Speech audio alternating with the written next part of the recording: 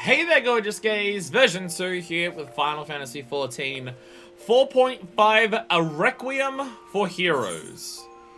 Very encouraging that I forgot to turn these things off the journal. They're going to be on screen all day if I don't do that. Get out of here! Get out of here! I'm wasting my poetics and guild seals on bullshit, so I decided I'm just going to start working on animal weapons, because that's all those things are. So don't worry about that. Welcome. We are at the actual, for reals, the third and final ending of Stormblood today. A Requiem for Heroes is a name that definitely encourages good things. Requiems are known for usually being good. Usually when a Requiem of something happens, it's a good thing. So, that's encouraging. When we last left off, my wife got taken from me. And so did a bunch of my friends. We couldn't find our bestie. And everything's going great. We're not starting, not starting Shadowbringers tonight. As a genuine serious ask, I'm going to need to ask people to stop trying to do that, because no, it's not happening. Fine, don't give me the, don't let me gamble and give it up. Requiems are notable for how joyful they are. So I'm being smart. Going forward, and I'm going to assume the entirety of Shadowbringers and probably Endwalker. The Salty Tearag is going to be in place in easily reachable distance, as opposed to being way off to the side. This is on standby permanently now, because I think I'll need it. I'm honestly scared. Like, as excited as I am. Hello. Damn. Hi there. Hello. What's up? I'm barely here! I'm barely here and I'm getting a fish to the face. That is one hell of a man right there. Hello. You're hiding around somewhere. You're probably on top of something. What's up? Hello. That's the hello. That's the hello. There it is. As like obviously Shadowbringers is the big one, right? Someone's blowing kisses at me. How's if you blew the kissy and then ran away? Oh, there you are! There you are. God. You're actually blending in well there, even through the see-through part. Yeah. Shadowbringers is the big one, right? Like, even before I started this game, I had heard about Shadowbringers and its reputation. And everything about that. So obviously there is that excitement to get the Shadowbringers, and the lead up to Shadowbringers, especially after what last week was. There is all of that. So. But I will say, considering how emotionally destructive this game has been to me so far, considering how much the game has already just been just ruining me constantly, and the reputation that Shadowbringers has, I'm like, actually, I think I might be more scared than excited. I might be more scared than excited. As I said, Salty Tearag is on standby. I'm excited, but I am also terrified. The Ninja Glare match fits Viper more than does Ninja, I think. Gonna have to get the level 80 tome armor for Viper. FanFest has happened. Only thing I can see is that we don't have Corsair, but we do have Viper, which honestly I fuck with even more. Seeing the animations and the gear for it and everything, I think I fuck with Viper more than I would have Corsair. That's gonna suit Manifest really well. She'll never use it in the MSQ because she's too depressed though. It's gonna be great. You talking about how your plan for the gear, talking about how your Ninja Glam is more fitting for Viper. Back when I thought it was Corsair, back when the idea was it's going to be Corsair, but it will still probably work for this.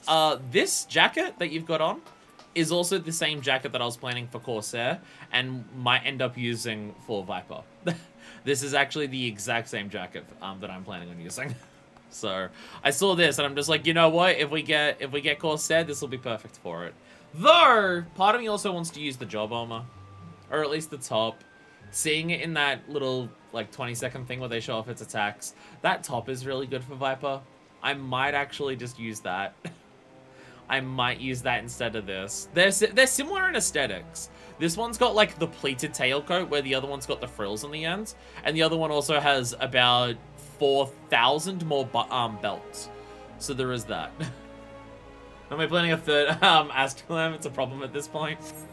Don't worry, I have about 3 Monk Glams and I've got about 2 or 3 Gunbreaker ones. It's fine. It's fine. Everything's fine. Speaking of everything being totally fine, gonna look around for some new glams to use 7.0 because I do like using new glams to MSQ. Well, for me, going through MSQ is just based on characterization. I need to beat Dawn try to get that gear though. No, when you unlock it, you'll start with it. When you unlock it, you'll start with it. You get the job armor when you unlock the job. I just try to be weather appropriate. Nah, Manifest's gonna have her tits out in the middle of Ishgard. Although, to be fair, we did switch to this, the coat that I'm wearing now when we went into Ishgard. Yeah, for Manifest, what job she's using is always just dependent on where she is in the story, and where she is mentally. And then the glam is just whatever glam I'd wear for that job, normally. Maybe with some different changes for the actual story. Like, I was using the Dragon Axe for Heavensward because dragons, and I was using the Bow Harp for, Stormblood because the idea was that Manifest wanted to step away from the limelight and encourage other people more. So having, instead of just using a bow, it was the Harp Bow to further emphasize the bard aspect of it. So I might change the weapon for that as well. It's why she has the Ragnarok on right now. She has the Ragnarok on right now because, well, one, canonically, the Dragon Axe that she had broke in Roger's Reach. Law!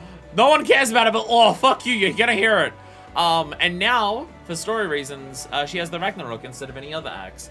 Because switching over to Warrior to fight Xenos is her embracing that she is nothing but a killer and she can't save anyone. And so she's using an axe to represent that. She is basically just a demon of death and that she can't help save anyone. So she's using a demonic axe to represent that fact. So fuck yeah. No one cares about my look, but I'm gonna yell at you all about it anyways. I will yell about it all the time, no matter what. You can't stop me. You like fake job armor? That still recolored other stuff. Still need to get the actual armor later. Like Red Mage Samurai need the level 70 job quest. Reaper and Sage don't though. From what I've seen on the Lodestone, the level 70 stuff that you get for unlocking Sage and Reaper is the same as their level 80 gear. Unless the armor that they're wearing in the trailer is explicitly the job armor for Dawn Trail. It isn't? That's when I looked it up. It looked like they were the same thing. Oh, the job armor for 70 and 80 for Reaper and Sage were the same as each other. Yeah, if it's job armor, then that's different. Like, if it's the job armor for Dawn Trail, then maybe you unlock it post Dawn Trail. But then still, that coat that we're just looking at, then I'll still have that. I'll still have that once I unlock Viper. I'm gonna keep calling it Corsair for a while, don't worry about me. The Reaper gear they give you a 70 versus 80 is different? Huh.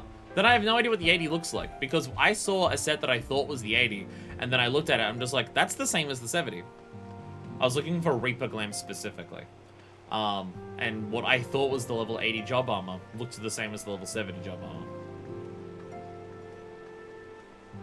And so I don't know then. Again, even if I can't wear that coat of a million belts, I can wear the one that Belle was just wearing. Again, aesthetically, they're not that far apart from each other, so they'll both work. They'll both work. They'll both be fine. Anyway. Pardon me. 4.5. Prepare to cry. Soul searching. Yeah, yeah. Alice is at her wit's end.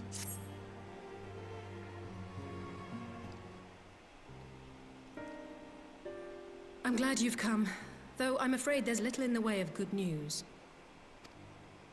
Hey, Alice. After you left, we reached out to both the Alchemists Guild and Stillglade Fane and attempted all manner of treatments. But the results were always the same. Whatever the answer is, it's not alchemy or conjuring. I appreciate bringing up these because of how these two job, like if you do the job quest for these, how they specifically revolve around bringing souls back to bodies. Well, that's an element of both both alchemist and conjuring or white mage quests. Severian, we need you to do an ethical science. Not me. Out of all of us, they are the ones who could feasibly have solved this puzzle. Alice, don't sell yourself short like that. The only person around here who is allowed to ask why someone else and not me is me. No one else is allowed to do that. And Alphino's still missing. God, it's all going wrong. Where do we even start? A grave situation indeed. Might I be of some assistance? Thank you, Kyle. Thank you, Kyle. Kyle, I thought you were busy delving into the mysteries of Eureka. Yeah, but we solved that. We locked it away, it's fine. When word reached me of the plight of our friends, I could not well stay away. As a fellow scion, not to mention your erstwhile mentor, this is one of those times you should feel free to call on me, regardless of my personal circumstances. Yes, I should have thought of that. Thank you for coming, Kyle. We would welcome your insight. And I should be happy to provide it. Now, what's this I hear about Alphino heading into Imperial territory? That boy always did have some funny ideas. Do you remember the speech he gave when he was accepted to the Studium? Oh, Alphino, no. Oh. Alphino, no. 1780 stuff is the same I was thinking the 90 stuff. Yeah, that's what I was thinking, yeah. Yeah. For Sage and Reaper specifically, 70 and 80 are the same, and then there's probably new ones for 90 for Endwalker specifically. Yeah. So the Viper armor that they're showing off is either if that's the armor that they start you in, then you'd get it, regard armor when you unlock it, and maybe get the same one when you do like the level 90 job quest for it. But that could also be the Endwalker level 100. Sorry, the Dawn Trail level 100 stuff. So. We haven't done any Eureka. Alice says, hey, you okay after being trapped in that machine? And I think that's the only change for Eureka. Oh, okay, yeah.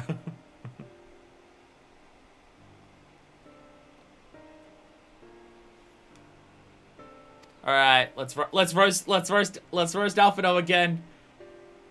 My life's goal is naught less than the salvation of this star. I love how when we get to patches, we just take turns in roasting Alfie. I love how we do that. We just take turns to just roast the motherfucker. Oh, God. It's so great. It's so great.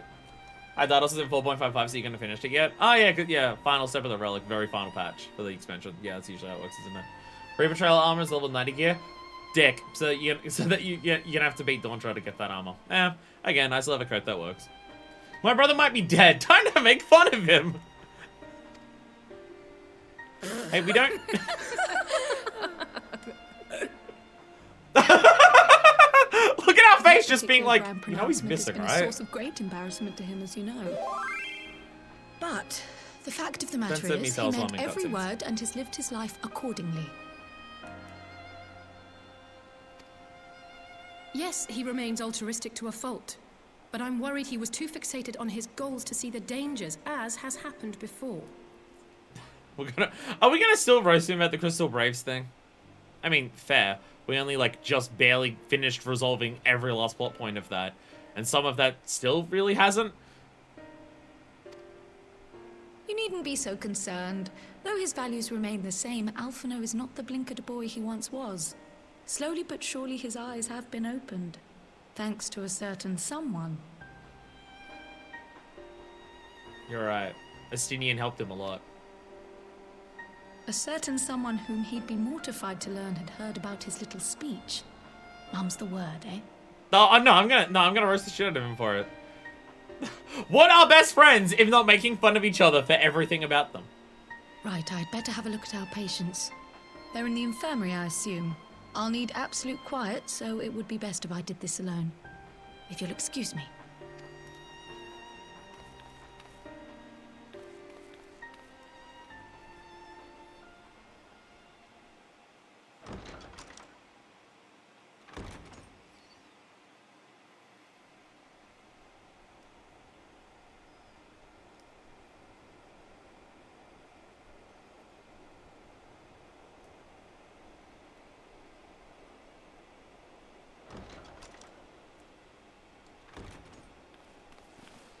Any ideas? All three are in fine physical health.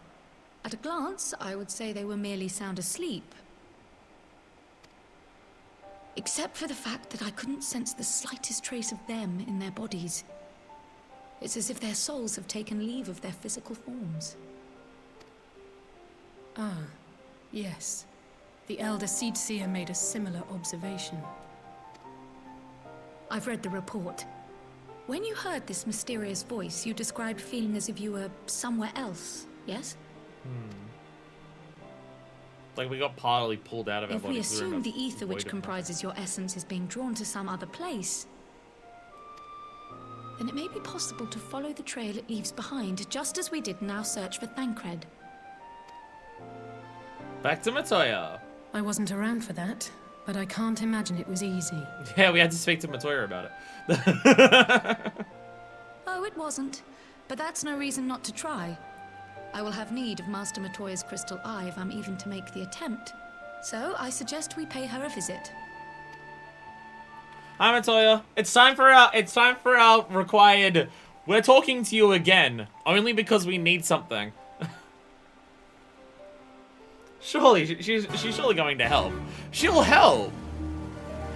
She'll help.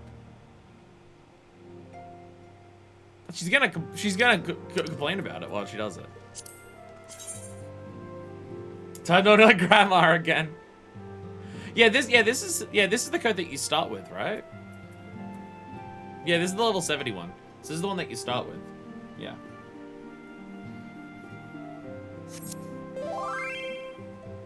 And then, okay, level 90. I haven't actually seen this one.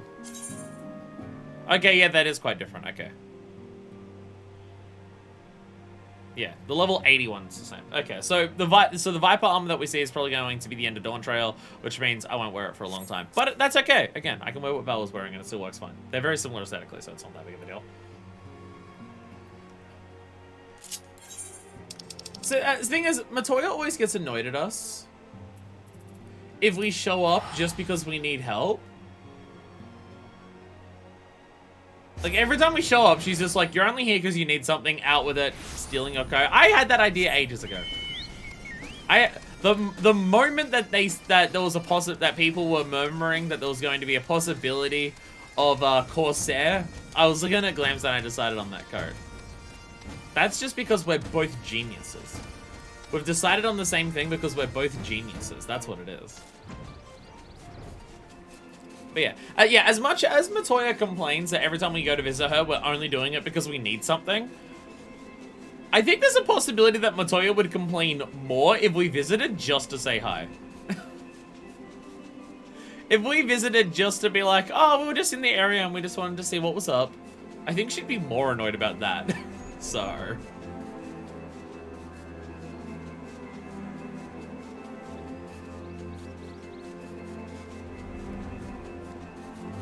I mean, she would surely help us this time. Stoller is one of the ones who is missing. Well, souls are missing.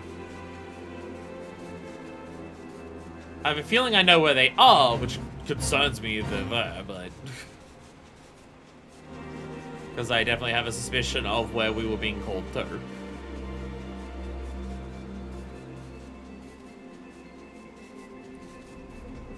Here we go. Hi, everyone! Hello. Hello. Your bed looks badass as hell, I gotta say. Well, you see, I fit for Viper, then Manifest your spells code she was using while she's changing. That's not what's happening. Also, I couldn't steal Val's coat while she was changing and then wear it. I'm like twice your height. It wouldn't fit. Please do keep up on his little speech to yourself.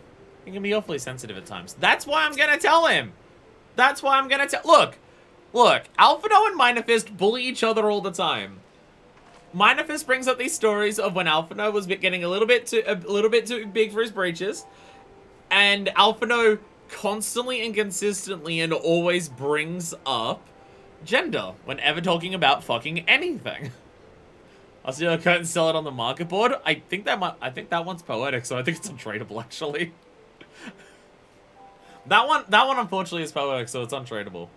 Also, if you're stealing it off their body, it would already be spirit binding to them, so you couldn't sell it anyways. All the gear is universal fit. Yeah, this is the most fantastical part about Final Fantasy XIV is that every piece of clothing is truly one size fits all. I was about to say, how did you just get an achievement? Oh, because you were playing Triple Triad. Idamasu Matoya was something of a recluse, but this seems extreme. Still, I'll happily overlook her eccentricities if she agrees to help us. Oh, Alisa, you've not even seen the start of it. You've not even seen the start of it. Ah, my phone. Some gear grows spots for boobs, or rips off parts to show off legs, depending on who's wearing it. Come to disturb my peace again, have you? I hide myself away in a cave, and still you people insist on pestering me with your problems. We walk in for like the 6th time in the story to be like, we need help, and she's immediately just like, why won't you just fuck off already? Looks at hempen camise. Don't worry, totally wouldn't use the hempen camise on Minifist for reasons. We're all looking sad here, so something serious is going on, Matoya. Oh, I mistook you for young what's-his-name, but I see now you're the sister. Weren't you supposed to be the lively one? I've seen happier faces at a rain-sodden burial. I feel like you've literally anyone else confused Alice for Alphino. She'd bury them in a shallow grave. But yeah, Matoya's one of the people where if she tries to tell off Matoya for doing that, it's not gonna go well for her. It ain't okay to become a serious game, which I hate in a game because I want people to fuck off. Well, I'm sorry to dash your expectations, but the situation isn't exactly conducive to gaiety. Alright, Alice's pissed. Alice's pissed. Ha! That's more like it. Stoller used to spit and hiss like a wildcat too. Better for a young thing like you to be filled with fire and leave the doom and gloom to your elders. God damn it, Matoya. Now, what exactly does this tragic situation of yours have to do with me? If I may, Master Matoya, we have need of your crystal eye once more. No, Shola didn't use flow again. In case you're worried, no, she didn't use flow again. And Stola is one of the afflicted, is she? Yeah, she is. Very well. She may be an ungrateful stray, but she's my ungrateful stray, and I'll not see her buried before I am. Admit that you care about her, Matoya. Jesus.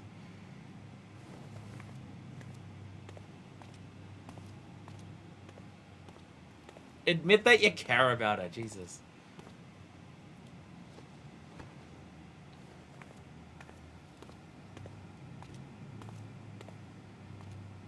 Show us the entire animation of her walking forward and back. Do it. In real time.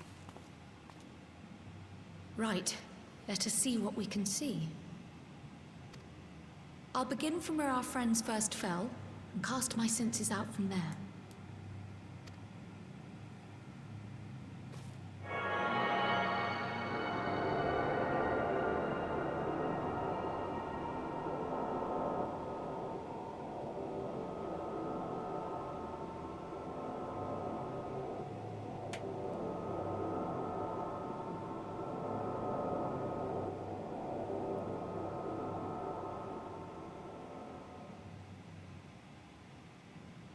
It's not a good face to make. What is it? Did you find them? It's not a good face to make after doing that. Wait, this doesn't make sense. How is it even possible? How is what possible? Kryl, what did you see? The threads, they just ended. And no, I didn't lose track of them. I followed them as far as they went. It's as if they were cut off. Could the ether have dissipated if it had? Oh gods! Their bodies are just husks. It's like the broodmother's daughter all over again. Yeah. Whenever something happens to LSA, it's always a previous trauma that it reminds her of. No, this is different. The Kalyana girl was already dead, body and soul, when Lakshmi effected her resurrection. Aye, let's not jump to conclusions. If their physical forms yet breathe and show no signs of wasting, then it follows that their souls must still be intact somewhere. But where? That's the question, isn't it, girl?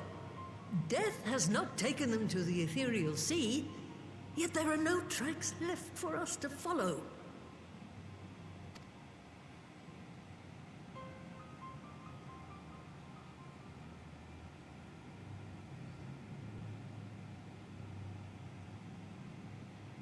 We're no closer to an answer than when we started. But knowing their souls are still out there is progress of a sort. We just have to keep looking. Pray, excuse me a moment. Yes? I remember, but... What, to Alamigo? We're on our way. Oh god, what problems are happening? What fucking shit problem is now going to happen on top of everything else? That was Lise. Apparently, a group of Populares have defected to Alamigo, and Maxima, the envoy Alphino left with, is one of them. Oh. I'm sorry. I realize we've barely begun here, but... Go, child, go! You've made up your mind, and life's too short for dithering. I'll do some digging in the meantime and see if there isn't some other method we could use to continue the search. Let's be off then. So the Populares have just straight up defected from Garlemald. Oh, not again. The enchantment barely seems to take these days. I chalk it up to old age, but I rather doubt it's that simple. Okay, so the thinning of the Aether is still happening because Matoya's enchantments are wearing off quickly? The thinning of the Aether is still also a problem?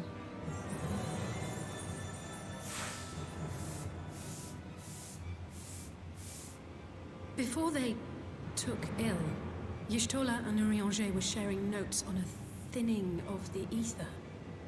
It seems to be happening all over. Does it now? And here I was, all set to blame my woes on that creaking mountain of refuse clogging up the Thaliac. I fear something has gone awry. I put that one frozen in time. Still, The raining Aether. there's naught to be gained from starting in shadows. You can only do what can be done, and that but one thing at a time. There's too much shit happening for us to do, though. Everything is going wrong in, like, every capacity. Everything's going wrong. All at once. I was like, many words across my screen while I was Dave, and meet us, and I nearly jumped out of my skin. Surely used to hiss like that, too. Although, she is a cat, so it's a little different. Forward and back, and then forward and back, and then forward and back, and forward. I wonder who that reminds me of. I don't even know which part you're referring to. I wasn't reading the chat while the cutscene was going on. Stupid fucking robot! Time robot's ruining the view. We can't exactly get rid of it as the annoying thing. Wait, so I've been blaming my problems on Alexander for the past couple months. I'm sorry I couldn't do more. I've never seen a soul's thread end so abruptly before. If that happens to Alice, it reminds her of past traumas. Hey, don't worry about it! Don't worry about it! Don't worry about it! There's nothing to read into for that. Go, Frog, go! Chase that poor Sprout. I say as the Sprout. Don't worry about it! Don't worry about it! No! Nothing, no. There's no similarities to anyone here, past or present. Amen. So that was the woman who tamed Y'shtola.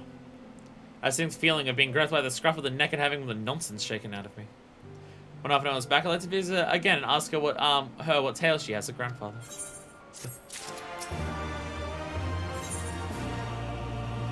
A defector's tidings. The news from Alamingo has left Alice in a state of nervous excitement. Almost can't bear to hear what Maxima has to tell us. But it can't be bad news, can it? Lise would have said. Unless... there's no point speculating. Lise said she'd notified the guards of our coming, so we should head straight to the palace again in the Alamingo quarter. I'll be praying for good news. Learn what you can about Alpha plight, and leave the search of our friends' lost souls to me. Kyle's little wave.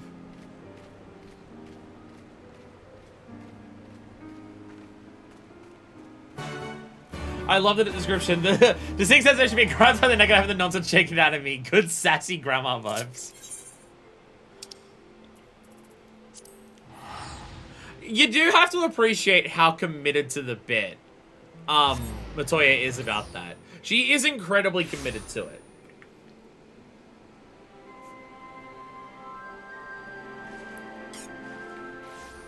It's very explicitly how she tries to act all the time.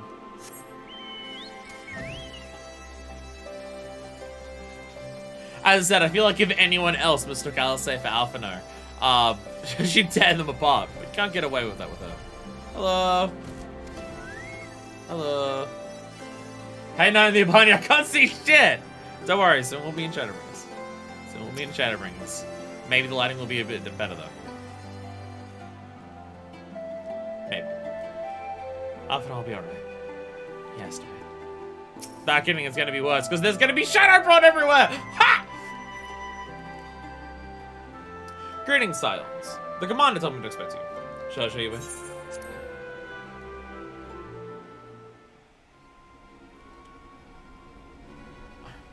I'm noticing a distinct lack of a short Ellison. I mean, last time that we saw him, he was with Shadowhunter. Me done waiting for an Hyperion. I'm sorry to drag you halfway across the realm, but when Maxima mentioned Alphino, I thought you'd want to hear the news in person.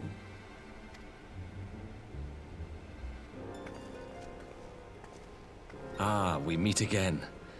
Though I was hoping our reunion would be under more auspicious circumstances. Hey, Maxima. What happened to my brother? Where is Alphino? Just immediately. Never fear, my lady. Your brother was in fine health when I took my leave of him, and I have no reason to assume that has changed. You assume? If you will allow me, I shall endeavor to explain events. Don't worry. Last time I saw him, he was with this really badass, really hot guy. So he's doing fine. Our troubles began not long after we departed Doma. While crossing the burn, we were fired upon by the Emperor's personal guard and forced to make an emergency landing. As we stumbled from the wreckage, our attackers fell upon us again, and we would have perished there and then were it not for the intercession of a third party, a band of mercenaries whose leader claimed to pursue a vendetta against the Ascians. But we hadn't done the duty This rule shadow MSQ hunter, like 50 as he times, so we didn't styled recognize the himself, mask on his power. then escorted us out of the wastes to relative safety. Upon arriving back in civilization, I gathered my Populares colleagues and prepared to flee the Empire. Master Alphino, however, declined the invitation to join us, preferring to continue his investigation into the Ascian threat. Because that's who Alphino is. Always doing that. Always just, no, let's just keep going. At least he's not lying in a heap in the burn. I'm surprised how many people do not recognize him, to be honest. I have had that face ask me for whom I fight for 2 years straight. As someone who's been trying to level up every job to 90, I am very, very familiar with that fight. Though for the longest time, I didn't realize that it was a mask, and I thought that Gaius' face was just like that. It took a while for me to realize, oh no, it's a mask. Because all of the Gallians, like, for high up there are wearing masks. Because, like, Livia and Riddleton and Nero are. So, okay. I thought Gaius just had a really angry face. But no, instead he has that face. So, I'm just literally quoting conversations that we've had from Discord now. Don't worry about it. We talk a lot. We talk a lot about 14 in the Discord. Okay, I yell about 14 a lot, and people barely put up with it. That's probably a bit more accurate. Did you think Gallians were living statues? No, I thought Gaia specifically was. I thought Gaia specifically was just like that. And then I realized, wait, no, it's probably a mask. Tell us more about these Ascian hunters. Who are they? And is Alphino still with them? He is. As to who they are, I'm afraid I have nothing to tell you. Beyond the fact that they root out and destroy Ascians, they were unwilling to divulge anything which might serve to identify them. I mean, you can mention that one of them was a Gallian.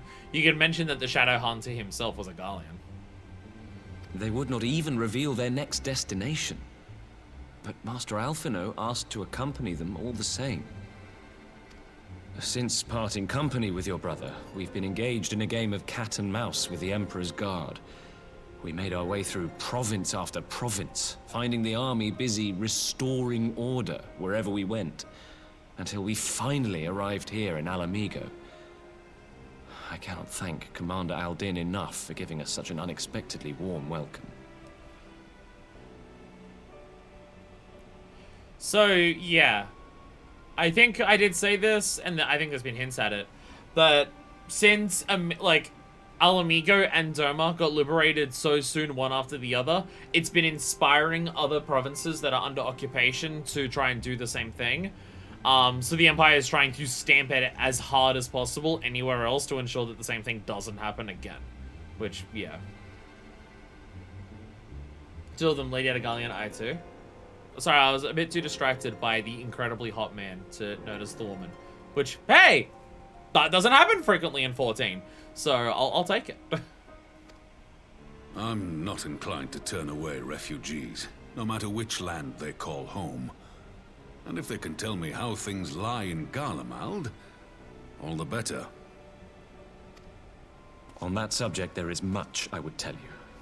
During the course of our journey, we heard tales that an entire rebel army had been slaughtered in the space of a single night. It would seem my former comrades grew tired of putting down uprisings in the conventional manner, and chose instead to bring a formidable new weapon to bear. Details were sparse, but the rumor alone was enough to dampen the flames of rebellion. Yeah, that's the Black Rose that we saw last time. And got, like, and started hearing about at the beginning of Stormblood. Yeah. Yeah. So they're resorting to that shit now. So yeah, so this has happened and Varus is on a warpath. I have also heard reports that several companies have withdrawn from their designated provinces and begun marching westward. It is my assessment that the Empire's forces are mobilizing for a large-scale military engagement. Westward? You mean they're getting ready to invade Alamigo? We knew this was coming, but not that it would be so soon. Why would they try Alamigo first? Like, in terms of places that can shore up defenses to fight back, surely it would be harder to make an advance on Alamigo compared to Doma. Just because if you're advancing on Alamigo, you've now got the entire of the Ozian Alliance there. Like, they're actually going to help this time, unlike last time they took Alamigo. I mean, like, because Heian started talking with some people to try and do that for Doma, but they got turned down by a few people. So, unless the idea is that they're just like, we can just kill everyone with Black Rose. We're just gonna kill everyone in Eorzea. Like, we're gonna go that way because a lot of our enemies are there, and we're just gonna get rid of all of them at once. Because getting it to Doma means crossing the burn, I assume, and due to the aforementioned fuel concerns, it might not be practical to move a whole army by warships. Yeah, that was part of it, yeah. Yeah, because they lost all the fuel because they blew up Rabanastro, yeah. So they have control over most of Othard. EOZ is the most pressing threat. We've barely even begun Yeah, to 'cause it's shore sort up of our like that massacre and defenses. shit over there, don't They won't stop an invading army. No, they won't. Dispatch messengers to the Alliance leadership requesting reinforcements, and send word to our officers in the field to hasten completion of those border fortifications. Prepare to meet the Imperials head on!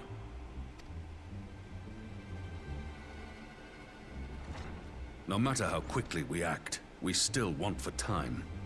When the enemy comes into view, our best recourse will be to open negotiations with their commander, and see that the ensuing proceedings take as long as possible. Fuck yeah, let's filibuster the war! Hell yeah! Would you and Alize head to Doma and let Lord Hien know about this? I'm sure he'll want to hear about Alphino too. Consider it done. We'll send word when... Don't cut off a sentence like that, please. I don't like when it's cut off like that. I don't want to press X. I don't want to press X. I don't want to press X. I really don't want to press X. Fuck! Don't do this again! Must be changed. Don't fucking do this, not now! Calamity. Or ever, really. But Eon become instant. Throw wide the gates.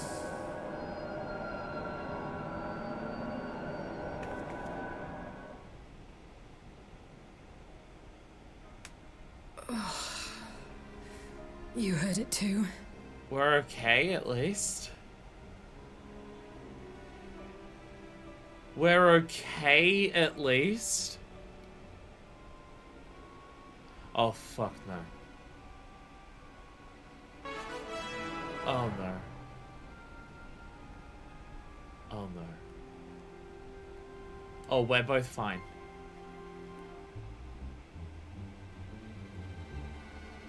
Oh, fuck.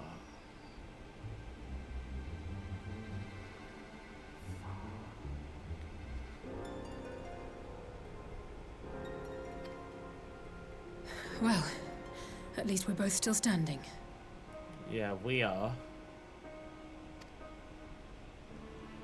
Oh, thank the gods. I thought we'd lost you for a moment there. Why does this keep happening? I wish I knew. Nothing we've tried has brought us any closer to an answer. We'll keep working on it. But first, we need to go and see Lord Hien.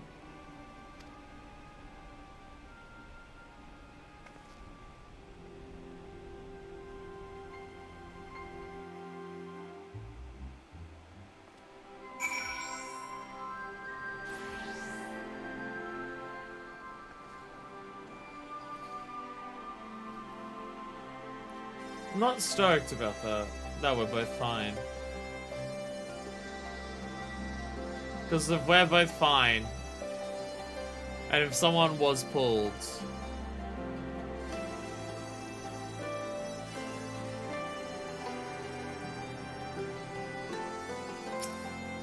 what's up, overall? Nice chair. So Alphino is safe. For the present, at least. All we need to worry about is a full-scale Imperial invasion. Much like I listed tasked with visiting Lord Hien, but to be dashing from place to place and sitting around stewing over things we can't change. To the Enclave. I gotta get rid of this link shell invite.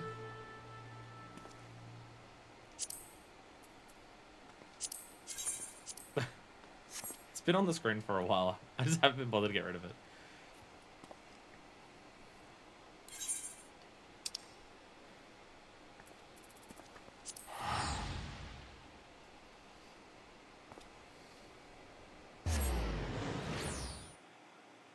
Like, we don't know anyone else it's been affecting, but like, if it hasn't been hitting Lise or Kryl or Tataru,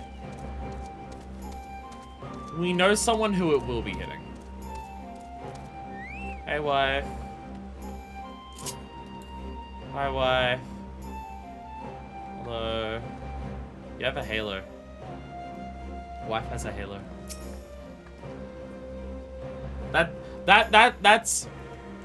That's married wife. Stoller is girlfriend wife. These two these two things make a lot of sense. Oh hey, Nangsha and Dalmasca. Nangsha? I know they pronounced it last time, but I heard it pronounced it once, and I can't remember how it is. I come to represent the lands of Nangsha. Long have we struggled in the defiance of the Empire, waiting for just such an opportunity like as this alliance presents. By the way, I have switched to Vibe internet yesterday, so my ping is not atrocious. It's bad, not atrocious. Yay. Fall of Rabanastra was at the end of our nation. We survived retreat underground, and have been gathering strength to mount a counter-offensive. Our massacre will rise again. Hakura. Alone, Demo could accomplish little against the Empire, but I could sit with the allies who have gathered here today. We might do much. Mr. Barwin, you have arrived in time to witness the beginnings of our new alliance. Our proposal struck chord with many of our neighbors, I am pleased to say. Oh, hey! Confederates in the Goshen are here as well. Hey! And Siren is here. Everyone's here. God damn. Just no Hingashi or Sunatato. Loving Black Mage so bad, so boring. It's totally fine. You get Flare at 50. The Imperials have enjoyed the freedom of the Ruby Sea for long enough. Just time they paid their dues. We, the Blue Kojin, will not submit to the Empire's tyranny. Well, our red brethren would awaken to their folly. Hey, Serena. After their humbling at Hans, Magna and his Orinir have spent every waking moment upon the training fields. Defeat does not sit well with the son and his children. Okay, is it the defeat in battle? Or is it Stoller's defeat that he delivered to Magnite afterwards? Which one of those is the bigger motivation here? Because in one of them he got his ass kicked, and in the other one his soul died. Black Mage, that triple cast is horrible. I don't even have triple cast yet. Actually, I think I have triple cast by 70. See, I enjoy Black Mage at 50. I know some people are just like, it needs to be way higher than that, but I enjoy Black Mage at 50. Though obviously, yes, having more opportunities for triple cast would be nice. Greetings, my friends. I was discussing future endeavors with the members of our newly formed alliance. And you got quite a few people here. The Goshen and Confederacy you already know, and it was your own strengths and arms and honest cooperation of the Steppe tribes. We've also been joined by our neighbors from Nangsha and the indomitable citizens of Dalmasca, though the scattered nature of the latter's resistance will somewhat delay their official induction. These proud peoples have united under a single purpose, to stand against the tyranny of the Gallian Empire.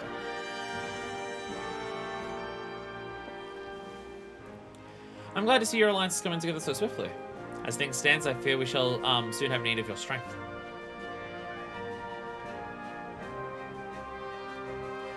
Yeah, Galamod's marching onto Alamigo, like, now. I thank you for bringing me news of Alfino. His fate is ever far from my thoughts, and not only because he is our emissary. As for this sudden deployment of Imperial forces, I agree that Alamigo would be wise to shore up its borders with all haste. A report received from Ashnebi indicates a massing of troops in the western provinces. Seems almost certain that the Empire is poised to bring its fist down upon it years ago. And I'll deflect that blow, but I cannot risk sending reinforcements just yet. We'll remain vulnerable to airborne assaults until our wall in the burn is in place.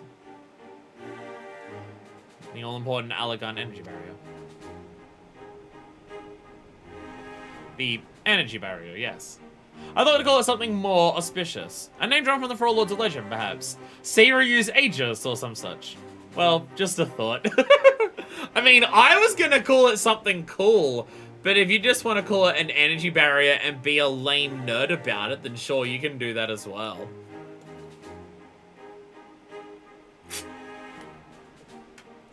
I do appreciate the idea.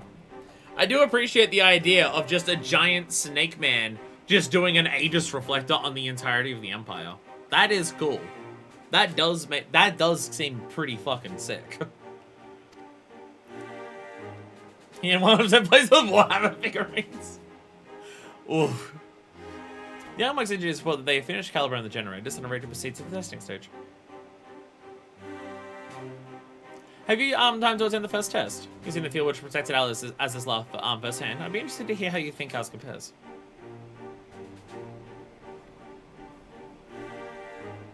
Sid, we need you to throw a ship at something, but we want it to blow up this time. You down for that? I'll come too if you don't mind. Though I'm the Yashtola, I may be able to offer some insight. Of course. Timing of the essence would be best if we made directly for the burn. Yugiri, I leave you and Hakuro to bring the War Council to a close. Understood. Your mounts are sailed and ready, my lord. Wear the storms.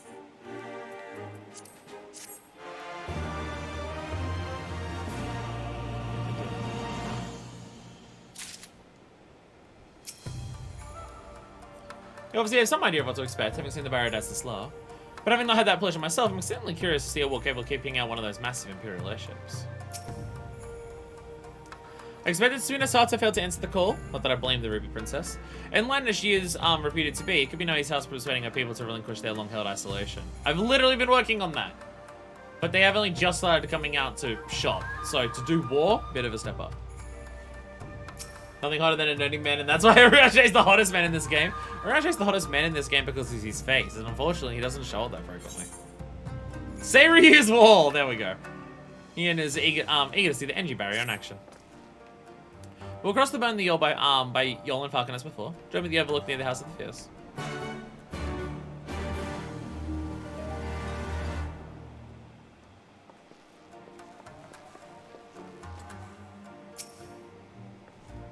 Yeah.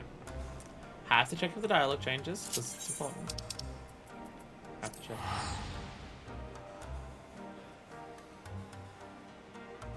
I mean, I assume these energy barriers can make a really big fucking wall. Like, Azizla is huge. Not even just the flagship, but all of the little individual sections that Azizla is. And that wall was able to surround the entire thing completely. So... we should be able to, like, make a really big fucking barrier if you just put that shit just going flunk. Let's pray there are no sandstorms brewing out there. Is it sand? Is it actually sand? Give the word when you're ready to take wing. To the barn! To the barn. Sandstorm Darude.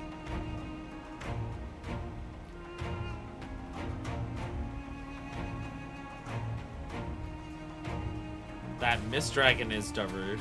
People don't like fighting Mist Dragon, apparently. Mist Dragon may have changed when I fought it because it was after 6 It seems the engineers have matters well in hand. So, maybe I don't Should know the name of barrier Mist Dragon. work as we intend, Doma will be free to reinforce her allies in Alamigo without fear of weakening her own borders. Honored friends, the time has come to put your hard work to the test. Start the generator. Show me wall!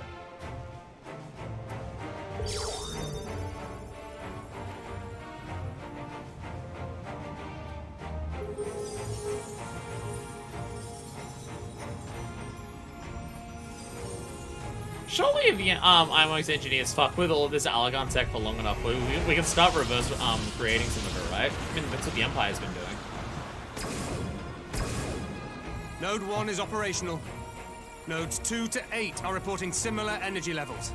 The barrier is forming. Thancred?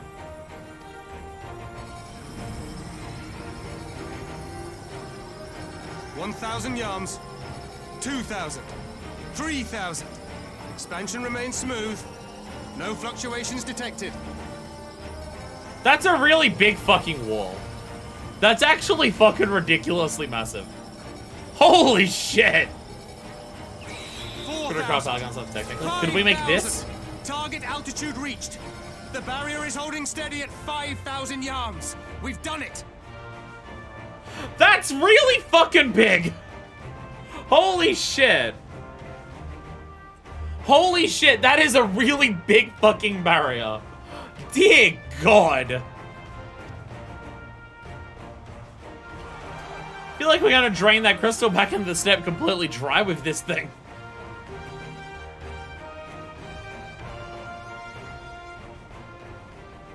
Is that an Imperial airship? Of all the rotten timing. No, it will be a timing. Fly into it and blow up. See what happens. This is a gift, Mistress Alize. They can test our new wolf for us. Fly into it, see what happens. Because they can't see shit.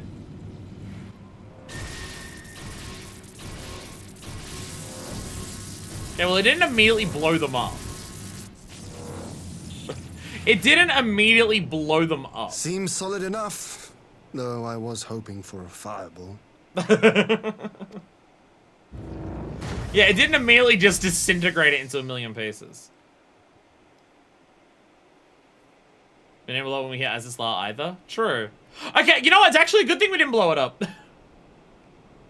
It's a good thing we didn't blow it up, actually. I hate being right! I hate being right! By the gods. It's Alphino. I hate being right!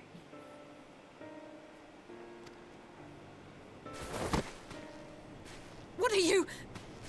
Let me go! He has my brother! Lower the barrier.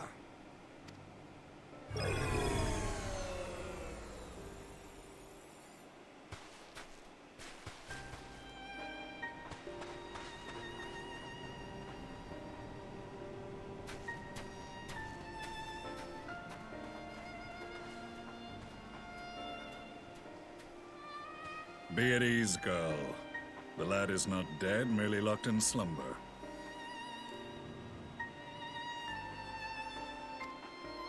No, not him too.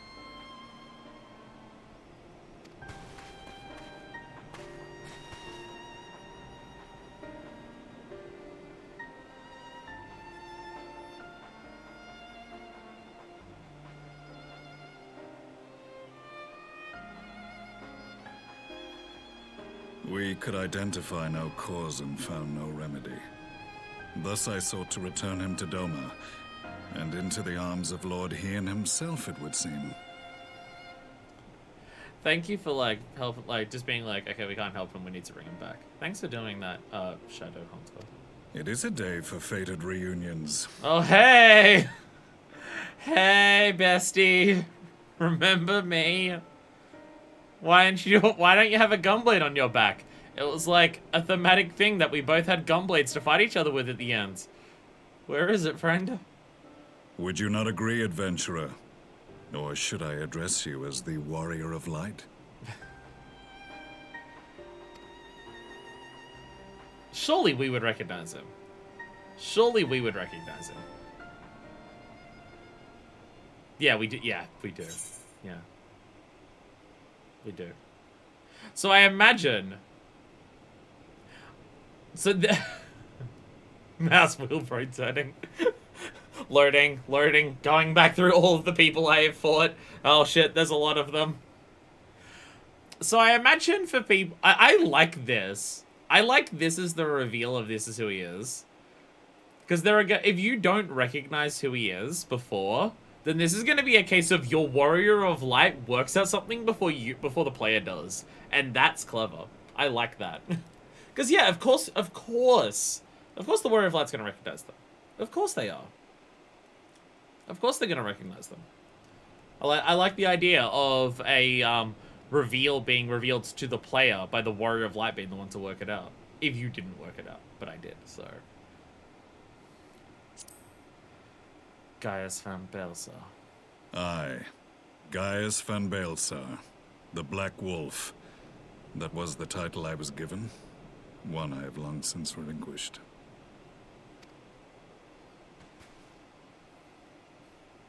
Are you here to fight? Down. For whom do you fight, Gaius? The legatus of the 14th Imperial Legion died in Castrum Meridianum. I am no more than Gaius Baelsar, a man without rank or allegiance. How very glib. Impossible. There's no way you could have survived. Yeah, I'm curious too how he survived. Stormblood's been bringing... Hey, guys, do you see all this devastation around us? Was it your intention? Gaius, I thought you died back in the Praetorium. Was that not but a cobweb of lies? Because I thought you were a man who was seeking innovation and death. Like the idea of the Warrior of Light just constantly bullying him by just quoting his own speech back at him. I'm curious how he survived. Stormblood's been bringing a lot of people back from the dead post-Stormblood. But like, Gosetsu and Yagiri cast fell and they washed into the water is believable. And also, the way Gosetsu talks about it, literal divine invention was in place. Xenos comes back as a body, Elidibus possessed him. Xenos comes back in as his soul, but in a different body. He had the Resident, he does that. Solus comes back from the dead, he was an Ascian the entire time. Like, there's a lot of people who are returning from the grave that I can understand how it's happened. How the fuck did Gaius live? How the fuck did he live? Do you remember how it unfolded? Yeah, I remember such devastation. I remember beating the shit out of you on the Ultima Weapon. I kicked you out of it. I fought La Habrea. I made him get out of Thancred's body, and then I ran away from there before it exploded on a Magitech armor. I only got out of there because I was in the Magitech armor and it ran me out of there. So I don't know how the fuck you survived. You wouldn't survive? Sounds like a skill issue. I did survive. How I was convinced that reviving the Ultima Weapon would allow me to bring peace to Eorzea? I do. I remember you being actually quite a good villain for ARR because of how consistent you were in your motives and logic. You were wrong, but I appreciate how internally consistent you were about it. And then you were, as you said, deceived by La Habrea, which is really cool that now that you've come back and you're trying to fight for the Empire and doing their thing, it's not what you're doing anymore. And instead, you're just like, fuck the Ascians. They're the actual enemies. I appreciate that. It internally makes a lot of sense what you're doing here. And I love seeing that. How the fuck did you live? The Ascian used me, as he used so many others, all to further the restoration of his wretched god. La Habrea is dead now, if that's any help. If it's any consolation, Gaius, La Habrea is dead. Yet even with the might of Alec at my command, you bested me. And as the Praetorium went up in flames, I was content to burn along with it. For a moment, at least. A moment of folly. To surrender my life thus would have been to betray all who died for my cause. It was for them that I dragged myself free of the rubble, and swore vengeance on the Ascians. Okay, so he survives because he got up and left. Galleon Man literally too angry to die. How did Gaius survive? How did Gaius survive the Praetorium? He decided to. He got up and he left. I mean, we didn't see him die. Because we kicked him out of the Ultima Weapon, and we didn't, like, get confirmed that when he got, kicked out of the Ultima Weapon that he was dead. But the explanation literally is just, I got up and left.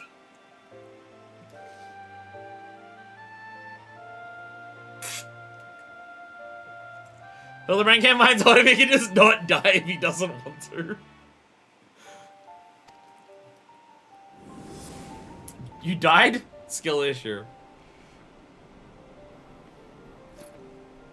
But it's here cutscene him standing up after the fight before the place will explode, but probably some shit is that he really died when the place will exploded.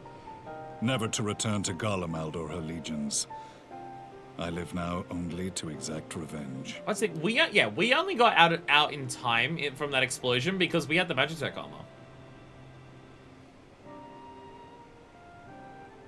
We only got out because we were in the Magitech armor running us out. So how did he get out in time? He decided not to die. I like how he's kept this mask. I like how he's kept the mask for this long just to throw it to us. So, him keeping the mask on the side next to the Ascian masks, I think is meant to be symbolic. He's keeping his own mask, like the mask of the Black Wolf, next to all the Ascian masks, to symbolize that it's someone that Gaius has killed. He's cast off the Black Wolf and who the Black Wolf was, and he's not that person anymore. So he has that mask as someone that he has killed alongside the other Ascians that he's killed.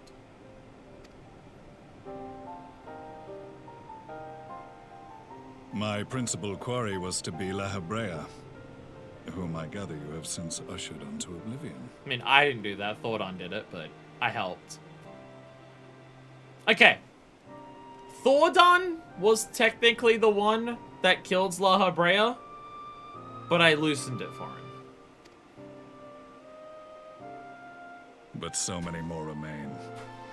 Long as their kind lurked in the shadows, laboring to sow chaos throughout our world, I would see each and every one dragged into the light and put to the sword. And I like, as wild as it is that he's back, we got Igneoron or whatever their name was, Igion.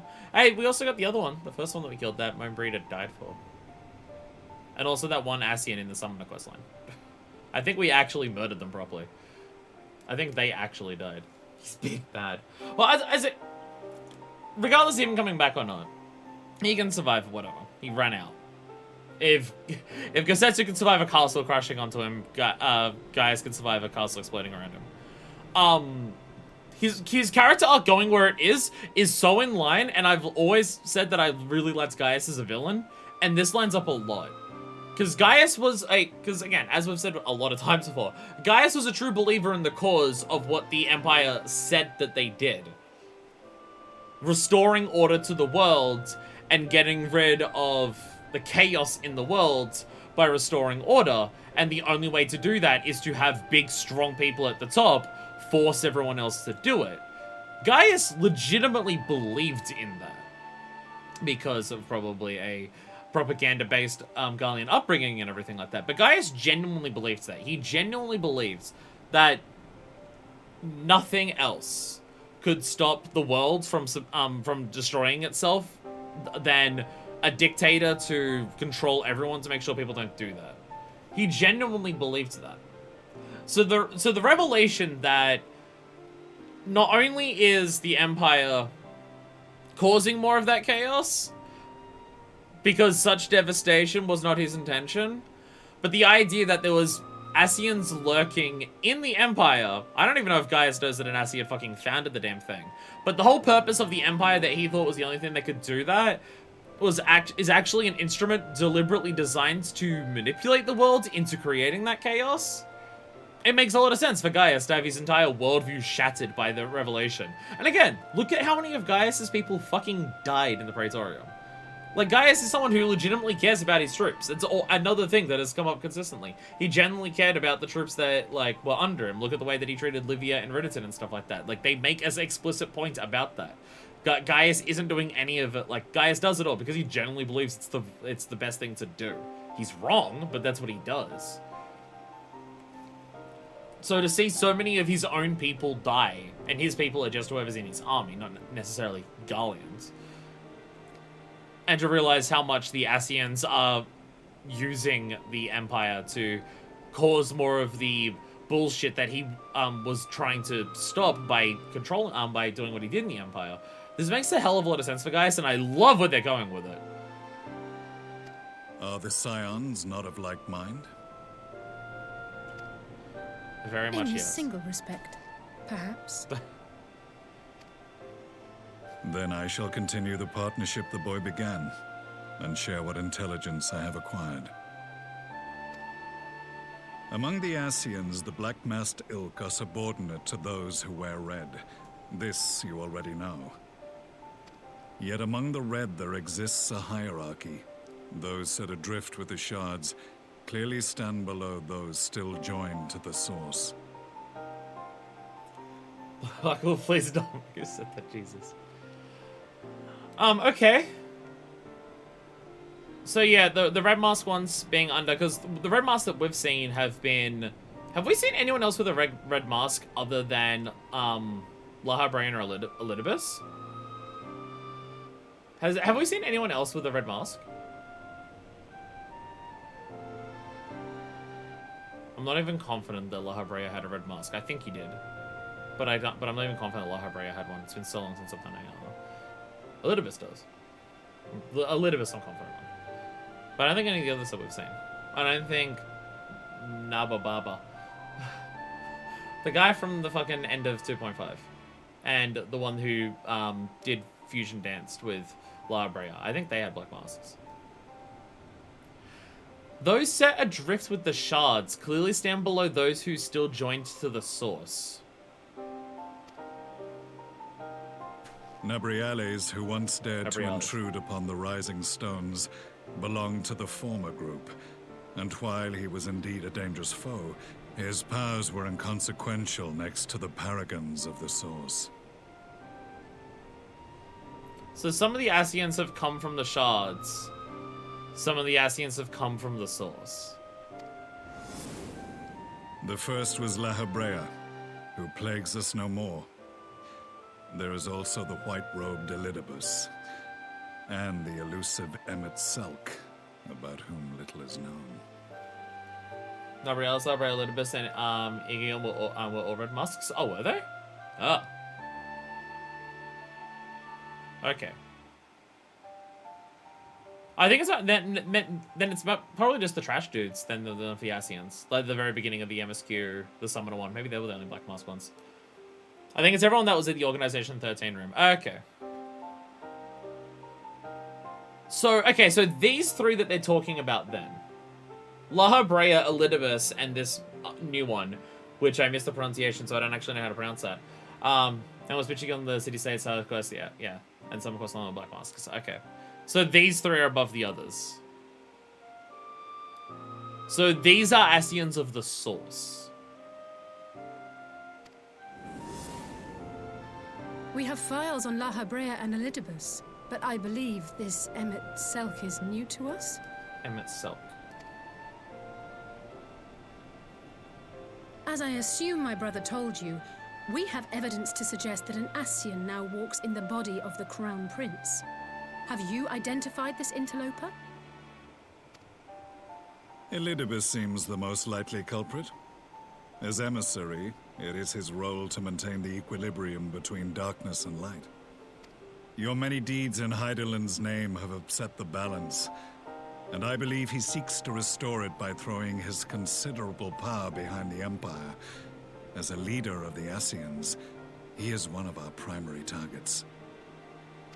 It was on the trail of this very prey that the boy and I came across the scene of a failed uprising. In the absence of a single Garlean casualty, we inspected the bodies of the rebels, and the lack of any external injury drew my immediate attention. They had been slain by Black Rose, an alchemical invention of the Imperial Army. When I yet served as legatus, I ordered its production halted, and all stockpiles destroyed. Toxic gas is not a tool of conquest, but of extermination. Again, the way they've written Gaius is incredibly consistent as a character, and I really appreciate that. Gaius is such a great character. He's a bad person, and hopefully what he's doing here is his means of atonement, but I don't think he's expecting it. He's just doing what he believes is right. I do really like him as a character, just how internally consistent he is. Also, as a total side note, God, his voice is doing things to me. I mean, what? Who said that? Who said that? Toxic gas. This must be the new weapon Maxima warned us about. Something deadly enough to sweep away all resistance in a matter of hours. Gods. You don't think they're planning to use this in Alamigo, do you? Put your fears to rest. We infiltrated the production facility and destroyed all existing stores of the chemical along with the plant itself. Even should they rebuild the operation, they will not soon manufacture another batch. Thank you, Gaius. Thank you, Gaius. Regardless, I would draw your attention to a directive we discovered in the plant's records. The document was marked with a recent date and authorized with the signature of one Zeno Ciegalvus.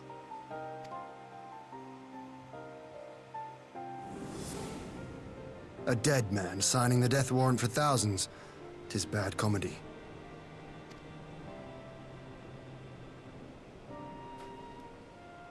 But the tale does not end there. Within that same facility was a chamber filled with devices of elegant design. cloning technology we realized. Yo, clones coming back? We mentioned clones like once in Crystal Tower. And then they didn't come back up until we did the Alchemist quest line for Heavensward. We get one mention of clones per expansion. Clones are allowed to be brought up once per expansion. Crystal Tower, Alchemist, and now they've been upgraded to MSQ. And what should we find Oh! in each and every incubator? But a young Emperor Solus. Oh! So that's why Solus looks young and isn't of 1,000 beards. So that's why he has 1,000. He's not the 1,000 beard Solus that we see in the pictures.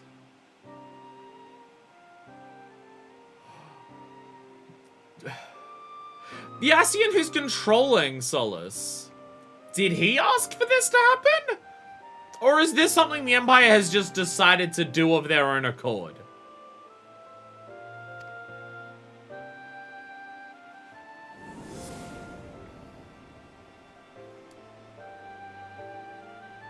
All of which prompts the question, were the Ascians responsible for these abominations? Or was it the will of the Emperor? Yeah, which one did this? Oh, the implication that Varus shot Solus, and he immediately hopped into a clone body and teleported back, ready to pose to continue monologuing.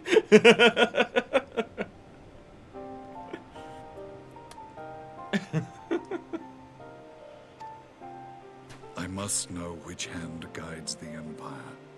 Though I have given up my rank, I am yet a son of Garlemald, and I will fight for the future of my homeland.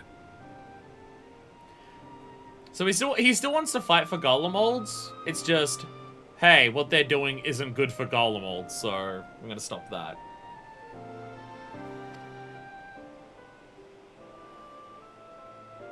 It is time I return to the hunting of shadows. We should focus on our common foe. To reopen old quarrels now would serve no purpose. I mean, you have a lot of actions that you need to answer for, Gaius. There's a lot of stuff that you need to answer for. Like, historically, you've done a lot of fucked up things. And you definitely have shit to answer for.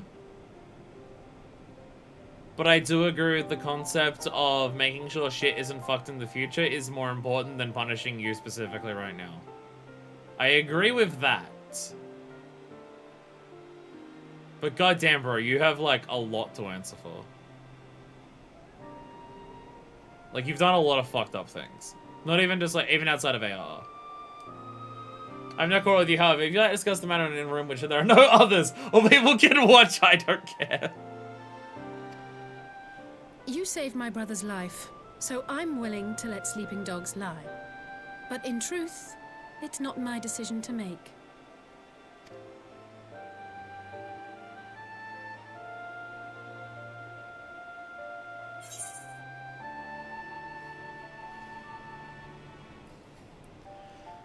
I care more about protecting people than punishing you.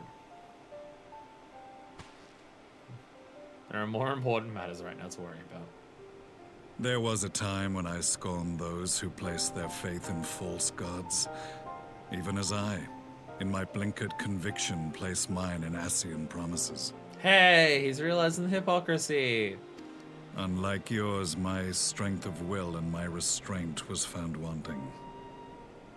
We shall meet again, warrior of light.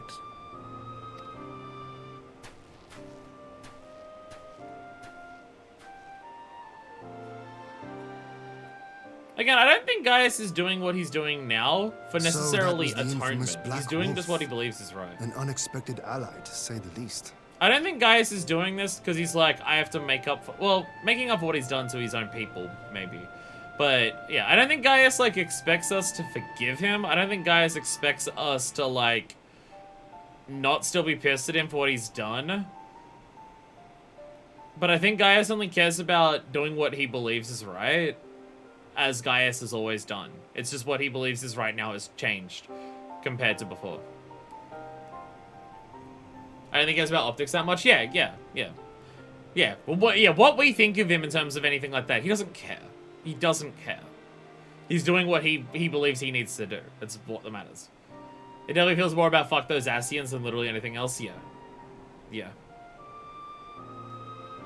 Like if he came up, I mean, to be fair, if any villain came up and started begging for forgiveness for what they've done, then it would be a case of, you're only doing this because you want me to not kill you. Like, Gaius isn't trying, like, he's not trying to justify what he did. He's not trying to, like, excuse it away. He's not trying to, like, ask us to apologize for it. He's just, like, he's just saying, I fucked up. So I'm going to do what I need to do. Because he admits that he did it wrong. He admits that what he did was, like, what he, he doesn't admit that, like, the conquest and aspects and stuff like that is wrong. But it's the whole following the Empire that's being guided by the Asians. I literally complained about people who believed in those higher powers instead of taking control of themselves. And look, I did that. Except for Gilgamesh, who literally drops on the hands and knees and begging forgiveness twice, and we're totally cool about it. I did an oopsie, Gaius.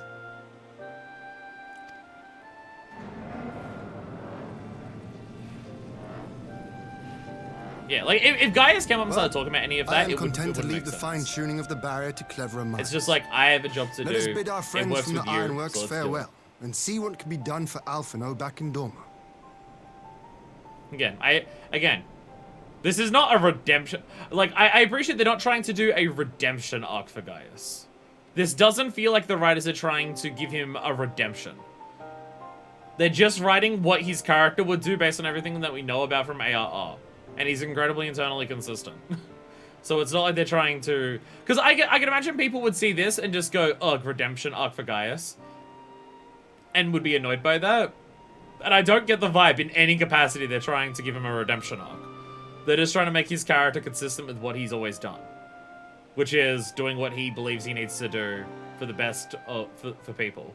Just his views of what that is are very different to other people's. So...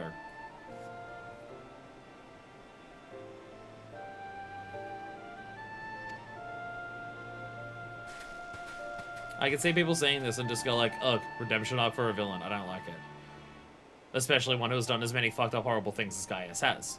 But I'm not getting the vibe they're trying to do that in any capacity, so I'm totally fine with it. Again, they're giving Gaius consistent to what he's always been, and that's the reason why I liked him so much in ARR. So, I like it. To be fair, I don't need forgiveness, I just need to do better than when I was a complete shitty. That's how a lot of redemption arcs start. It's also how they should start. Also in real life. If people fuck up in real life and their first response is to ask for forgiveness, a lot of the time they're not being genuine. They're not being genuine about actually wanting to improve. If you genuinely believe that you fucked up and you've done horrible things and you want to be better, you shouldn't expect forgiveness or want it. Because if that's your motivating reason for doing it, then your motivations are misplaced and misguided, and it will inevitably mean that you fuck up. Because you don't actually care about making things better, you care about how people think about you personally. Which you see a lot of people who are just like, I fucked up and I'm sorry and I hope you can forgive me, and then proceed to not change in any capacity. Both on a micro and macro scale. In terms of like, people apologize for doing small fuck-ups in like an interpersonal relationship and they just not do anything to address it. They're just like, I'm sorry, can you forgive me? And then don't change anything. To people who do monstrous, horrible things and then also react the same way. Even should our alliance send a contingent to yours here, I'll stay here and done with the remainder of our forces. As much as I enjoy taking Imperial heads at your side, we cannot leave our borders undefended. When any time that myself and I should return to us just as we were testing the barrier. You know, how peculiar can be found for his melody. Otherwise, the War Council is in unanimous agreement. To forestall the Empire's expansion plans in this region, allies are willing to send troops to fight Neosima.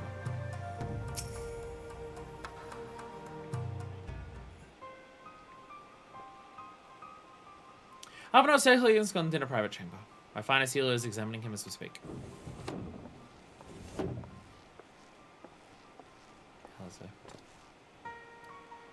Oh god, look at her face. I've never seen Alice so defeated as right now. Dear God. I've spoken with a physician and there are no outward signs of illness. Alphinaud is lost in a sleep from which he cannot be awoken. Just like the others. Seems even the lines of the Empire were not far enough away to escape that cursed voice. I share your frustration, Alice, I do. But Alphinaud has returned to us alive and otherwise unharmed. All that remains is to find the means to wake him. Until then, you can but fulfill your duties as a scion. Yours and your brother's both. Your rights, of course. There are arrangements to be made and little time to make them. To business then, my lord. Now that we know Seiryu's wall works as intended, can we expect reinforcements for El Amigo? We most certainly can. As promised, we will send troops to bolster our allies in Eorzea without delay. Pray be aware, however, that they will not arrive without delay. Save for some few who boast teleportation magics, the bulk of our force must be transported by sea. A lengthy voyage for which smaller vessels favored by Confederacy are ill-equipped. Hey! Properly acknowledging it. Properly acknowledging it. Actually confirming it. Yes. When they ask us to go back and forth between the two sides of the star, we are teleporting every time by using the Aetherites. It is confirmed that we're doing that.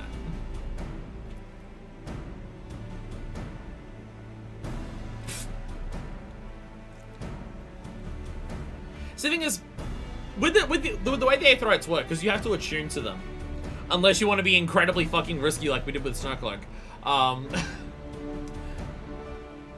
Unless you attune to them, like the first trip always has to be in person.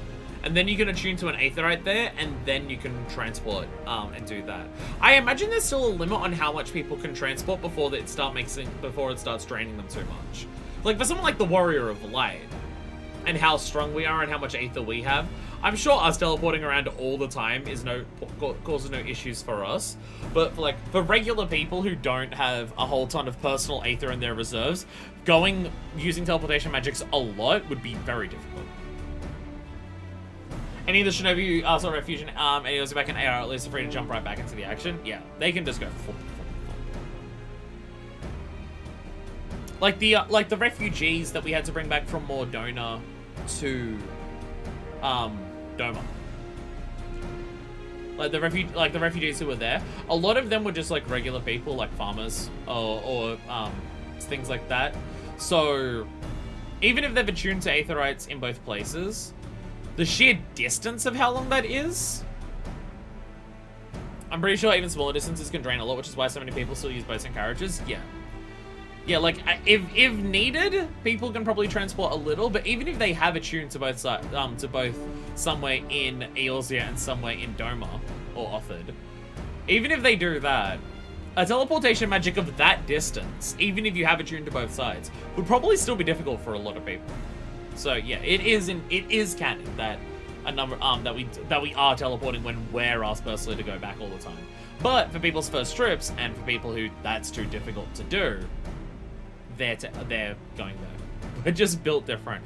We are literally built different. We're Heideland's little PogChamp.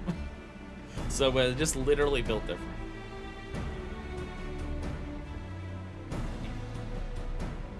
So curious what made Heideland decide to give us the entire, her entire thing. Because even other people that we've come across who have been quote-unquote Heideland's chosen, or anything like that, everyone else has gotten at most one Jolly Rancher. Everyone else has gotten one Jolly Rancher.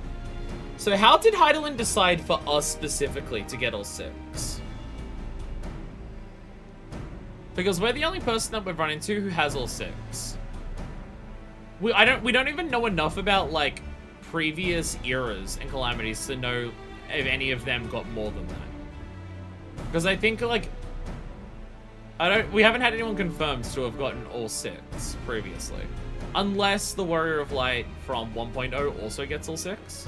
I don't know, because I didn't play it. Because like, what's her name? Acel only had 1. Arbit's party had a set spread across them, yeah. Arbit's party had a whole set, at least spread across the party and not all for 1, yeah. Yeah. So, yeah, Arbit's party, like, had a bunch, but spread across several people. So we haven't heard or known anyone else to get 6 of them. So, you gotta wonder, what made Heidelin choose us? We just got lucky with the Crystal Gusher? Yeah, it turns out that, yeah, because every time we fought an Ascian or a Primal or anything in ARR, they happened to drop one. We just managed to get the SSR pull on every single pull that we did in ARR, so we got really lucky. Fuck yeah. Accordingly, I mean to enlist the assistance of the East Ardna Trading Company in finding suitable ships. As to navigating the distances in question, we are happy in position of being able to call upon those who plotted the course of my people's exodus to Eorzea. Beyond the procurement of ships, I think it's unlikely that our East Aldenard friends will consent to any involvement in military operations, but I'm certain they'll afford Alphino a berth aboard one of their vessels. I shall have a tri-roger and accompany him every ilm of the way to the Rising Stones. You have my thanks, Lord here. Yagiri, I'll go on ahead with our friends to Alamigo, enlist all capable of teleportation, and put them at disposal of the Eorzean Alliance as soon as possible. They'll form the vanguard. Yes, ma'am. Exactly what we'd hoped for. At least the Alliance leaders will be glad indeed to welcome the combined strength of the East. So we just have to hold off the front lines enough to let the entire reserve come in. Meanwhile, at the Black Rose chemical plant, oh dear God, is it still blown up? Is it still blown up? Please tell me they haven't already fixed it. Please tell me it's still destroyed. Please tell me you are thorough, Gaius. Our supplies at Black Rose have been ruined, but the new plant is already under construction. We should have the first batch ready in time for the offensive, Your Radiance. That's really quick! That's really quick! They're gonna get the entire plant ready for the offensive? How are you able to get it so quickly? See that you do. Fuck! Fucking shit fucks.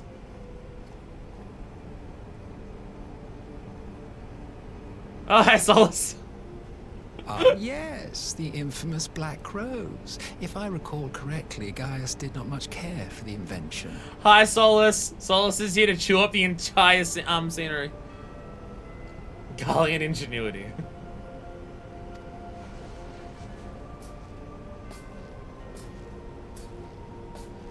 A ruthless and indiscriminate weapon indeed, this airborne poison. It seems you are capable of making decisions worthy of your bloodline. Jesus Christ. With no gift for sorcery, we Garleans must look to Magitech to even the odds. If it spares the needless deaths of our soldiers and serves the cause of this empire, there is no method I would not employ.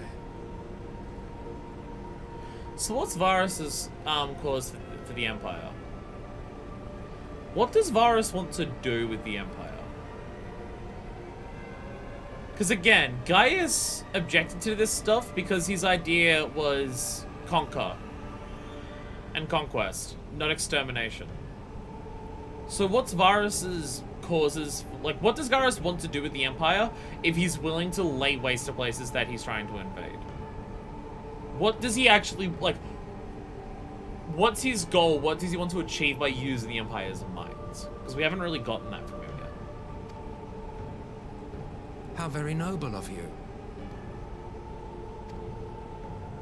Truly, though, I must commend you for embracing your role as Emperor. You play the part of the determined ruler well. Sometimes even I catch myself believing. Solus is just here to just constantly shit on him, to just be like, hey, yeah, you're a leader. But like, nah, bro. But like, good job at playing pretend. You did me proud, grandson. Never forget that you're a bitch. And I should know, as the lord of all the bitches. A silent agent of death. Now that I think on it, Black Rose may well possess the perfect aspect.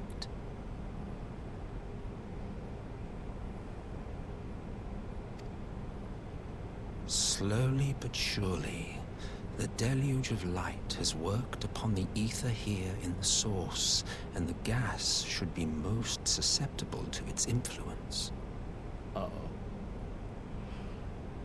Uh-oh. Uh-oh. Fucking... Oh.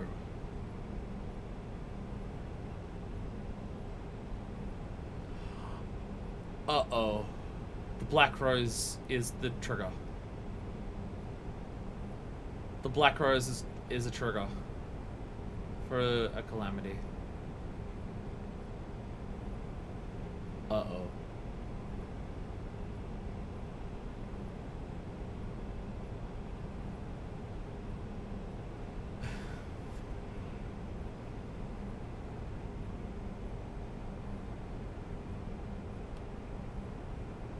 Part of this is confusing, though.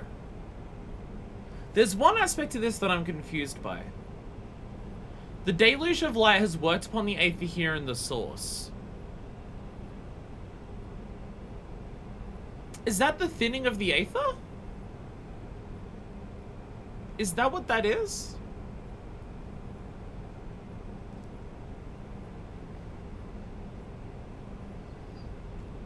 Why would... Because that's the part that's confusing me. If the idea of the rejoining is to bring the Aether from one of the reflections into the source, if that is starting to trickle in here, why would that thin the Aether out? Why would adding more Aether from one of the reflections into the source, why would that cause the thinning of the Aether? Because wouldn't that just be increasing how much there is?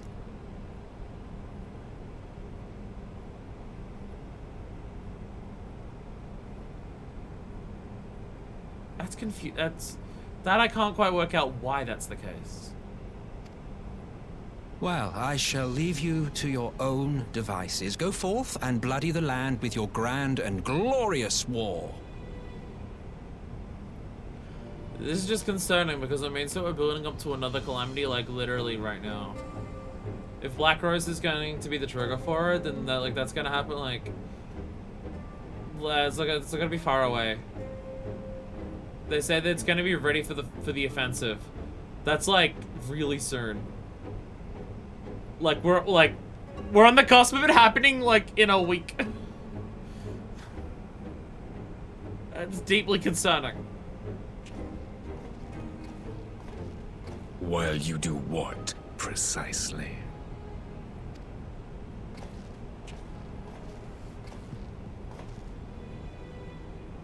Need you ask? I will be doing what all Ascians do. Some bullshit. 6-year Calamity speedrun. It's the thing that I said after the last time that we saw this.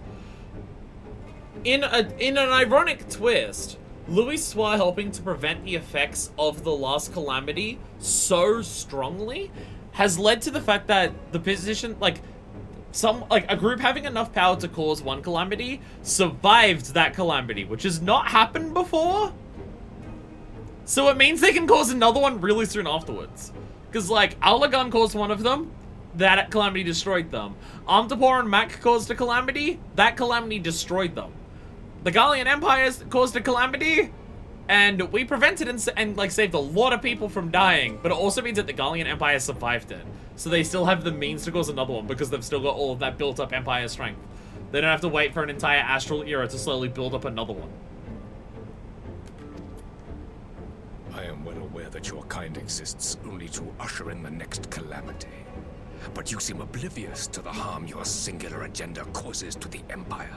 Yeah, wild guess, I think the Ascians care more about that than the agenda of the Empire.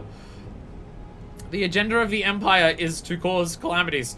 So, if it does that, then it's what? Why do you think you'd give a shit? You cannot have forgotten the events which followed your mortal demise.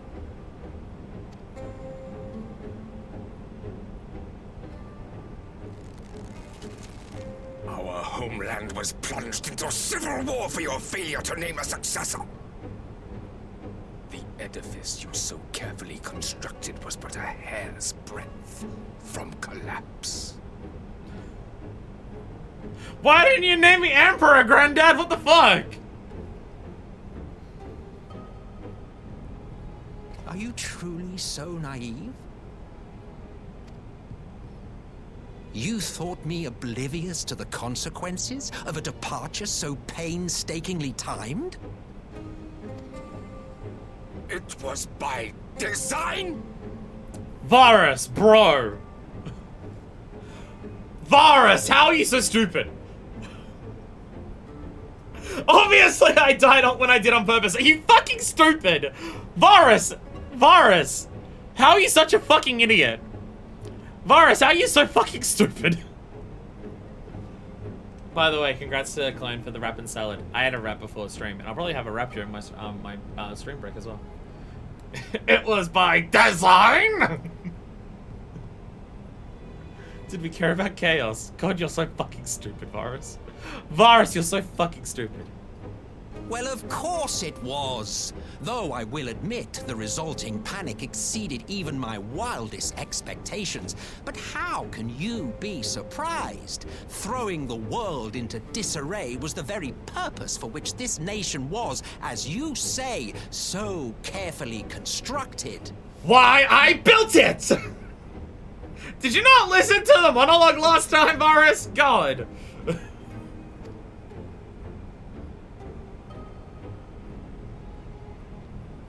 Now, if you have no further questions, I must be on my way. Varus is not only winning the stupidest helmet award, but he's also winning the stupidest brain award. Nice! Since we may not meet again in this lifetime, it would be remiss of me not to offer a word or two of gratitude. I'm gonna fuck off forever. See you when you're dead, kiddo. I really must thank you for this surplus of vessels.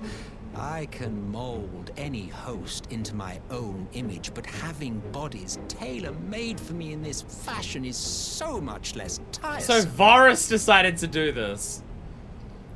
So Varus was the one who decided to clone his granddad. Varus, what the fuck? It wasn't even the Asian who just wanted this body? Varus, what the fuck? You dabbled in Allagan cloning techniques, yes? It certainly is a compelling, not to mention entertaining, field of research. This entire room's gonna have a million bite marks everywhere because this motherfucker is tuning the hell out of this scenery. And of all the options available, you chose the founding father on whom to experiment. You have a twisted streak to you, Varus. Like grandsire, like grandson, hey? Can you tell this is the guy who opened up the fucking theater company? God! God, Solus. God damn it, Solus. If events play out as planned, this will become something of a family enterprise.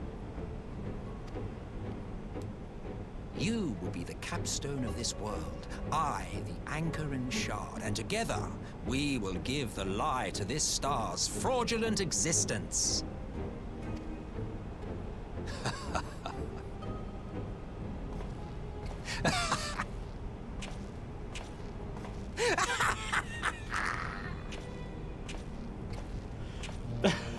Jesus Christ.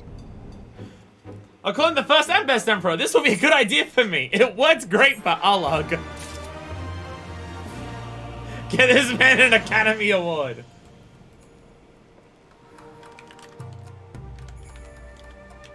Sorry, I just gotta look up something. I just gotta look up something really quick.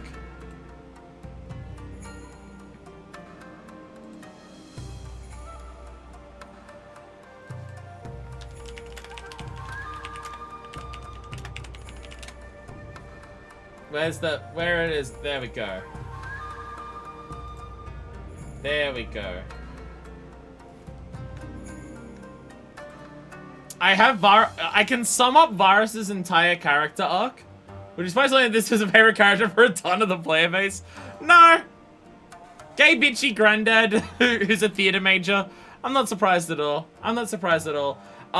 Anyway, I have a comprehensive guide if anyone here is struggling to understand Varus's characterization, because he's based on like a lot of historical context.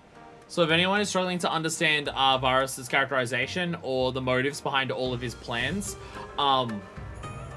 here I have summarized Varus's character for you. Work with the Asians, make a bunch of Allagan clones, invade and conquer the land to bring peace. There you go. There you go.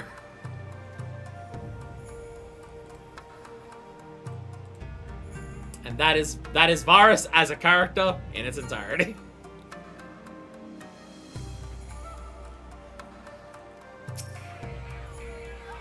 My phone is yelling at me.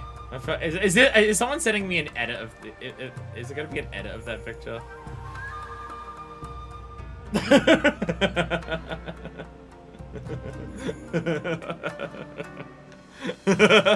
Okay, this is a pretty good one. That's a pretty good one. That's a pretty good one. Thanks, Solus. Thanks, Solus. You're an evil son of a bitch, but thank you, Solus.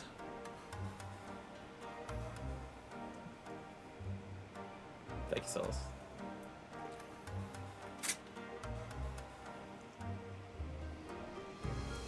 Solus is played by Leslie Blue would be amazing. Come on, let's return to Lisa and share the good news about our Far Eastern reinforcements. Oh, by the way, there's a Calamity happening in like 2 days, so what do we do? How do we stop that? Go on ahead, it's 11. I'll join you in Alamigo with our advanced party as soon as I can. Parley on the front lines. He and Sid's arranged to depart for Alamigo. I must leave now to convene with the Eorzea's leaders, and it may be some time before I return to Doma. Just chill. Agoro, I leave you in command. My lord. I shall assemble advance party with a little haste to join you in Alamigo forthwith. I just heard a word from Lace. The Alliance established a base camp near Alamigo's northeastern border. Once we arrive in the locks, we'll report to a resistance officer stationed in Porto Pretoria who will point us in the right direction. Let's look at them waiting.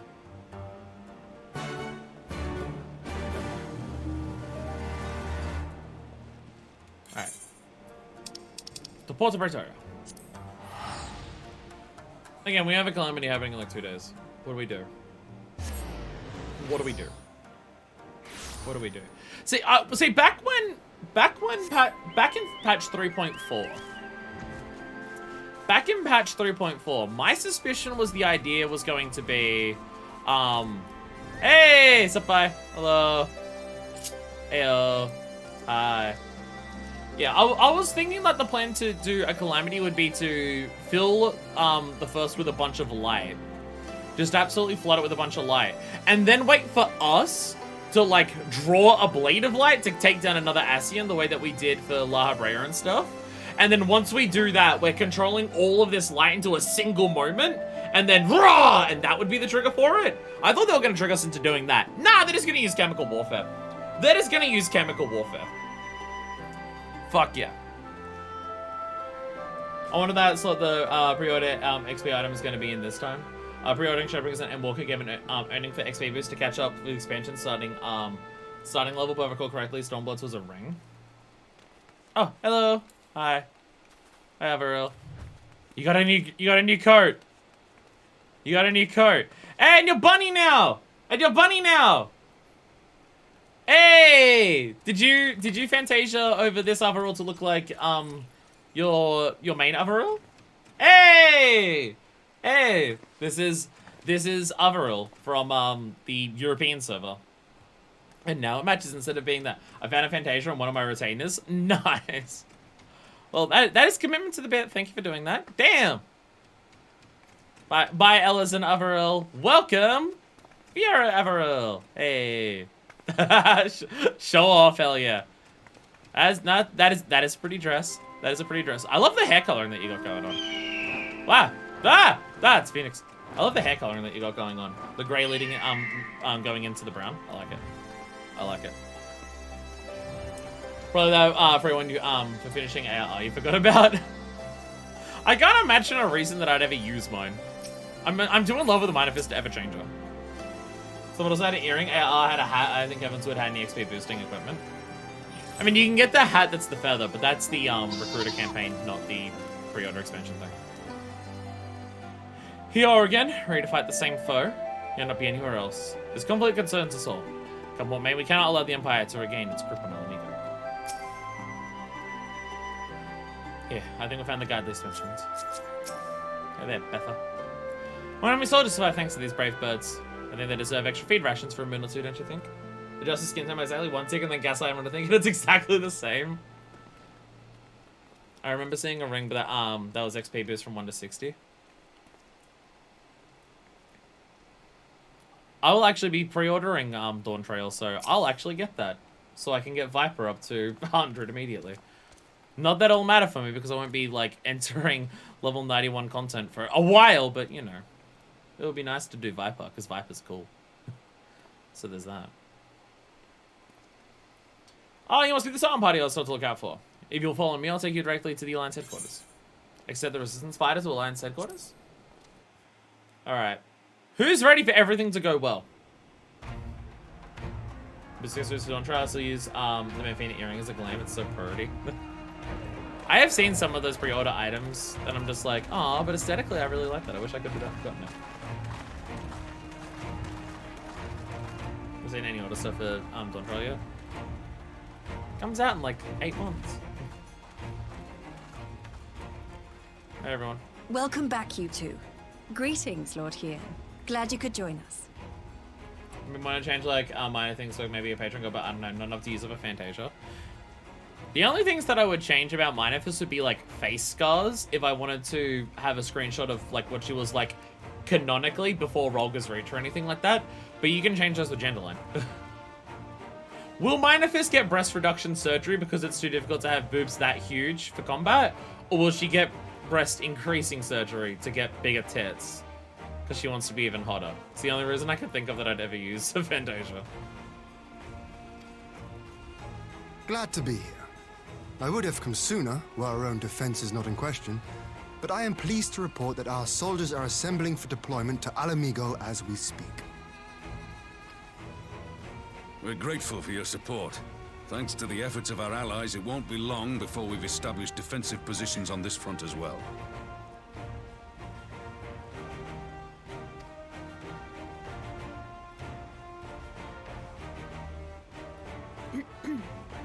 We have some good news too.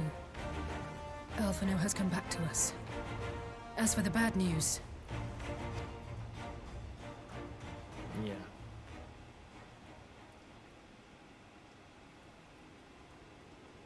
So, Alphino won't wake up, Gaius van Baelsar is alive and hunting Ascians, and the Empire is planning to poison us all with toxic gas. Does that sound about right? Yeah, there's a lot of things that are happening. There's a lot of things happening. I don't know how we stop the chemical warfare part. Ordinarily, any one of those things would have left me in shock. But the way things have been lately, it's all starting to seem pretty normal. When you put it like that, it sounds like we're fucked. Yeah. So the thing is, there's a lot of problems that you throw a Warrior of Light at it and it's often a solution. Someone's taking control of a dragon, throw a Warrior of Light at it. There's like an oncoming like army advancing on us, throw a Warrior of Light at it. I don't know how you can throw a Warrior of Light at poison gas. That one doesn't really work. So that one's the biggest primal issue full time. Yeah, I don't know if you can just throw a Warrior of Light at poison gas to stop it. So I don't know what we do about that. Getting back to your report, are we sure this Black Rose is the weapon Maxima was talking about? That definitely sounds like it. It fits the description. And it seems we have Alphino to thank for sparing us an early demonstration of its effectiveness. I have a feeling this won't be the last time his bravery in the Empire will serve us here in Eorzea. Yeah, destroying that first batch is going to mean that we're not immediately going to die literally right now, hopefully, possibly. Also, I appreciate whenever they give us camera angles of least sight on, for no particular reason. The threat of an unknown weapon has had us all on edge. But now that we know what we're dealing with, we can take steps to defend against it. How do we take steps to protect us against poison gas? You could throw a wall at a poison gas. Pretty sure they'd die, but you could do it. What if I just breathe it all in, and I'm just built different, and then it's fine? so it doesn't get to anyone else, I'll just go and then I'm fine because I'm built different. What if we do that? What if we do it like that one time that Jotaro beat Justice by just going what if we we just survive because we're built different? What if we do that? What if we defeat the Empire like we like they killed Enyaba? I bet we do that.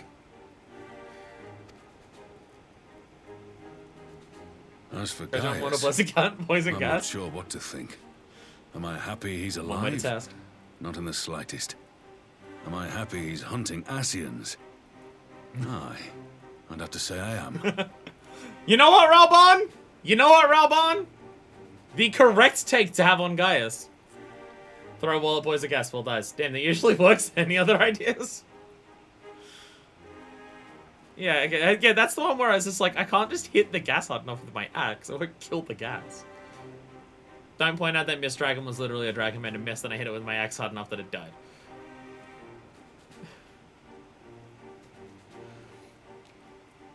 I appreciate this view from Raubon. That motherfucker is back. Am I glad he's back? Fuck no. But if he's gonna be back, at least he's killing the people that I don't like. So I won't complain too much.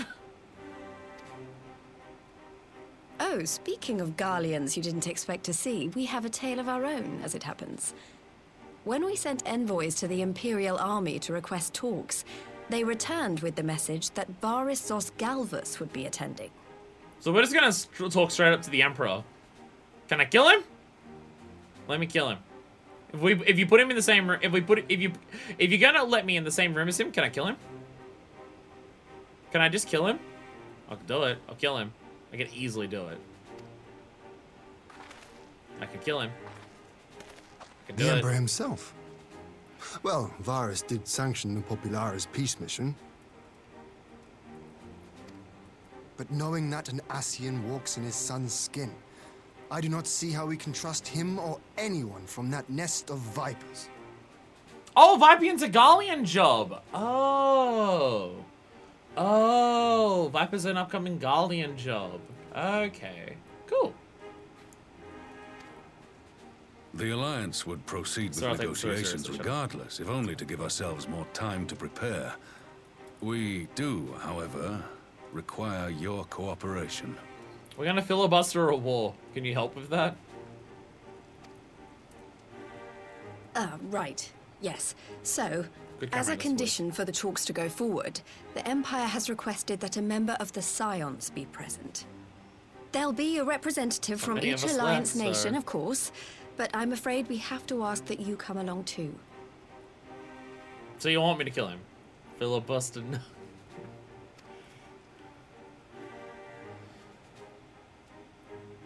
God, Lise, you know how much I hate politics. But then, what choice do I have? Alphino and the others aren't going to do it. I'm sorry, Alice, you're gonna have to do the hardest thing possible. Talk politics at a table with a bunch of nation leaders. I'd literally rather be anywhere else on this stuff. Very well. I shall attend as the Scion's representative. What about me? What if I go? Minifus would be okay with it.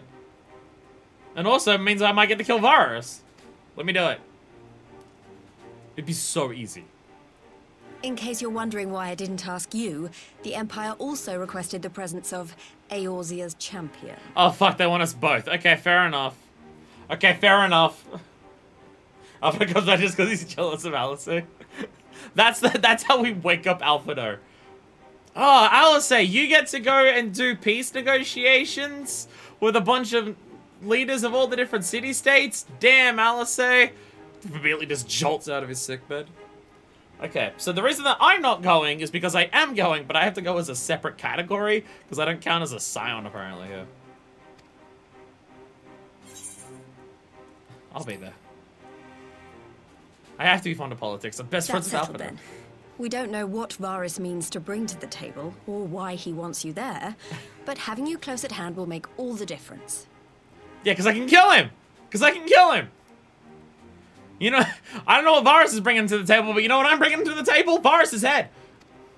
Let me kill him. Let me kill him. The meeting will take It place can't on make the things border. worse for us. Anticipating an early assault, we mean to position the bulk of our forces nearby.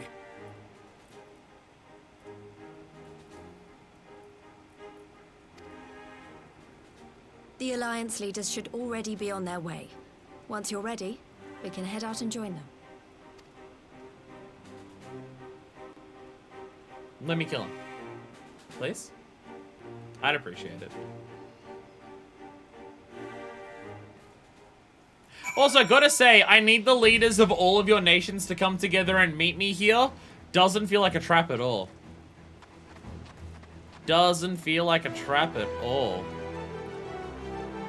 We have like a new extra little area here. Please? Please? Look at all the standards next to each other. Look at all the standards lining up here. People from all the different armies. Don't pass Six Flags stand. Hell yeah. I'm excited to go to Six Flags. Yeah, hopefully the barrier will be fine. Also, Midavis, can I please kill this guy? I need it. Midavis, I'm not a hero. All I'm good for is killing. Also, Midavis, can I please kill this guy?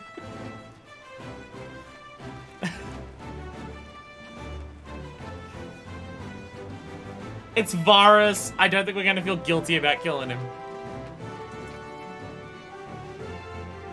Oh, I thought you were gonna be the same doctor that was in Rocket's Reach. We've gone over to the Villadena Gatekeepers at this point.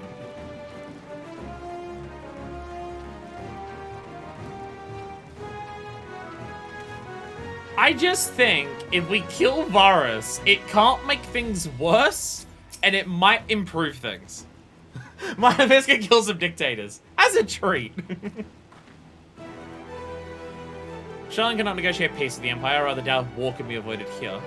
But every moment we steal for our preparations will count in the final record. Is Emperor Varus in thoughts of the Asians? That's the question.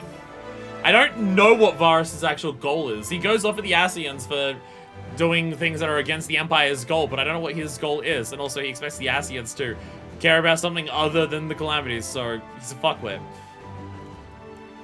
Should the Empire decide on the rules of parley, we could be fighting far sooner than mid-like. Keep your weapons close. I can kill him! They'll let me kill him. His goal is stupid shit, probably. It would be in character for Varus if his goal is something really fucking stupid. Be very in character. Well, I suppose this players get Emperor waiting too long. Shall we? You say parlay. I feel like we need air quotes around that. I feel like we need air quotes. Not just because I'm going to kill him, but just because it's him. Best case scenario, this won't go well for us. Damn, we got the whole squad here. The whole squad's here.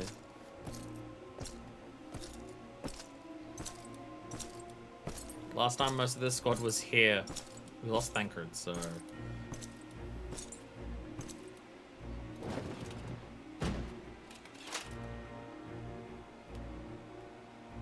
The dude is big. Esteemed representatives of the Eorzean Alliance. On behalf of the Gallian Empire, I thank you for inviting me here today. I still don't trust a word coming out of this stupid Darcel's mouth. As this parley was convened at your request, I invite you to speak first. Hey, can we not war? Very well, He's Your sucking the Radiance. cunt out of him. I, Nanimo Ulnamo, 17th in the line of Ul, should be pleased to oblige you. Take point, Nanamo. As recent events in Alamigo and Doma have made plain, the subjugation and exploitation of neighboring nations is not a sustainable policy. This is like literally how some empires have collapsed in our history. Empires get way too big and they can't sustain themselves under the sheer size of them and they collapse. It's literally what's happened to multiple empires. I'm gonna noticing super chest like that. It just has to be distracting. Okay, I've worked out how we get out of this room alive. We convince Varus to look down and convince him that he dropped something, and he'll stab himself in the forehead on his chest. Should this day end in war, You may very well defeat us, but you will never extinguish the people's desire for freedom. Though it may not be in our lifetime, there will be another revolution, another war, and the cycle will continue.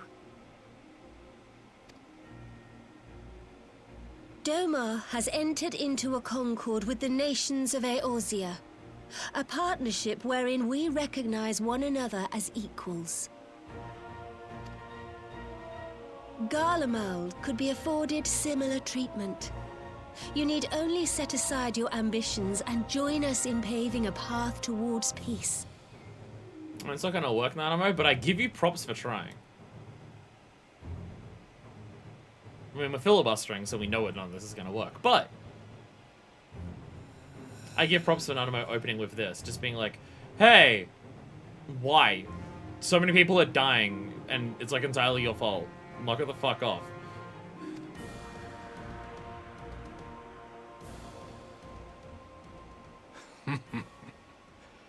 You will not win me over with sophistry, Your Grace. As you know only too well, this alliance lacks the strength to keep the peace within its own borders. Even now, your struggles with the Beastmen continue unabated. Like, I mean, like, to be fair, that is, like, yeah, that is partially, like, our leader's faults, and they're the antagonists in that regard, so, yeah, that's an issue that has yet to be resolved. Divided, you sow this fertile soil with the seeds of your differences and reap naught but discord and chaos for your trouble. Eorzea must be united under one leader, one purpose. I would offer you both and bring an end to your strife. There is no peace under yours, though. Like, we know that for a fact. You're a fucking idiot. We're not buying that either. With all due respect, Your Radiance, the only thing that you offered the people of Alamigo was fear and hopelessness. Like, we just got out of it. It was there for 2.5 decades. We remember what it was like. Go fuck yourself. The citizens of Doma can also attest to the meager arms of Imperial rule. There is no purpose to be found in a life of oppression, each day more uncertain than the last. Our people are willing to die for their freedom. A great many already have, and countless more will, if we don't put an end to this madness here and now.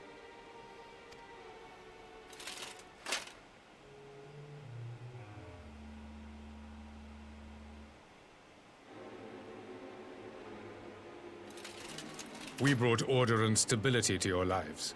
This madness and bloodshed is of your own making. You broke the peace, not Garlemald. Literally just wrong. Just literally wrong. Just factually wrong. In every regard. Peace. Order. You kill our peoples, despoil our lands, take everything that is ours. And what? You expect us to lick the boot that grinds our faces into the dirt?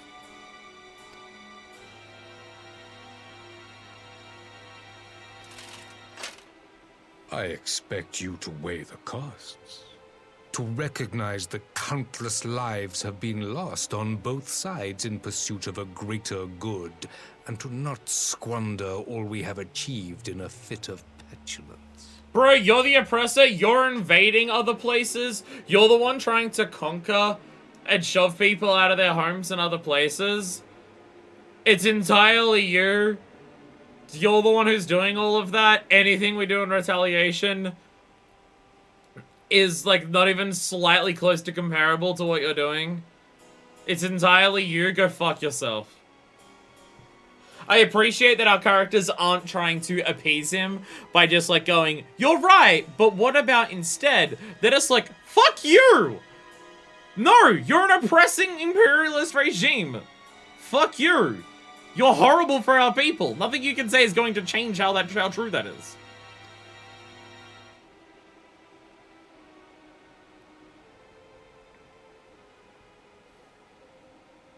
Your Radiance. I fear I can personally attest to the dangers of pursuing one's vision with such righteous fervor. My dad was a cunt. Don't be a cunt. For 1,000 years, the Holy See of Ishgard waged war with dragons.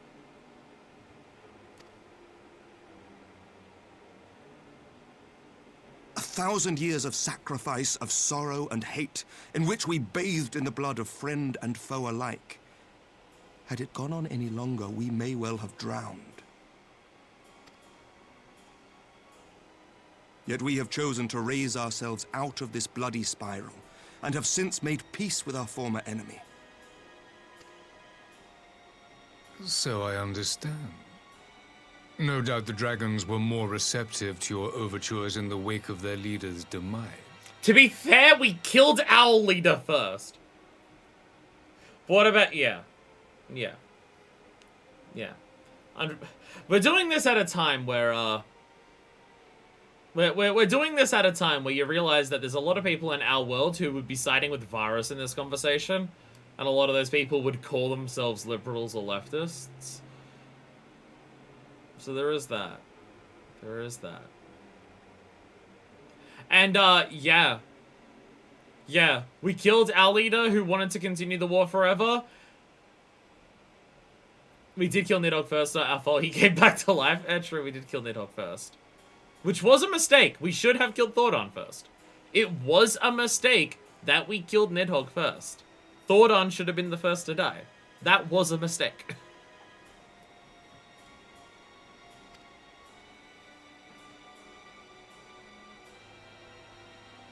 You speak of peace, yet use war to achieve it. Oh my god, fuck this guy. Your father would not have bothered to obscure his intent with honeyed words. No, he literally did. He understood that strength is all that matters in the end. Fuck this guy. Fuck this motherfucking... Fuck this fucking... Yet you participate in society, motherfucker. Fuck this fucking prick. You speak of peace and yet kill the people who are trying to kill you? Fuck this guy. Fuck this guy.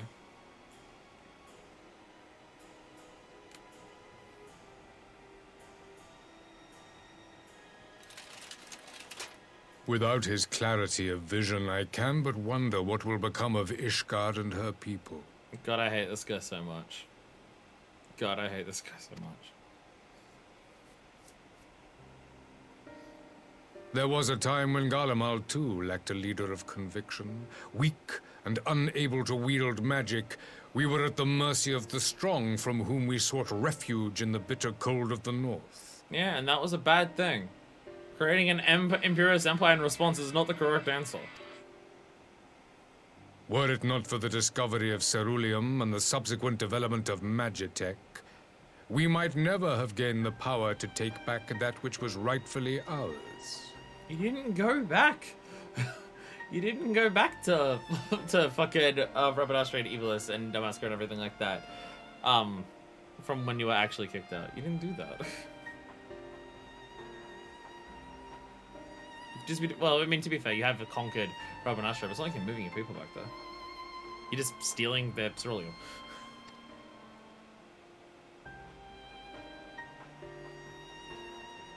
You speak as if your people were the first to have been driven from their homes. Limsa Lominsa was built by wayward souls in search of a place to call their own. On the shores of Vilbrand we found it, and from those humble beginnings did we grow and flourish. And all without robbing our neighbors of their liberty. Moab, seriously? Moab, seriously? Hey, Moab, can you do me a favor and shut up? Mel, you may be the worst person to make this point. I gotta stop here at... Yeah. Moab, what the fuck? Moab, what the fuck? You literally kicked the kobolds and the Sahagits from their homes. You literally did that. You're still doing it.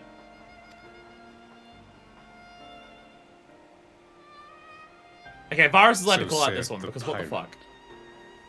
Am I to believe that you simply asked the kobolds to yield up their lands and that they were happy to oblige you? That you did not drive them out like rats in the hold of one of the many ships seized by your privateers? Varus is allowed to call this one out, because Merwood, what the fuck, you're just lying. And also, yeah, the history of how Limsa Lemons was founded is fucked up. Oh, right, yeah, we did do that, didn't we? I will concede that after centuries of exile, reclamation may be mistaken for invasion. Nevertheless, it is not. And those who till stolen soil have no right to object when cast out in turn. No one screenshot this. No one screenshot this with hashtag #WokeVarus. No one do that.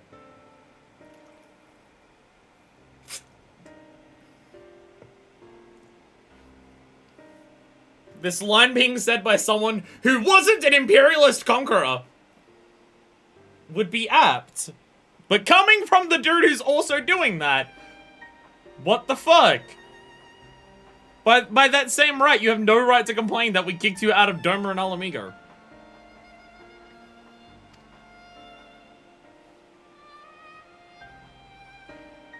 Your uncompromising nature rivals that of the Ixal. Oh my god. Oh my, okay. Gridanian, elementals plus L plus ratio. Okay, so, okay, I'm gonna need Kane Senna and Moab to go away. Because they're gonna make this so much worse for us. They're gonna make this so much worse for us. You complain about being kicked out of your home because you couldn't do magic and other people saw you as weak and thought to oppress you for that? Damn! Let me be racist for a second. God damn it. God damn it. Just immediately Kane Senna just being like, oh, you agree with imperialism? Let me get racist really fast. Kane Senna, what the fuck? Out of all the ways to start this, what the fuck? They too lament circumstances which they themselves perpetuate. Were they but to embrace peace, we would welcome them with open arms. Indeed, some few have done just that, and now receive of the 12's Wood's bounty. Would that your people might learn from their example. So you know that thing that I've been saying for a while? You know that thing that I've been saying for a while about how the 3-starter city-states have not addressed the deep-rooted problems that are a part of them? Because I've mentioned this a bit, that you get to the end of ARR and you don't address the underlying issues that the 3-starter starting places have. They actually bring them up in the patches and then don't resolve them. And then you get to Ishgard and you help, like, it's obviously not perfect. Ishgard's obviously not perfect yet. But you do at least them making an effort to improve themselves and to make a better future. And I've mentioned it a bunch of times that it's really weird that we haven't had a moment to do that for the starting cities. I think this is the game trying to acknowledge that. I think this is the game trying to acknowledge that, yeah, actually, all these people who are going off at the Garlemolds for doing all of this also have their own issues that they're refusing to acknowledge or address. Obviously, it doesn't mean that Garlemald's in the right or that Garlemald isn't the bigger threat or anything like that.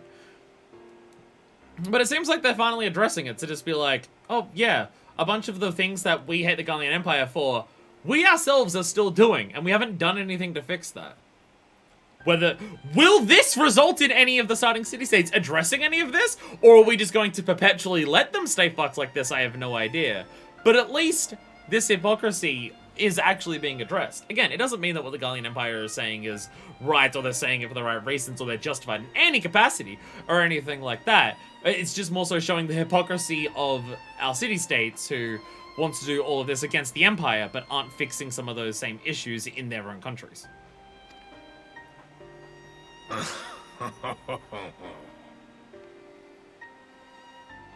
You dare compare us to the Birdmen? You who thought to invoke the 12 and threaten all of creation? What? When the fuck did that happen? Bro, what? Huh? Invoke the 12 and threaten all of creation? Bro, we tried to stop you dropping a moon on the star. I feel like dropping the moon on the star would have been way worse than the worst case scenario of trying to summon the 12. The fuck is wrong with you?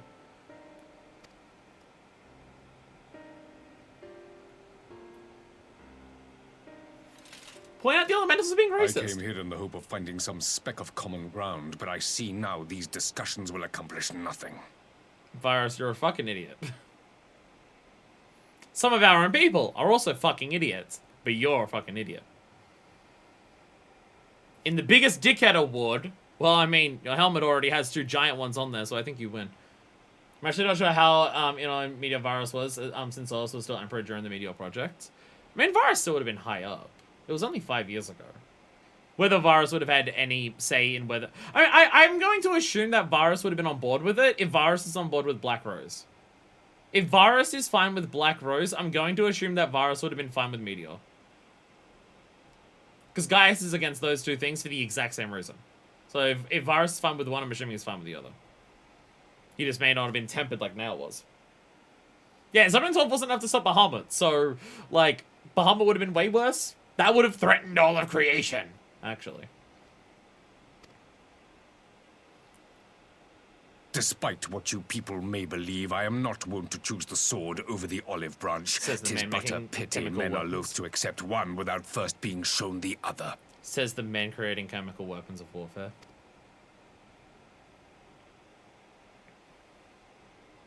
Wait! I beg you. This meeting was supposed to be a chance to find a way forward together, not to bemoan the missteps which brought us here. I feel so attacked right now. I've come here and I thought this was a safe space and you're all like really judging me. Please. If you truly consider violence a last resort, there must be a way we can come to an agreement.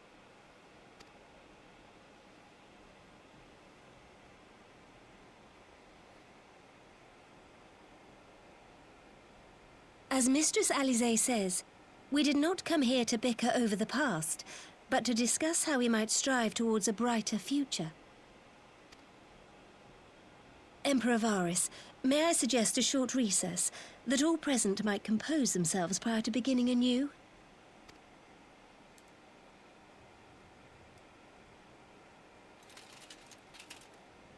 Very well. I pray this intermission will suffice to move these talks in a more constructive direction. The amount of clanging metal whenever he stands up or moves.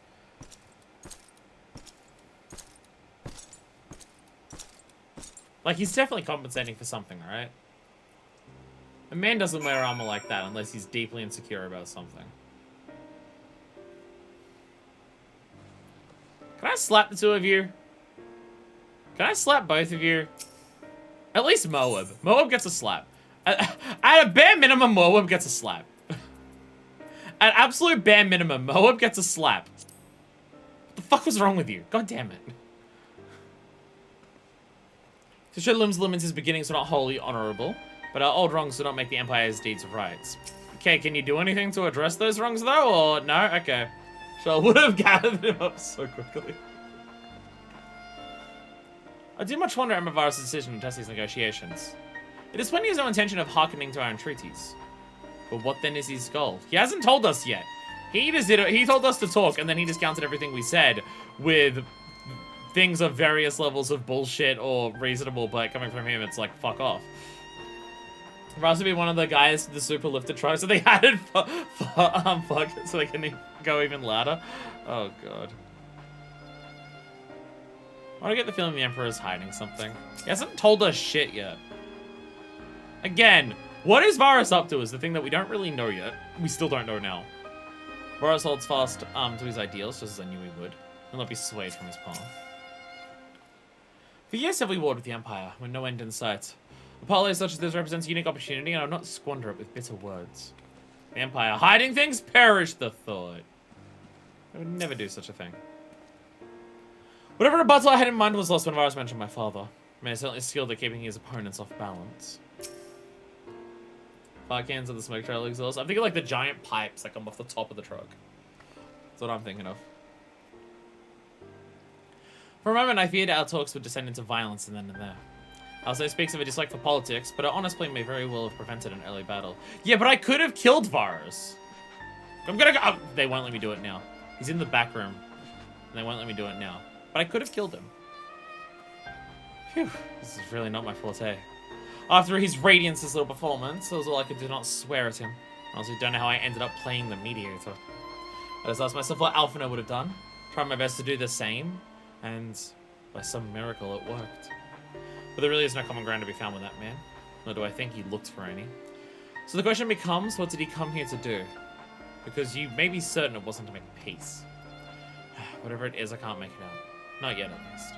We do have a little time before the pilot's due to reconvene, though. So why not try concentrating our illustrious leaders? I hope they have some insight to share. I just spoke some.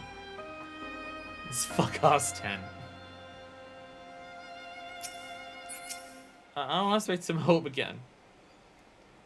I'll say one thing for this Varus. He's well versed in Eorzean history. Yeah, I thought I could get away with lying to his face, and then it didn't work. So you knew you were lying. So Moab knew she was lying and just hoping that Varus didn't know. Moab was just like, we totally didn't do anything to our neighbors when we made up here. And Varus just pulls out Encyclopedia Eorzea. If you will flip to this page, it says here that you kicked out the Sahagin and the Kobolds. Jesus. Okay, that is a lot more over the top than I was expecting. That's his truck, but more lifted. Jesus Christ. Why has it just got black plumes of smoke coming out of it?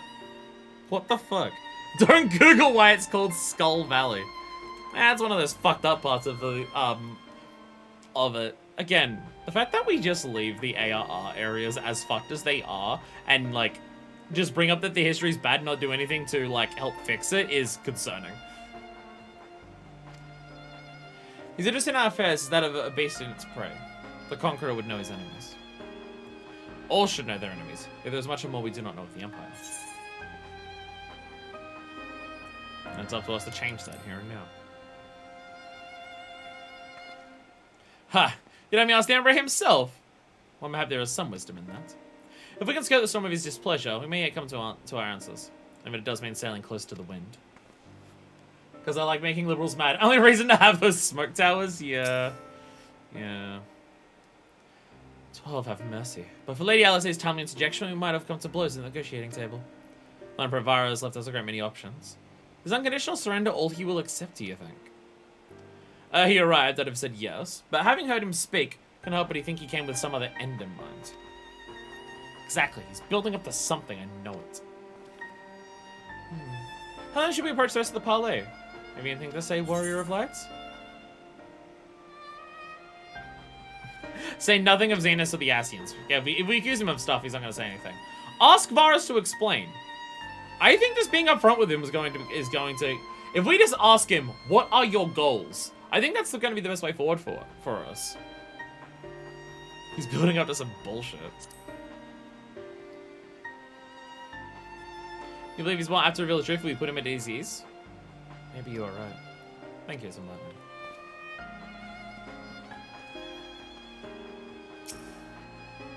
This pilot has never liked to bring peace, but I had hoped to learn something of Emperor Varus' relationship with the Asians.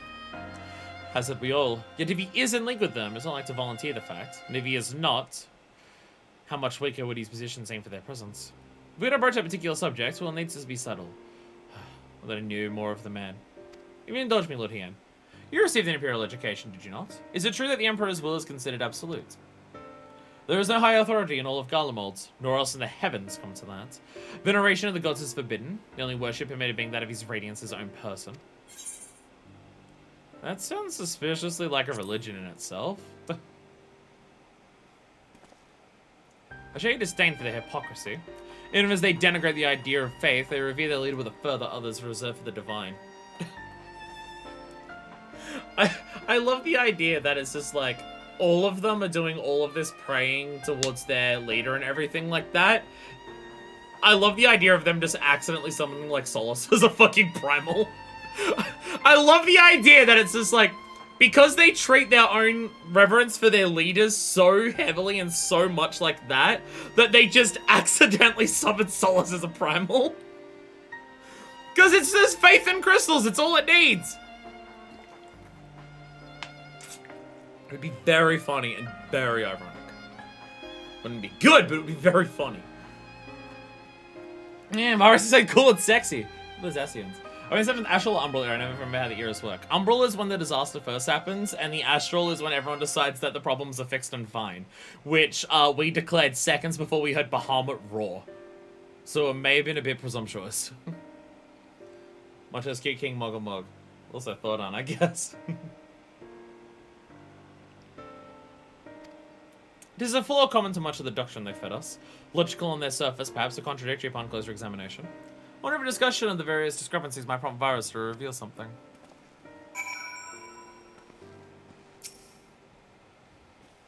You spoken with everyone then? Good. No one remains is to await the pleasure of the Emperor. I know we fared better at the second attempt.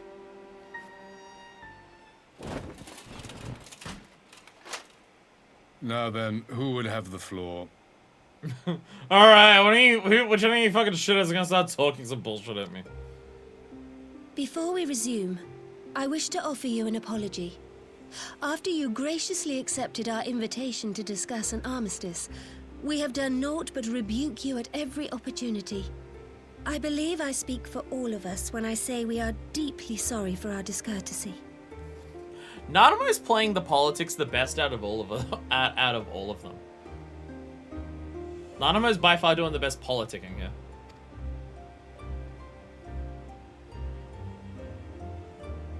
I'll admit your familiarity with our affair surprised me, and served to remind me how little I know of yours. Sorry that I tried to outright lie to you. My bad. I think all here can understand the desire to reclaim one's homeland. But why expand further? That is my question. Nanamo and Emerald may be the only ones in the room who have actually ever done politics. Yeah, all the others, despite leading the city-states, more so lead their armies rather than anything else. And yeah, this is a good question. Varus claims that they lost their homeland and that's why everything, but why are they trying to take over everything? If I may, the answer can be found in the Imperial doctrine they took great pains to impart to my people.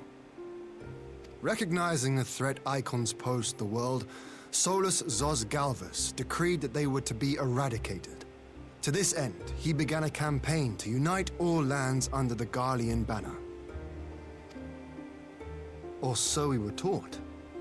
Yet the Emperor only reached the burn, the Baron said to have been laid waste by icons, after conquering all the lands that lay between. What is more, I am quite certain the practice of summoning was not nearly so widespread in the days before the Empire's founding.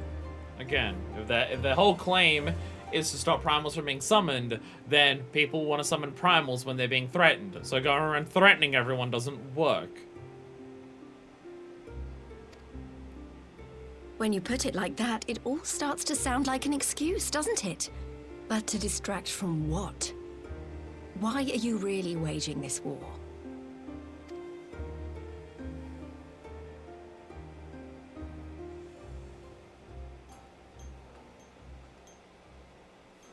Why are the butterflies fucking with the lights? Finally, you ask the right question. Okay, he's just been waiting for us to see if we actually give a shit about what his motivations are. He's like, oh my god, finally! That speech I prepared, I can finally give it to you!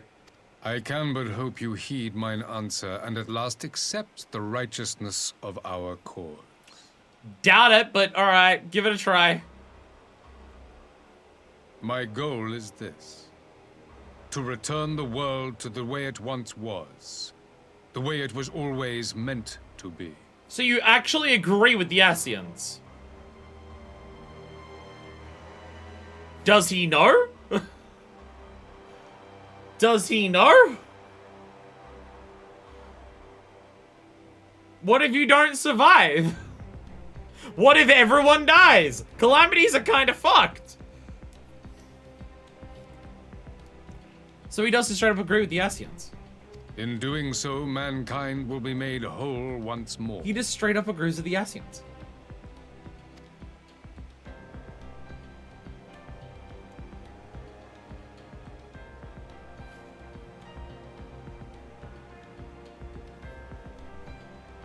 No longer will we suffer from the dissension born of our differences. Okay, so this is where it comes from. Varus is a supremacist, believing that his people are the only people who are worthy. That checks out with what we know about Garlemald and stuff like that. They're supremacists. They believe their people are just better than everyone else's. Because of the Ascians, Varus has learned about what it was before, and his obsession with supremacy is just like, they were better, so we have to be that. There will be but one race, a perfect race, as we were when time began. Yeah, there it is. There it is.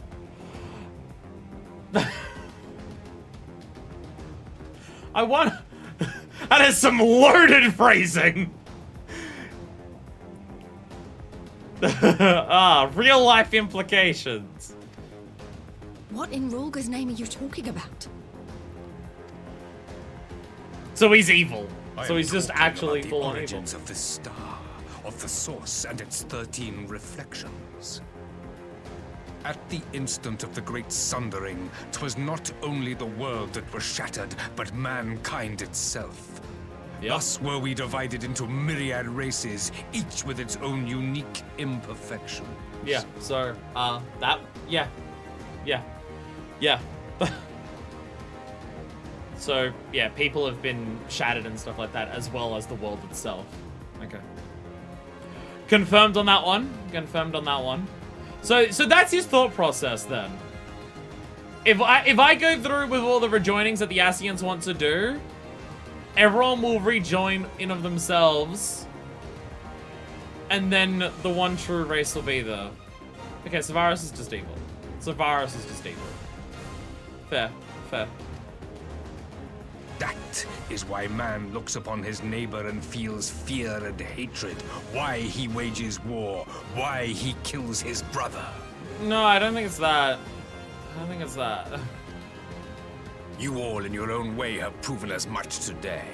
The peace you seek is but a fleeting solution to a fundamental problem. One which calls for more drastic measures. He's evil and stupid. He's not only evil, he's evil and stupid. The worst combination. Let me kill him. Let me kill him. Let me leap onto the table and just remove his head from his sordid fucking body. I can do it. I can do it so easily. Let me just fucking murder him. Fuck this guy. He doesn't deserve to live. Let me just kill him. To bring about everlasting peace, our worlds must be rejoined. So he actually just agrees with the Ascians. He's just fully on board with the Ascians' plans. That is the goal the Empire would see realized. The glorious future unto which we shall one day shepherd mankind. So we have nothing. There's no form of peace. There's no possible anything out of this. We just need to kill him. There's nothing we can do.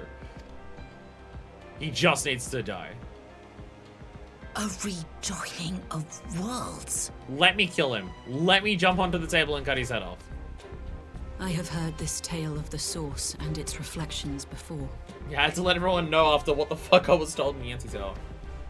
Well, you have a gun on you, yeah? Not the self-same desires as the Ascians? Yeah, no it is. It's exactly what the Ascians want. Let's kill this guy. Emperor Varus, do not trust in their words. They will lead you to your doom. Says Aimric, specifically. My father thought to use them, but in the end he succumbed to their temptations. He embraced summoning like so many other pawns before him. Do not tell us you mean to do the same. Maybe it being like a religion's intentional. Maybe Varus himself is going to become a primal. You can just do a thought on again. The Gallian.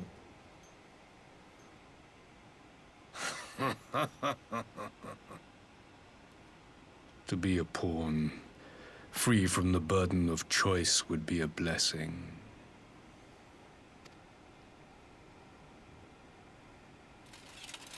Fuck you say? But I forswore that privilege the day I learned that the Garlean Empire was built by the hand of an Ascian. He's just telling us, yeah. Alright, by the way, here's all the stuff that I learned in that last cutscene. I'm just gonna tell it to you all now.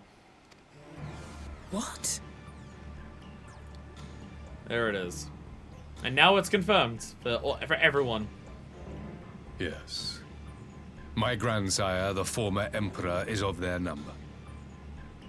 And who better to build an empire capable of bringing about the calamitous change we desire? Would you condemn me for this alliance? For bowing to the will of these shadowy masters, when the prize is true and lasting peace?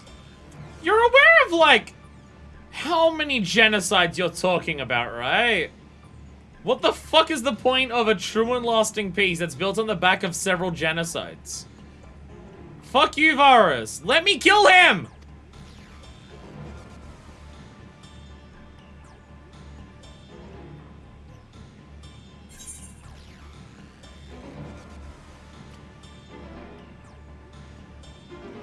I mean, this first one's way more what we're gonna say. Your prize is a lie. Your master's demons. I come not to conquer, but to liberate. To free man from the prison of divergence. Kill him. Kill him. Imagine a world united. One perfect race beneath a single standard. Kill him. Just kill him. End his fucking life. He doesn't deserve to live. Fuck this guy. Fuck this guy entirely. An army before whose might these servants of darkness and light would fly as leaves in a storm, never again to meddle in man's affairs. Oh, like he's... Oh, okay. Okay, we're not just dealing with stupid.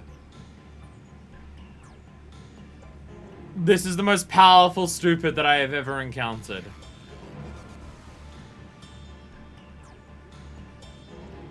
If we do all of the rejoinings, all of man will come together, and then we can fight the Ascians. God, you're a fucking idiot.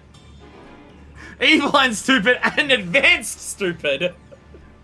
His brain should be studied. We're gonna do their plan and then turn it against them. Just, God, that image that I had earlier is even more apt than I thought. The only way we can fight off the Ascians is to all rejoin! And all of the shattered parts of everyone comes back together. Yay! Varus, die. Die.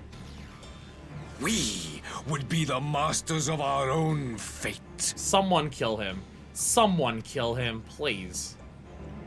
I bid you join me. Not as subjects of Garlemald, but of a new nation. And together we shall win freedom for ourselves and generations yet unborn. You want to trigger another half-dozen calamities? You can't be serious! Kill him. Kill him. We're done here. We're done here. Have you forgotten how many died? There will be no one left. Do you truly imagine we would aid you in your bloodletting? Yeah, everyone's pissed. Kill him! It is unthinkable. Unconscionable. Kill him.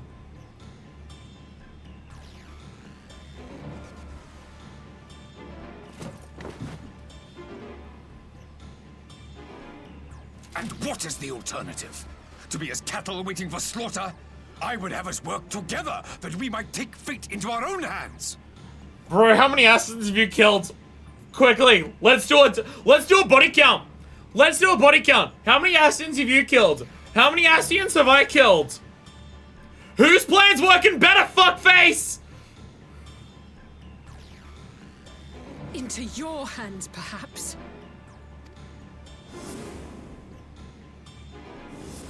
But what of the other worlds, your radiance?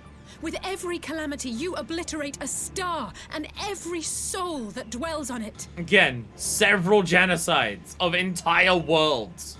Guys probably has a better Ascian headcount, to be fair. He's been deliberately targeting her. I've had, like, wars to fight and dragons to stop warring.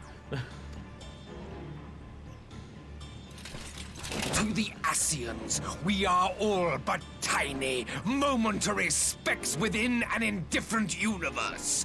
We cannot hope to oppose them until we have been made whole once more. The fact that he actually wants to just do the entirety of the Asians' plan to try and fight them back. Varus, you're a fuckwit. You're a fucking idiot. Fuck this guy. Fuck this guy. There's nothing. There's nothing wicked. There's nothing to negotiate. There's nothing to stop here. We just need to kill Are him. these truly the words of Garlemald's ruler? There's nothing to discuss here. We're done. Except for the fact that we're not done because he's not dead yet! Kill him! Surely the rest of the Gallian Empire doesn't agree with him. Just kill him! Are what make us who we are. Every nation, even yours, Emperor Varus, is made whole through the combination of these imperfections. The strengths of one compensating for the weaknesses of another. Fucking go not. Nanamo has been MVP this entire time. During this entire parlay, Nanamo's been MVP the entire time.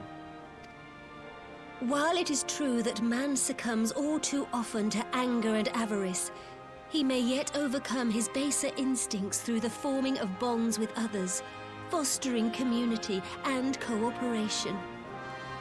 Fucking go, Nanamo. You're so fucking good. Fuck yeah, Nanamo. That the protector of an empire should not only reject these fundamental truths, but seek to change them at so dear a cost to life is indefensible. She was the one who was the most just being like, I apologize for all of us talking shit to you, everything like that. She was doing the most, like, politicking out of this, and the moment that Varus has been like this, she's just like, what you're doing is horrifying, and you are a horrifying, awful, evil person. I'm going to tear you down by, like, pointing it out, as opposed to just yelling at you. Fucking go, none of us been so good here. Such a man is not fit to govern. Yeah, fuck this guy. Fuck this guy. I've already called him diarrhea, shit for brains, sorry, say. Again, go Nanamo here, holy shit. And you, warrior of light, would you refuse me as well? Leap over the table and kill him.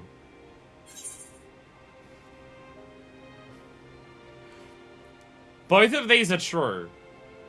But as I said before, protecting people is more important to me than killing people. Cannot condone such a loss of life. Like, oh, but she did eat this one thing.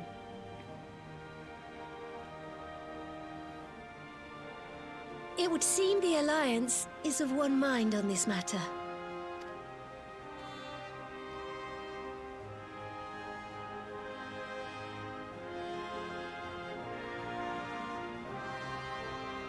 You Eorzeans never cease to disappoint me. Fuck this guy so Though much. I suppose I have only myself to blame for expecting more from savages. Fuck this guy so fucking much. This discussion is at an end. I bid you make ready for our next meeting. It will not be at the negotiating table. Leap over the table and kill him! Don't let him leave the- Why are we not murdering him right now? Why are we letting this bitch live? Murder him instantly! Grab the flagpole and shove it through his fucking face if you don't have your weapon on you! This is why this hole in your skull machine is destroyed. Why do we let him leave? Diplomatic immunity is stupid. Just kill him! Well, Solus calling Varus an idiot, please. Can we get Solus back? God, he was better. Fuck Varus so much. Oh my god, fuck this guy. Fuck this fucking asshole in every fucking capacity. Fucking god. Holy shit. What's the worst that could happen if we kill Varus? They civil war again? Oh no! That's so bad for us. Surely not. I'm sure that the entirety of the Gallian Empire doesn't agree with fuckwit McFuckface over here. Just kill him! Glad you're in time to aid the battle. Though Vanguard may be small, these few are our chosen elite, the finest warriors of the Far East. We suspected Asian's men on the shadows of the Empire, but truth is far beyond my wildest imagining. Because now we know the face of our enemy, and need not hesitate to strike its heart. His grand plan to bring about more calamities. This is insanity. This man must be stopped at all costs. Presumably then Elidibus comes in from last time we saw Elidibus, he was getting a Varus's case for not going far enough. Yeah. Xenos being around is kind of a problem. Xenos being around is kind of a problem, isn't it? Xenos Elidibus being around kind of complicates just the murder Varus problem. Yeah, you're right on that one. The Empire exists to wage war, and war it shall have. Its vast armies pour in like the tides themselves. It could very well be the greatest military threat Eorzea has ever faced. I was born in the Empire, but I'll never serve the Emperor. Oh, the seats here command to my loyalty. Oh!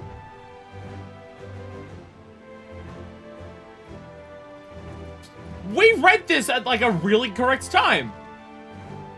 It's the guy from the short story.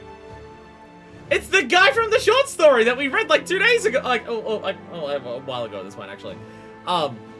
It's the guy from the short story.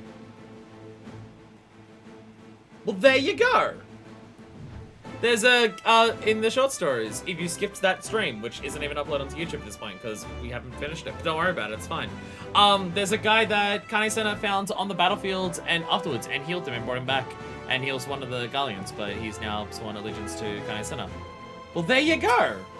Awesome timing for that. Good thing we read that. Hope none of that, because we haven't finished reading the Stormblood ones yet, because we're a bit out of whack in how we're doing the streams. So I haven't read the Stormblood ones yet, so I wonder if any moments here will be just because of that, but we'll read that soon. We'll read that before we start sharing things, it's fine. Even though in terms of YouTube upload, the short story stream will go up before this one. ELP is anachronistic, don't worry about it. I refuse the Empire's words with all my being. What justice is there an ideal that demands the sacrifice of so many?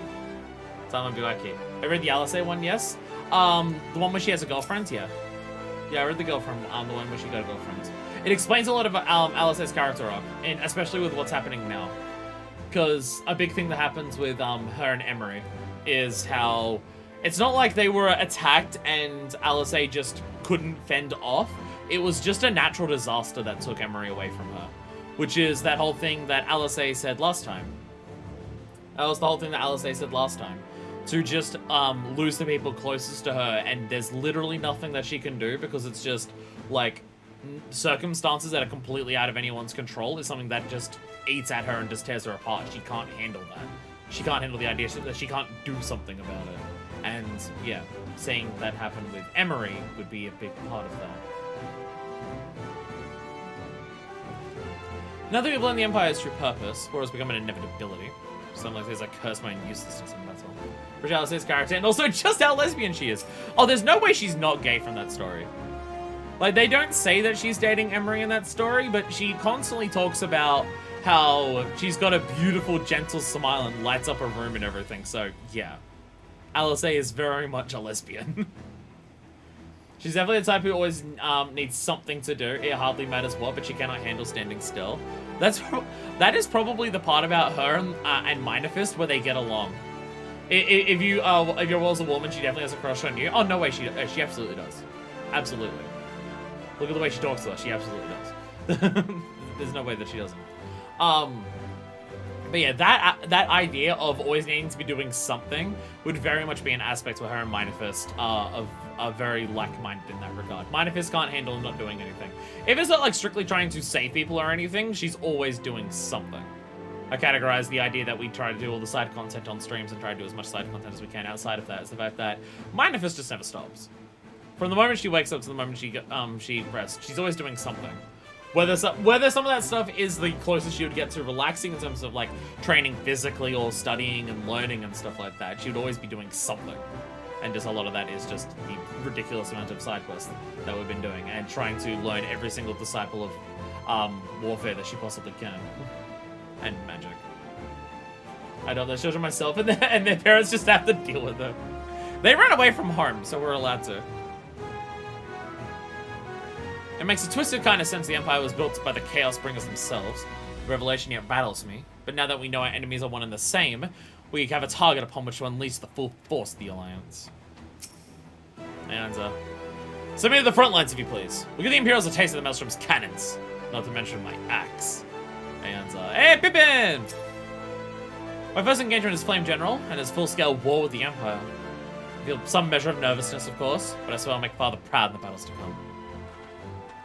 And Amric and Lisha, hey everyone. Yeah, it seems a terrible beings indeed that they would found an entire nation of further dark designs.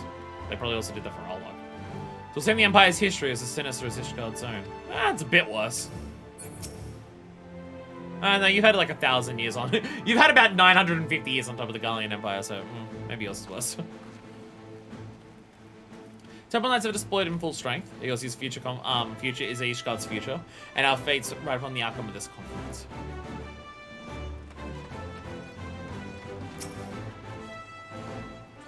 I came out to find Doma's advance party ready and waiting for battle.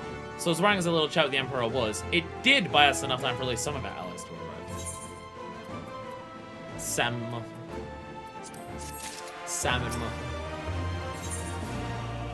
Lisha. Damn, I really did pick the right side.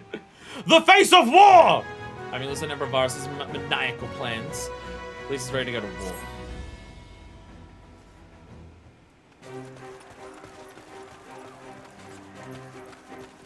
But before we go to war, I need to check my lottery results. Oh, is this patch divided into two, by the way? Do we have a 4.5 and a 4.55 today? I'm not sure what I was expecting from our meeting with the Emperor, but it wasn't that. And one's always long. Still, at least we know now what he's really after. 4.55 is very short. Oh, okay.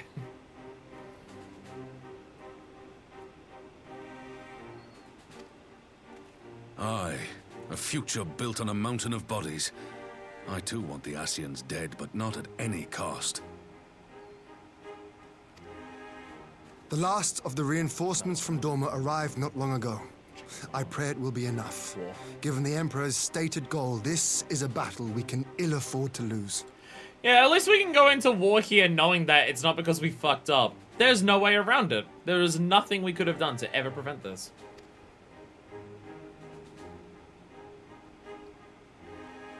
If the Gallians come in force, we may not have much say in the matter, even with our combined strength. We knew from the first that the odds would be against us.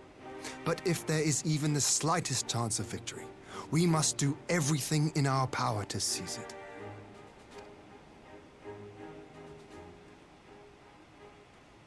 We must seize it, full stop. Here!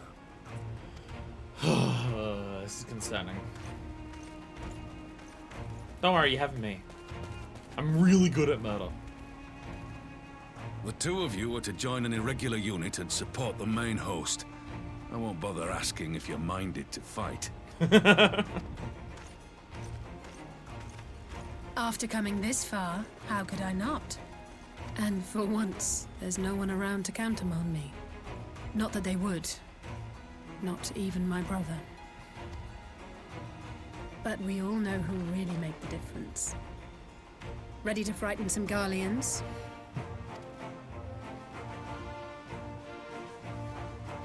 I wouldn't want to be on their side.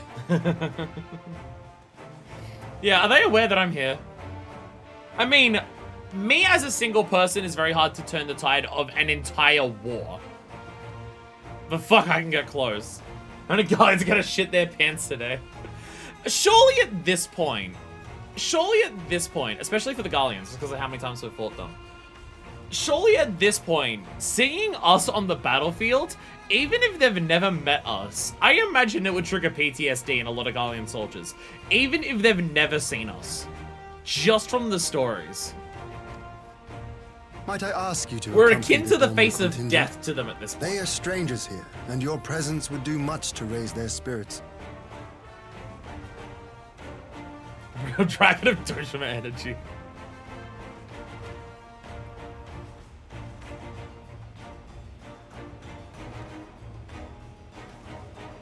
We would be honored. When our people stride out with you in their midst, I dare say the Eorzeans will feel an ilm taller themselves. High spirits have a way of spreading. Yeah, just random chuckle fuck. Hey! You got an axe, I'm gonna kill you! Not realizing I'm the goddamn warrior of fucking light.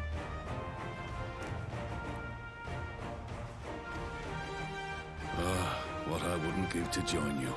But my duties as field commander will not allow it. I'll leave the front lines in your capable hands.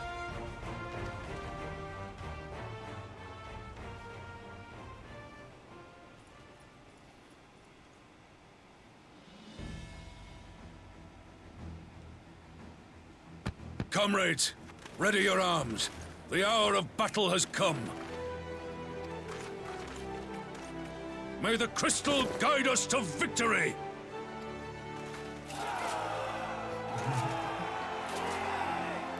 Get some murder in there. For me, would you?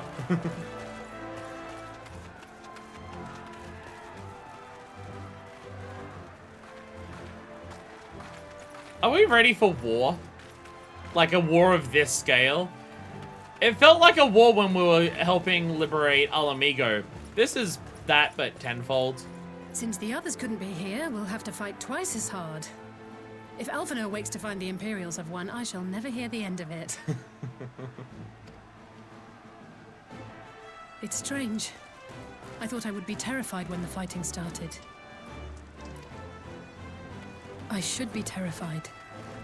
But with you at our side, I can't help feeling everything is going to be all right. I don't like you having that feeling, Alice. It feels like when I fight at people's side, things don't go well for everyone but me. So please, don't you dare leave me alone.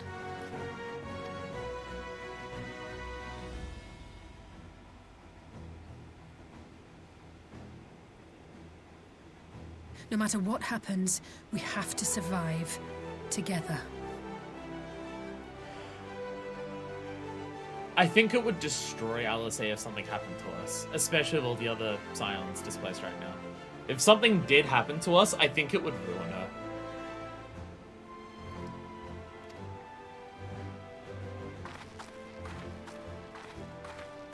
Like, if we died in this fight, I can't imagine how she would handle it.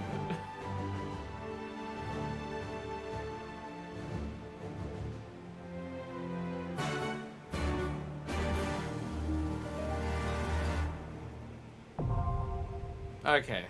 Okay. Dungeon, I presume.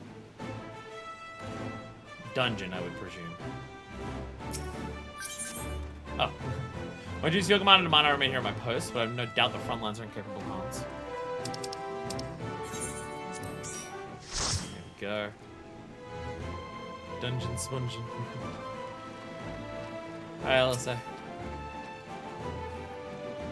Stay focused now. I'll show the Empire what we're made of. There's a chill in the air, and I speak not of the weather. There's the palpable tension that precedes a bloody battle. The Eastern Alliance stands ready to fight, to seize victory this day and secure the morrow for all our peoples.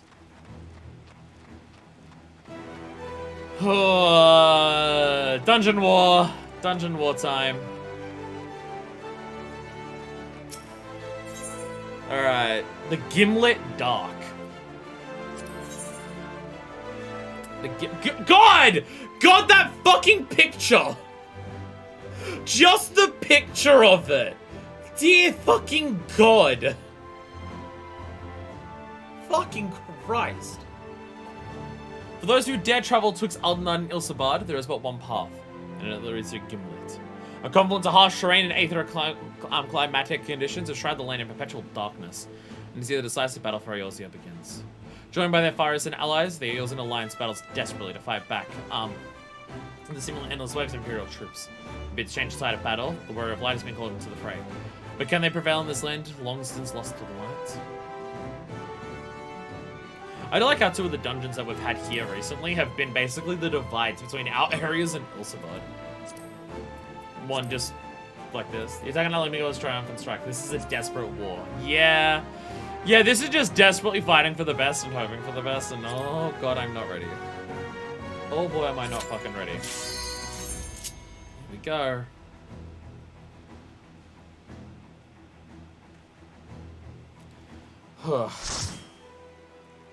It's gonna be an actual warfield. It's gonna be terrifying to be on. Just the sheer amounts of death.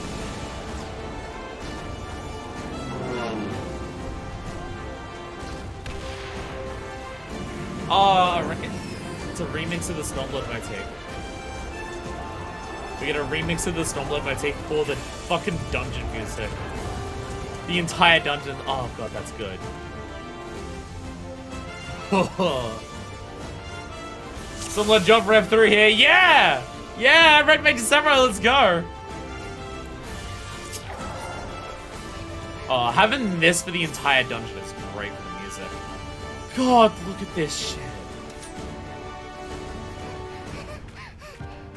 Look at this fucking shit. God. Oh, yep. They're parachuting in on us. We are now 350 on the final dungeon. Includes fighting Galleons.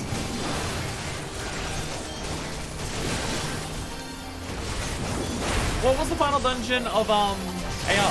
I don't even remember. I was about to say I remember that there was a trial that we had in the trial of Skyrim. Keeper of the Lake. Oh yeah, Keeper of the Lake. Yeah, right. Yeah, that's the one.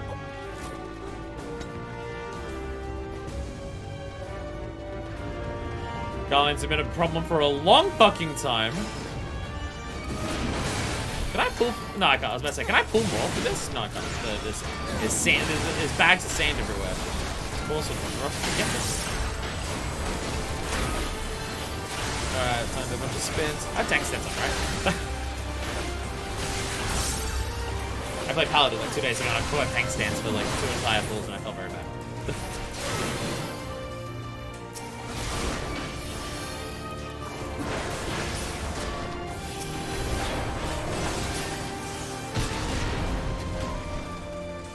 Oh, this is fucked.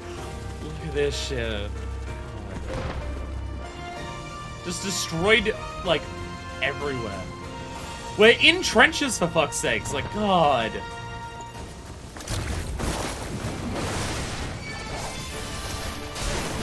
Oh, God. So, like, the idea of going to war with the Empire, it's like, we've been hinting at that for a while, and now it's there, and yeah, it's as terrifying as it fucking should be. It's as terrifying as it should be.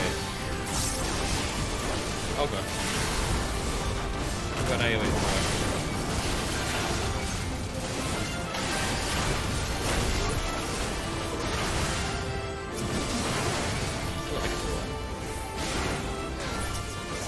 Yeah.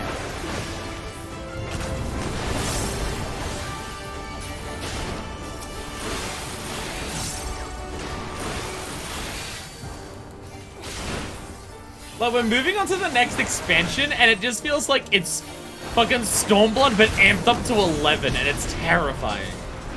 And it's fucking terrifying. Oh my god, that is a much more imposing Colossus than what we usually see. Oh dear god.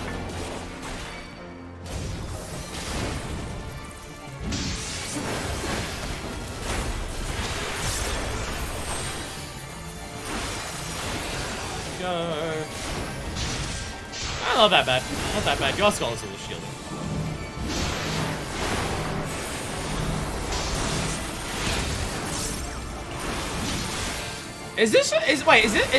How much of this fight is just the Colossus? Oh, okay, I was about to say, how much of this is the Colossus from Praetorium now?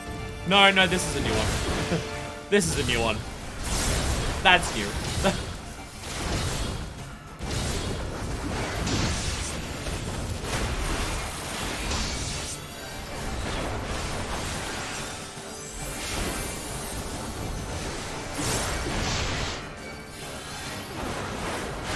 Motherfucker.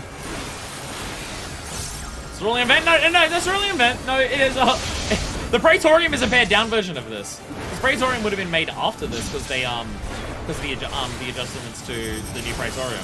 So they took some of the ideas of Praetorium from before and turned it also they turned some of the ideas for this and then turned it into the old Praetorium fight. Unless this has also been adjusted. Unless this has also been adjusted because of the duty sport update, so this is actually copying the Praetorium boss, but adding a lot more.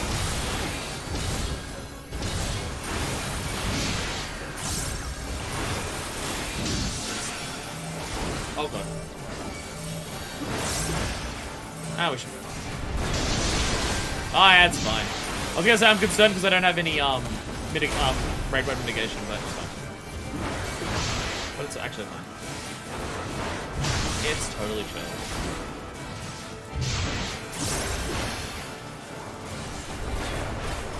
Playing through tank for so much of the MSQ has made me really appreciate it. Like, I was just tank at the start because the jobs that I liked did that, but I've done so much tanking for MSQ and stuff now. Oh! Alliance stuff! I've been seeing this a lot in my retainers. I'm seeing Alliance stuff a lot from the retainers. This is where you get it. Best of the same as spray patch. Okay, perfect. It's a Praetorium went for this one, just without the fucking rotating one. The rotating mechanics. Yeah, being forced to play so much tank because of character lore reasons. I've come around. I mean, I was liking it when I first started it, but just paying attention to all the things that a tank can do, I've really come around to just tanking being my favorite way to play the game. It would be why 3 out of 4 of my tanks are level though.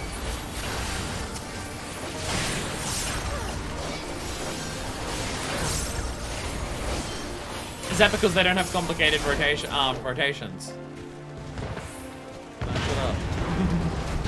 It's totally not because tanks don't have complicated rotations, therefore I have to pay attention to which order to press tank quickly. What are you talking about? Spider! The weapons are back! Oh, is this that entire pull? Okay.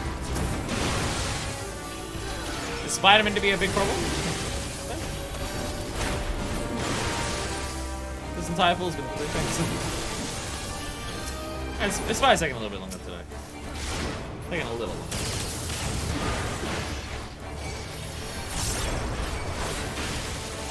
Ah. Ah. Oh god. Alright. Let's join the fray! Everyone's fighting together! Go, go, go! Oh! Actual NPCs fighting with us in the middle of a dungeon with health bars. Holy shit, that's new. Normally that's solo instance or they're off to the sides. They actually have health bars here. That's a new one.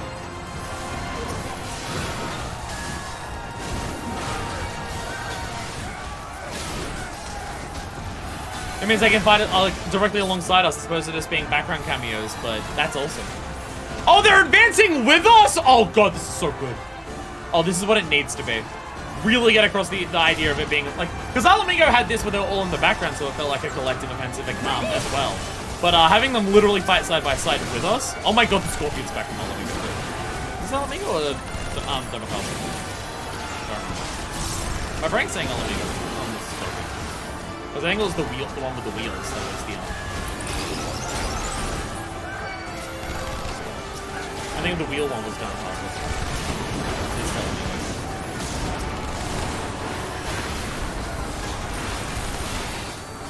Oh, it's actually moving a fair bit. I'm gonna do a bit of this.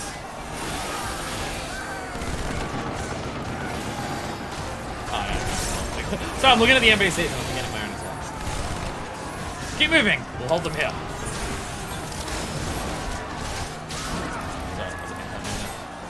Alright. Okay, and now they become that. Yeah, let me go. So they're holding off some while we go.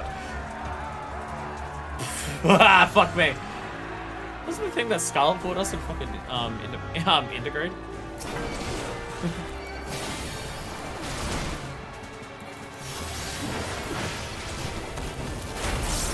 Nitro spin. I'm just gonna stand away just in case that's a spin attack. With AoEs. I burned a lot of the side. Okay. It burned a lot of the side. Okay. Oh, whoa! God, that's a lot.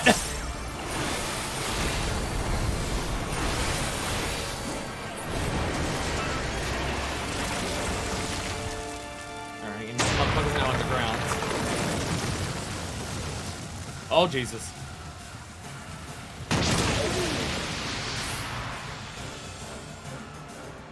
Fuck me. Fuck me.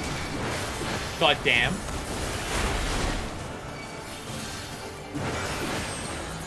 Unbreakable curvent drill. I didn't get my second mitigation off in time. I was much faster tank bus than I was running pretty cool. I'm gonna stand inside its wheel, be a little bit closer to moving to the sides. A little closer. I'm inside of it now. Motherfucker can't see me. Nitro spin. I'm gonna do shields. Shields! There we go. Hell yeah.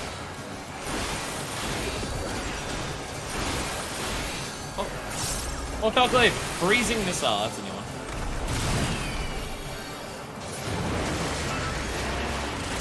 Oh, motherfucker's going back on the ground. Oh, shit. Alright. Run! Ah! Oh, no! Oh, okay, that's still... Okay, that has lingering damage afterwards. That still lingers afterwards. Okay.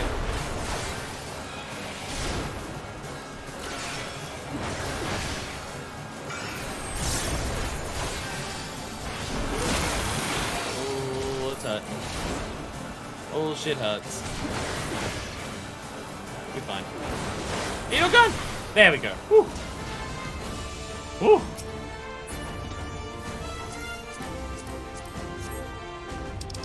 Woo. Been a bit since we've had a dungeon boss that's just murdered 2 of us. Ouch. Damage output. Oh! There they are! We got more friends. You underestimate me. There's the again.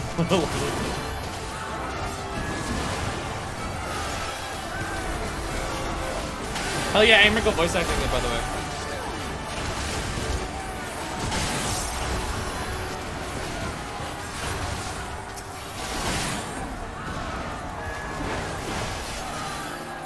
There's a lot of us fighting. Seeing how many people are fighting and how much is going on and the death and destruction is good. Because again, I was praising them for how well they were selling the Doma Castle and Alamigo dungeons for like getting across the scale of what's happening. This is so much more. This is so much more. Fighting alongside the NPCs in actual combat and having them have health bars helps a lot to like really get across that. But everywhere we go, there's people in the same areas that we're walking around in who are also doing the fighting. They're not like stuck behind walls or like off on other pathways that we can't walk to. So they're selling the fighting, and also again, just look at the sheer fucking destruction that this place has. Like, oh god. Whew. Oh god, Colossus. It's great. They're doing a good job with this. Oh. I meant right for it. Oh, it's targeting Aimrick. Oh shit. Targeting NPCs that we have to listen to for that. Holy shit. Oh god. Oh god, someone's bursting through the fucking walls!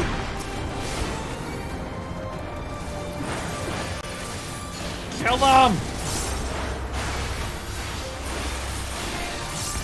Die! These motherfucking wheel bosses. Yeah, he's fine. Alright, got some more loot? Hell yeah. Oh god. Ah!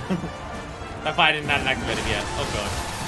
Like you can see over there, there's so many of them. There's scores of them fucking everywhere. Fuck.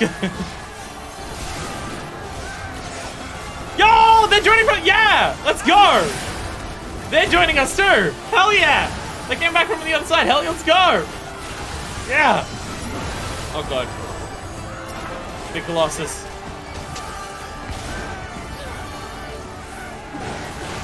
Who would you have for duty support in this? Of all these characters are there, who the hell's the duty support? If all of these people are already here as like side NPCs, who the hell's left for duty support who's actually like in the midst of the fighting? I mean, Alice, unless she's gonna show up later. Oh, Hien and Yugiri, yeah, that's her, yeah. Oh yeah, because the Doma contingent was joining us personally. Yeah, that makes sense, yeah.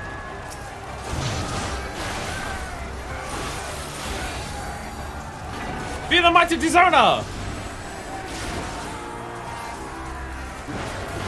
Yo, Kare Center! Yeah! Yeah! I was thinking good old Scion Thaumaturge, hell yeah. Scion Thaumaturge, best character. Oh, this is so cool having the NPCs like participate like this in a dungeon. God, it's so good. Holy shit. It sells what they're going for here so well. This one's for you, Papalimo. Yo, Lise! Time to get serious. Yeah! It was the attack that Papalimo helped her do before. Aww. Aww. Oh god. Oh. So best dungeon in the game so far? I don't even think it's a question. Best dungeon in the game so far? Haven't even done the boss? Oh god. Oh! He's personal guard. These savages bested our vanguard? Impressive. But in the end, they are only that. Savages. Let us be brief. His radiance awaits.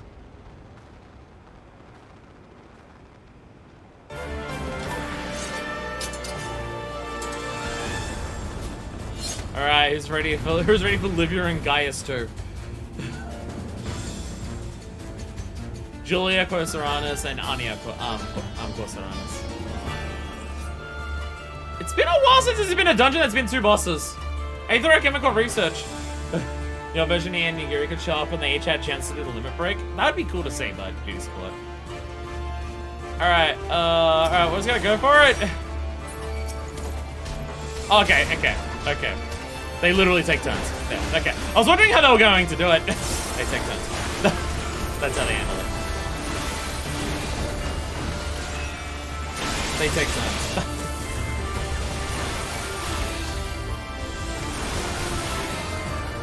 Commence some bombing and predator strike. They will not escape. Oh, yeah, okay. Oh dear God, okay. Okay. Oh, that has knockback. That has knockback, okay. That's not a part of it I was expecting. Ow. Here's a little bit making sense. Really are you, Guru? You've got the same fucking artificial plasma shit. Unless that was also something that, sorry, that we did. Impressive, Anya. Let us engage them together. Well, they're gonna hope to evade us both.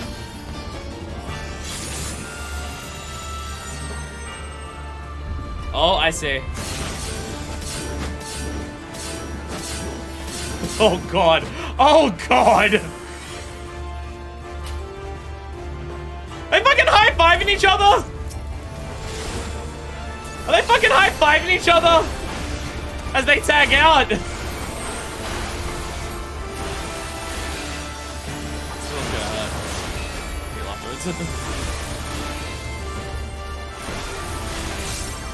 Ceruleum tanks. Oh god. Oh god. Okay. Oh, they knocked them back. Oh, they're gonna explode in water. Okay. God! Everywhere! Everywhere is dangerous! Everywhere is dangerous. Artificial plasma again. I think that does a ton of damage,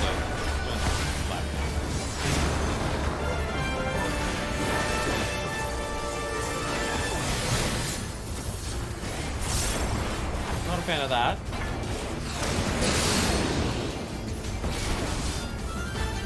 Well, artificial plasma. I got it.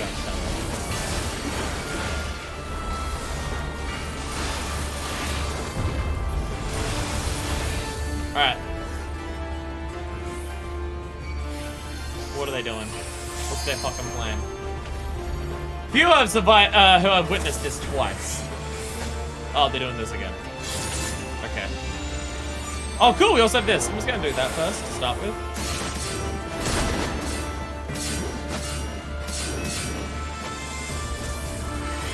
And fewer still have witnessed this. Oh, God. Farewell, savages!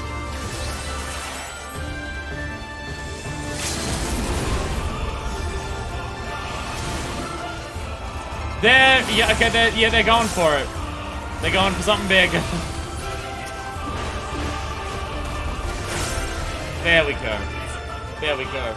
Cool fight. Cool fight. The tag outs between the two of them. Cool as shit. We've served our purpose.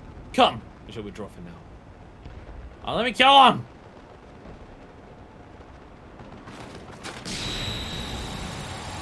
Cowards! Call back. Well, we got them to fuck off. We got them to fuck off. Question is, how's the overall war doing?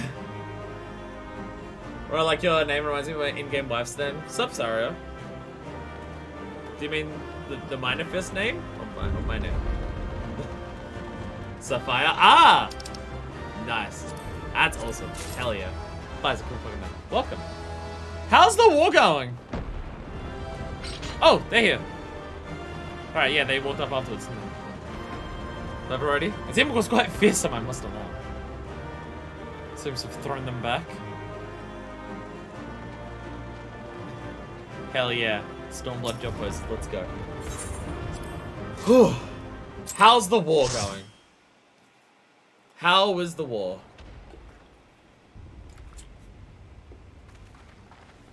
We did it! I dare say they'll be reeling from this.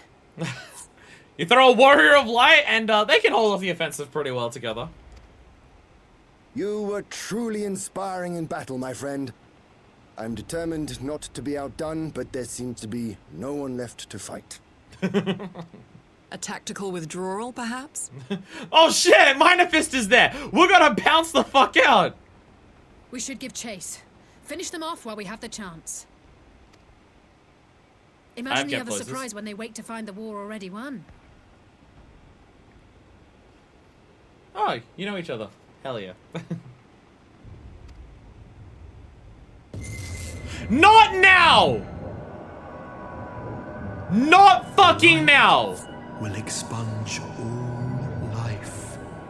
Only you can forestall the calamity. No, no, no, no, no, no. Don't. Throw wide the gates. Don't do it. Don't. No! No! No! Not like...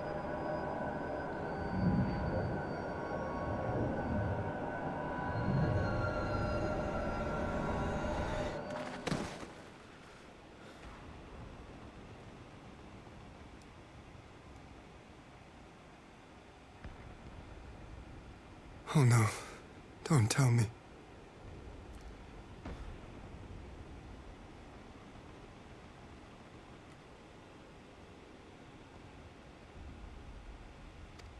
Are you all right?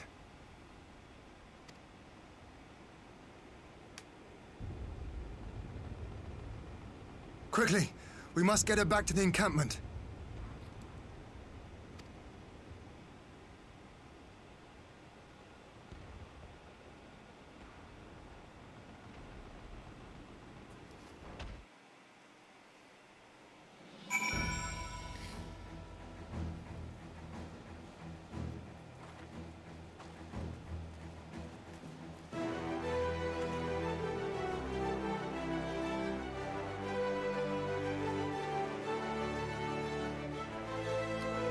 She left me alone.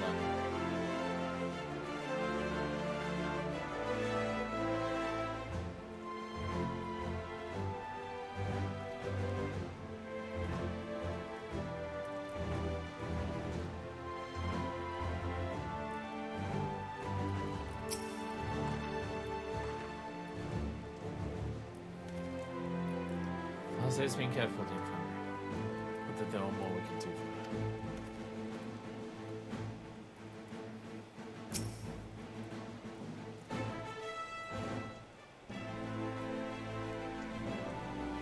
So the Galleons have been routed over there. Well done. Those exchanges are no more than a test of our strength, like it's not. Don't be taking any chances down the Emperor has joined the fray. They'll want to take their time, whittle down our defenses. Still, with your help and that of Ace and allies, we've passed the first test. Our line is open.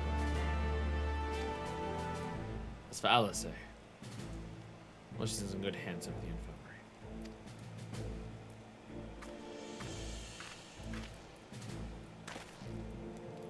My lord.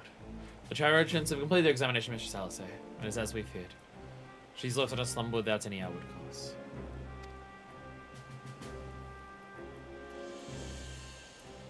Just like the others. Damn it all. Aye. The Galleons picked a fine time to come knocking. 5 Scions incapacitated, with the enemy on our doorstep. I cannot spare the men to assist in search of a cure. Best I can do is see to it that Elsa is escorted safely back to the Rising Stones. You and I will return to our encampment. The main contingent of our force from the forest is under sail. Not made ready for their arrival. Let's keep you there.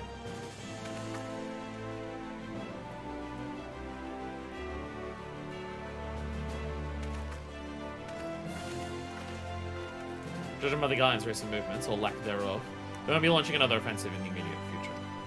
You should return to the Rising Stones. Given the plight of your fellow Scions, I can understand if you feel on edge. It will be no good to anyone but them first.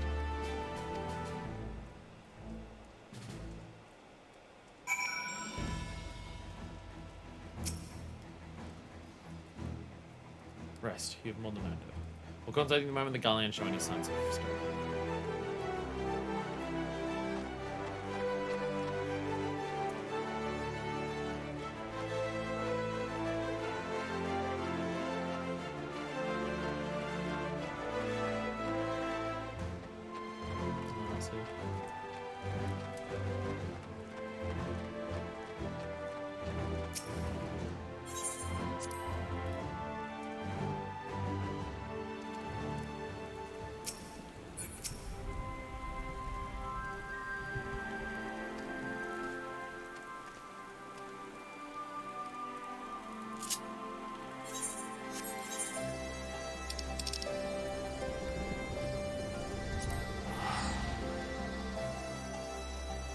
I feel great, by the way. I feel great and fine and so good.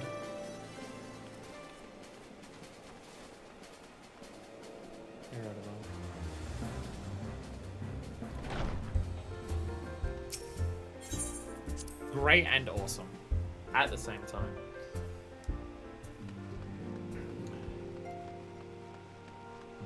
Hey, Lori. Simloan. Welcome home. What has it that you and Mistress Salazar gave the Galleons quite a thrashing? Speaking of whom, where is Mistress Salazar? I was certain she would have returned by now.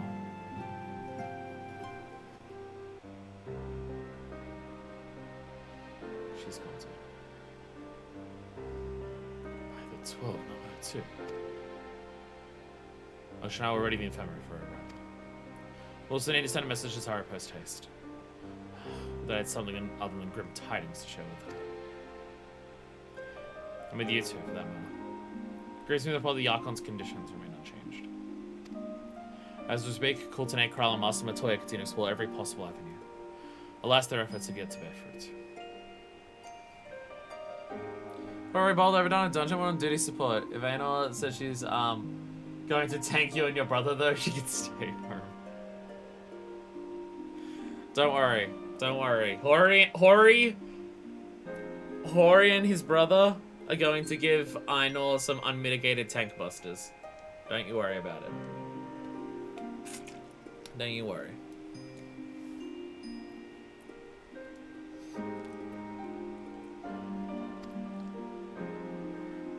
But all is not lost. You are still hale and whole after all. Yeah, me. Yay. Awesome. Once again, everyone around me is fucked, and here I am, still fine after fucking all. I suppose you must be tired from the journey. You should rest, my friends. Leave the worrying to us for the time being, at least.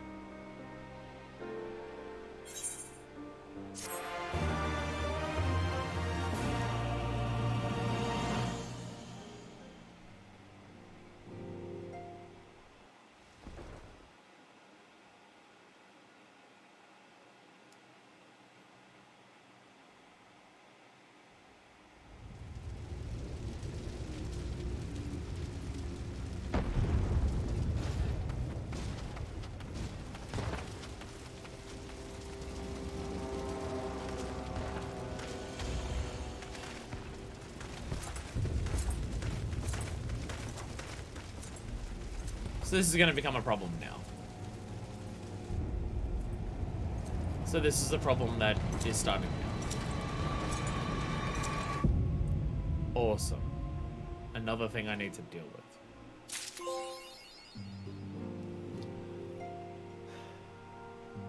Awesome. Fuck, everything's great. Everything's so good.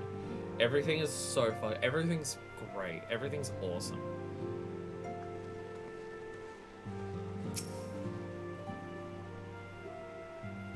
Both Mistress Krull and Master Matoya have taken up the search for a cure to this strange sleeping sickness.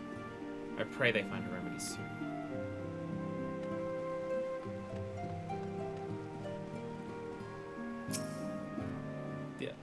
The idea that that's where it ends, fuck you, wait for the next part of the patch, is horrifying. That leaves you on such an awful note. For so long to wait for the next half of the patch. Found these opens. Use some action on the destructive. Motion system allocate to switch and so on to icons. Intended even for a moment. Stalagmite, isn't it?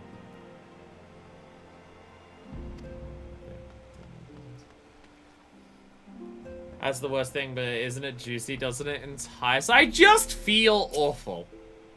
I just feel awful and terrible and bad. That's all I feel. I feel utterly defeated. Sigma switch blades Alpha on the others not like anything I've ever seen. As soon as they are, be power stealth. It's a pain beyond words.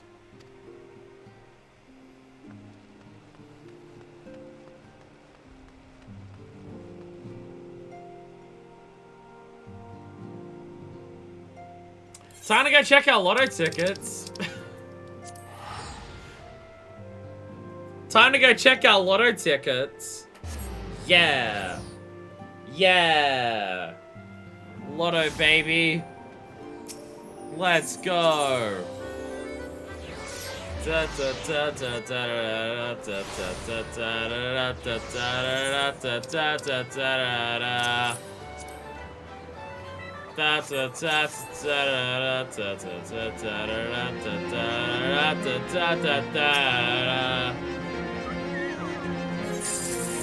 Triple consolation. Yeah. Triple consolation. Woo. Yay. Music there is loud. Music there is loud. Very loud in one ear in particular. You can see the fucking levels on that. It's all in the left. It's all on the left of me, but you know, definitely. If I can see on there. Oh, Castlevania. I didn't even recognize it. Jandaline! Jandaline's here.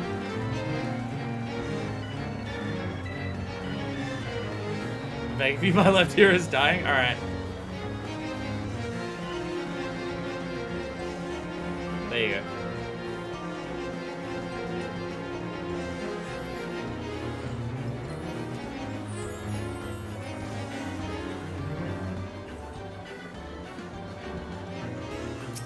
I'm not familiar enough with Castlevania music to recognize it on this one. Oh, one of the big ones I listened to. Well, not a game series that I've played a lot in. I've played like haphazard a couple things here. The original NES one, Circle of the Moon, which was just called Castlevania here.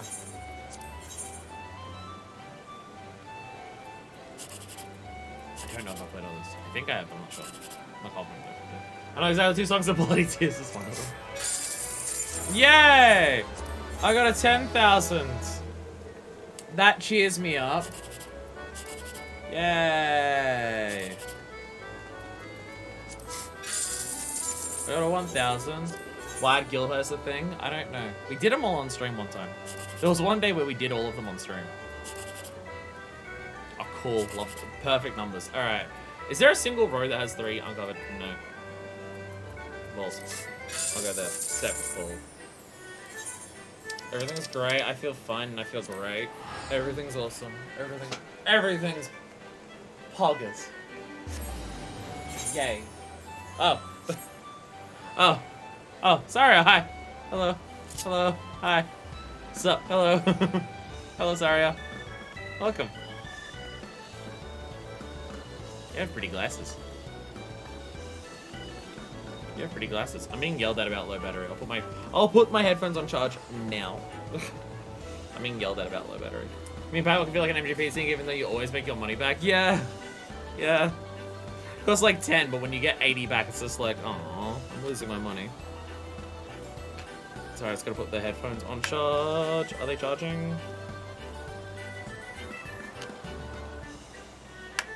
Yes, they are charging. Check out the adventurer plate. Will it be boobs? Will it be boobs everywhere? That's not the adventurer plate. Oh, hell yeah. That's a pretty fucking dress. You had a very pretty dress there. I like it. I like it. Stream sniper. Ah, I got a good shot. Ah. I got a 1, 2, 3, 1, 2, 3, and 7, 8, 9 since today's so that's nice. You're always luckier than I am. It's a wedding cake gown. Is that what that is? It's meant to be a wedding cake? It's very pretty. It is very pretty. I do like it. I like it quite a lot. I do jumpies and I do spins.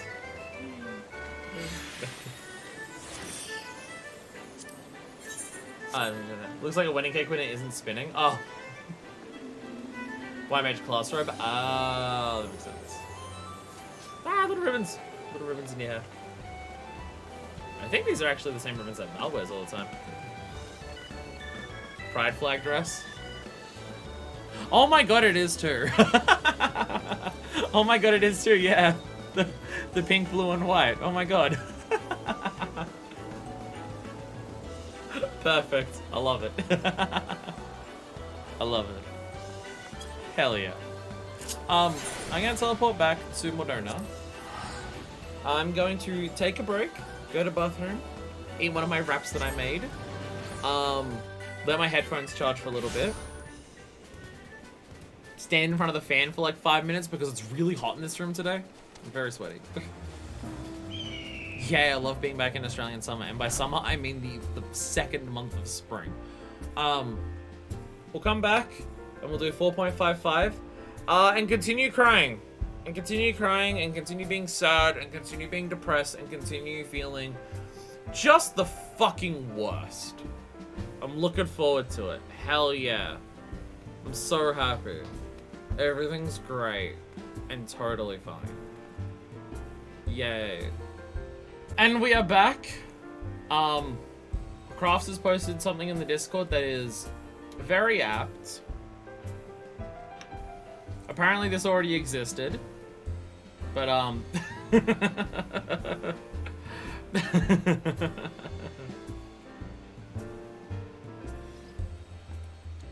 very apt, very appropriate. Very appropriate. I appreciate it. I'd say beat me to it, but I said it, so I don't know. With the new vibe class, I'm gonna be a single sooner in a sea of Kiritos.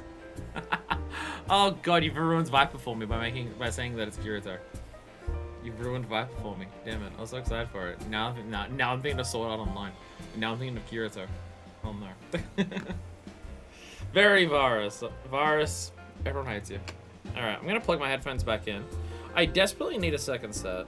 I need to be able to actually hear the fucking game for the entirety of a 14 stream. A thing that I have not gotten the chance to do for a very long time. But they had like 15 minutes of charges then. So hopefully that's enough to last if 4.55 is short. We'll see how it goes. Or we'll die right before the end and it will be a letdown. But it'll be fine, don't worry about it. Don't worry, it'll be fine. It'll be fine. That is very pretty. That is quite pretty. Collage just screenshots with every Kirito I see. Like, you're at a convention, you're just seeing a bunch of people cosplay the same character, and you go and take a selfie with every single one of them. Alright, hi Hori. How depressed are we feeling today? Extremely fuck yeah. Same here, bro. A brief reprieve. We're about to sell an expression suggests he has no good news to share, which in this case may not mean good news.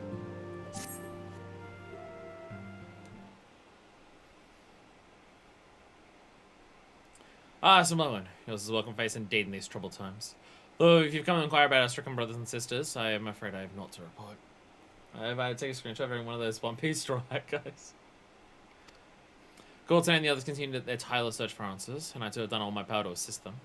Alas. Look at our face. Look at our face. My apologies for the intrusion. Also, myself and I had been brought here and wished to see if his condition had improved.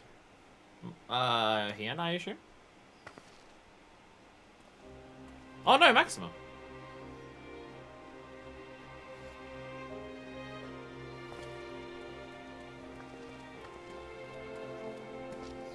Mr. Susan Blackburn.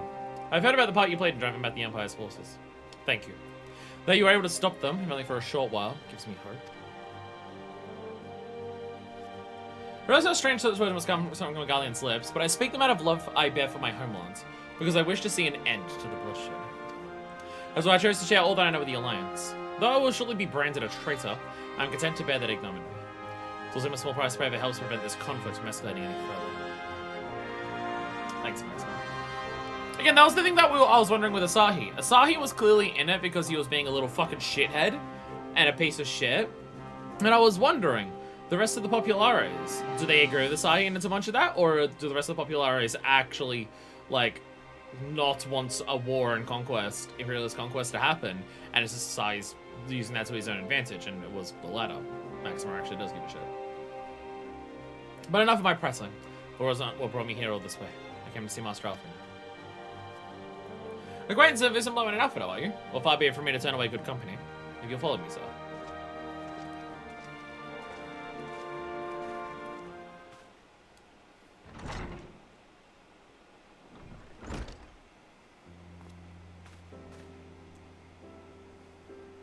When it reached me that Alphino had returned, it seemed only right that I visit him. Poor lad. Pains me to see him thus. But I take solace in the knowledge that he is safe and would care for. He fought valiantly at the burn. The Populares could not have wished for a more committed ally. I know not how he came to be so afflicted, but I pray a cure will be found soon. On an unrelated note, you may be interested to know that I travelled here in a company with another acquaintance of yours. He waits my return at North Silvertier, and I'm certainly glad to see you. Assuming you can spare the time, that is. All of the Scions being taken like this, it's such a bizarre feeling. I suppose we're in North Silvertier. Sid? I don't know. Sid was working on the boroughs. I don't know. Whereabouts in North? Okay, just. Well, that's the airship docking place. So yeah, Sid or Nero.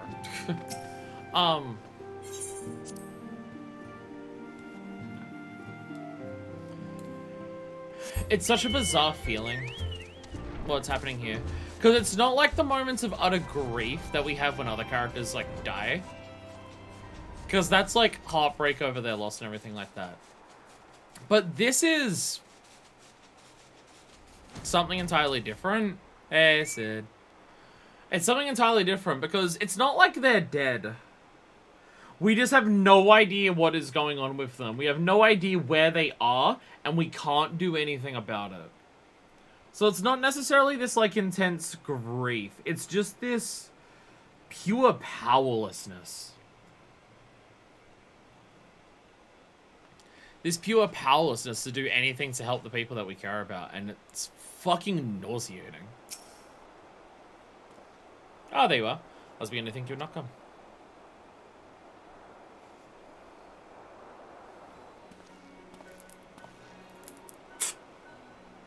Listen. Sounds like you've been through the mill. You should have called me. Well, I must confess, right now, missing souls isn't exactly within my field of expertise. As you may have surmised, Master Khan grown up in the Calamity. Indeed, he has long he has long been a source of inspiration to me. Most Gallians would say he's a traitor, that he turned his back on his country. With the Populares, however, consider him a revolutionary. A man willing to defy the Empire's dreams of subjugation. These inventions might bring about a better future for all mankind. Please. Revolutionary is a term best reserved for my work. I am but an Imperial defector who thought to aid another Imperial defector. Whatever Master Garland says, I am humbled to find myself in such distinguished company. Speaking of distinguished company, we heard from Rabban that you ran into an old friend in the burn. Is it true? Gaius still lives. Yep, he certainly does. Like most of the army, I never had the privilege of seeing the legatus without his mask. I think I wore halfway across the burn in the presence of the Black Wolf. And he claimed to have severed ties with the Empire down to Asians, did he? After his humbling of the Praetorium, one would think he'd have the good sense to stay dead. Should we meet again? I shall be sure to tell him soon. Commander Aldinos spoke the Alliance's meeting with the Emperor. I still able to believe what he told us. Did his Radiance really claim that Garlemald was founded by the Asians? That is madness! The very notion is absurd! Even for my being rails against it. And yet I say there was no escaping the truth. From the very founding of my homeland, my brothers and sisters laid down their lives in service to a lie. The Asians must be stopped. To save my people. To save all peoples. For all the Empire's many crimes, even I did not suspect. Had I known, I would have left a lot sooner. But that's in the past. Here in the present, we must apply ourselves to the problem of how the Empire's ambitions may be thwarted, not only in Eorzea, but in the Far East as well. The Empire must spend our effort to achieve that end. Syria's war was a good start, but we can do more, and we will. We'll show them what it means to achieve freedom through technology. Bring your pardons! I bear a message for the Warrior of Light! Commander Aldin requests your presence at Alliance headquarters in Alamigo to discuss matters of strategy at your earliest convenience. Ah, yes, the inevitable messenger. I knew it wouldn't be long before duty called you away. Time is the essence. Can I tell you to ride aboard the Excelsior? If this fast way to Rabban's side, I'll personally apologize to the commander for keeping him waiting. I mean, I could teleport. How long does teleporting take? Because you gotta go through the live stream to get the other side. I have no idea how long teleporting actually takes. You just want to show off your airship. You just want to show off your airship. Knowing an interesting side element of the game's assets? Sure. I like trivia. Will an agreement to not tell Nero? Absolutely. No one mentioned a single fucking word in Nero about any of this. Oh my god, my throat. I think part of the wrap that I ate just gets stuck there and just going through. I still make for the border unknown. If there's what I can do to help, I consider my duty to see it. I saw every time you board my airship, you seem to be barreling headlong into danger. And every time you somehow contrive to emerge victorious. Which, of course, is an admirable skill. Thanks for reminding me about how I always survive and everyone else always dies. Thanks for reminding me against it. But no one's invincible, Isma. Not even you. So please, take care of yourself out there. I pray you remain safe on the front lines. Though ill-equipped to join the fray, I shall do all I can to assist from headquarters. My colleagues and I have been tasked with evacuating casualties by air. See the honor among them. How many times do you have to tell me not to die? It's a little terrifying. Hey kid, don't die out there. Be sure not to die. Thanks. A Requiem for Heroes. Wow, you were not kidding. That is a short patch.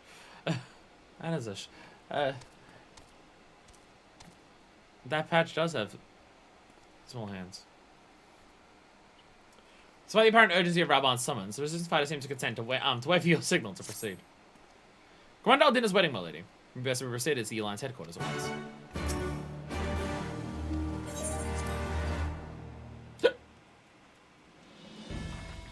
Ow. The throat.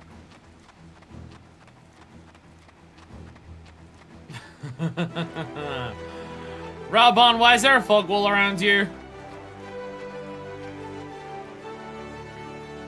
Why can I see menacing displayed next to you?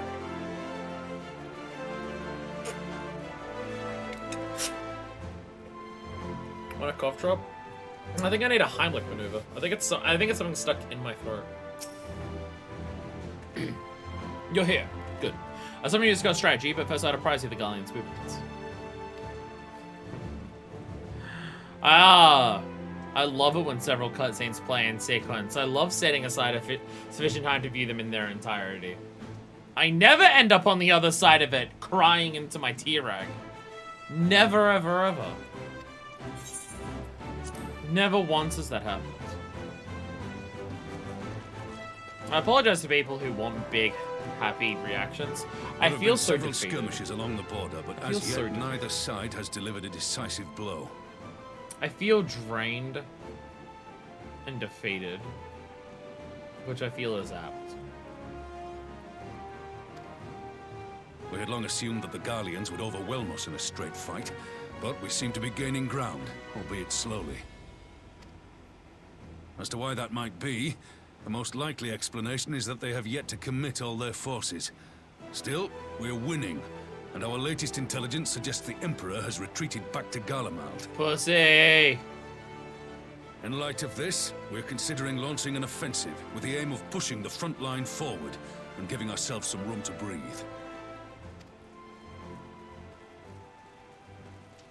Commander! The Imperials! They've broken through our defenses to the east. Well, fuck. What? Our scouts say their forces are being led by Lord Xenos. Lord Heian and Commander Hext have taken their troops to provide support, but we don't know how long they can hold out. Again, it's not Xenos, but I still don't know whether Xenos or a little bit Xenos is a more terrifying threat. So, they've been biding their time, waiting for his arrival, have they?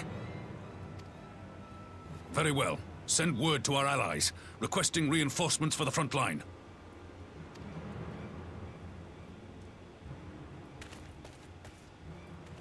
Should the worst come to the worst, I may need to enter the fray myself. But what of you? Do you still have the strength to fight? Always. Leave the Ascian to me. He may not die as such, but to see Lord Xenos fall on the battlefield would deal a heavy blow to Imperial morale. I'll see to it the men stay clear.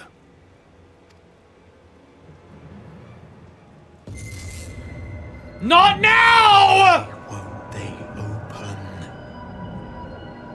Please, I bid you open.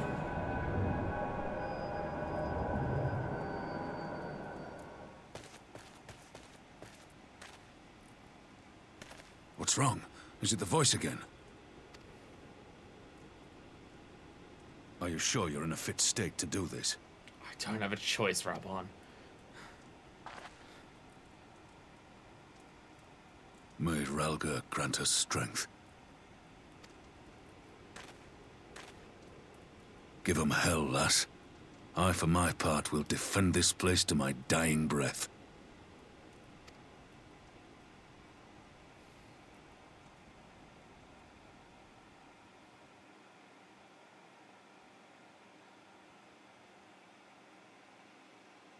At the border of Alamigo.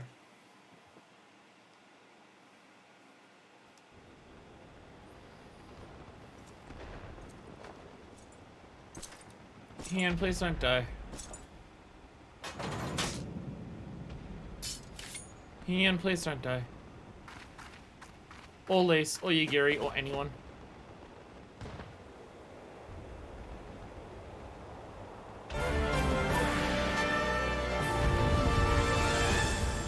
Ian, I assume? Samurai on Samurai? Yeah.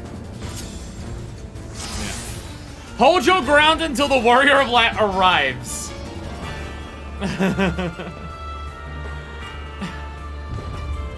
Hold your ground until the Warrior of Light's timely arrival bar. Oh, Jesus Christ. It's not kill him, it's just fucking survive. Alright.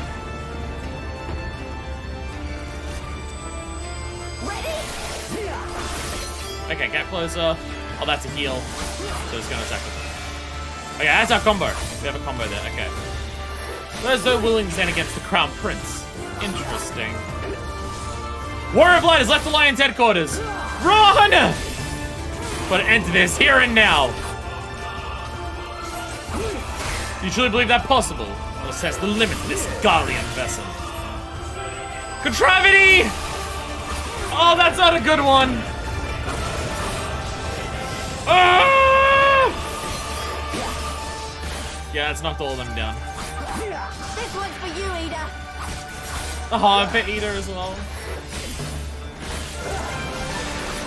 I used second wind without realizing that second wind was way too early. I shall give the lighter man's indomitable spirit.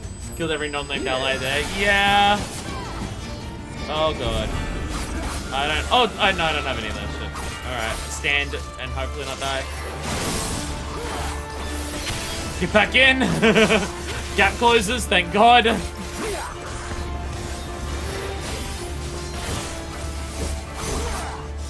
Oh, that hurts a lot. Oh, that hurts a lot. Me using second wind early definitely has fucked me. Warrior of Light is still nowhere in sight. Playing as this where you're just waiting for the win condition is terrifying when a win condition is us. Then is the blind on right to find us broken, bad and broken. Find struggle that is your want, but you'll not skip your fate.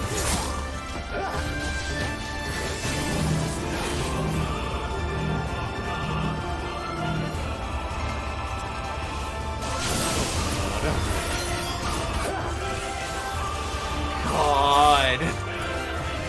Oh, contractivity. Ah!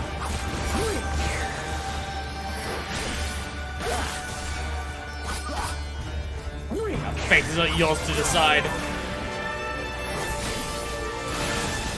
You will learn your place. Keep attacking him.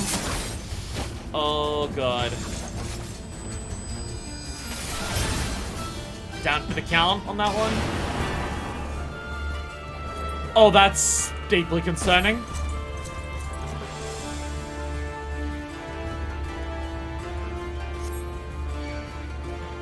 Lise, help! Here it comes. Thank God! Oh! Oh! No, Lise, no!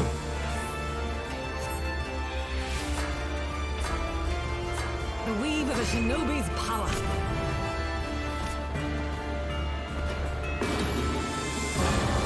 Shadow Koinigiri!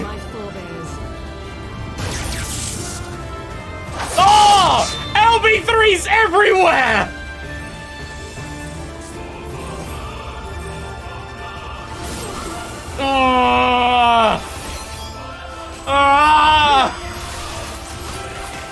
Oh god!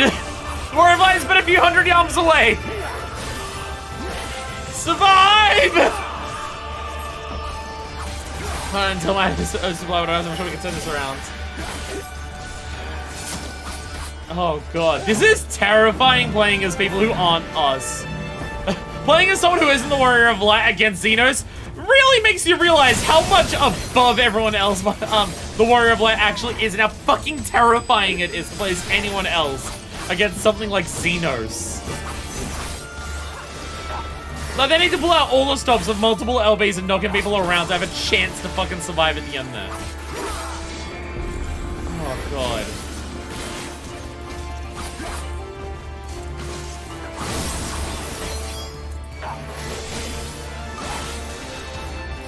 She comes, does she? Then I need to waste my time on you. The Warrior Line, no one else has AoE skills according to Trust. Sorry about it.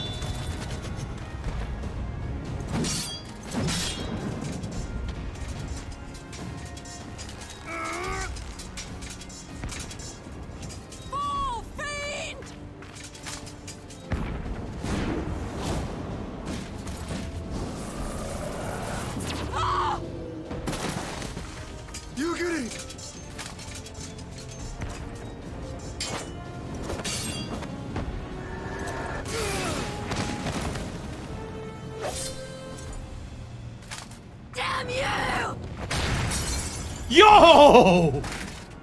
Holy shit, Lise! Holy shit!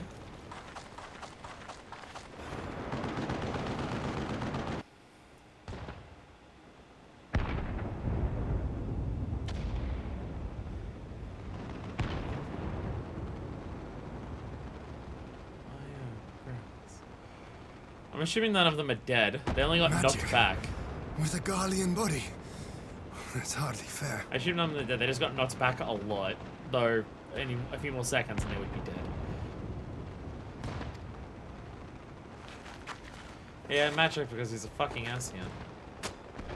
Still, he must be stopped, no matter the cost.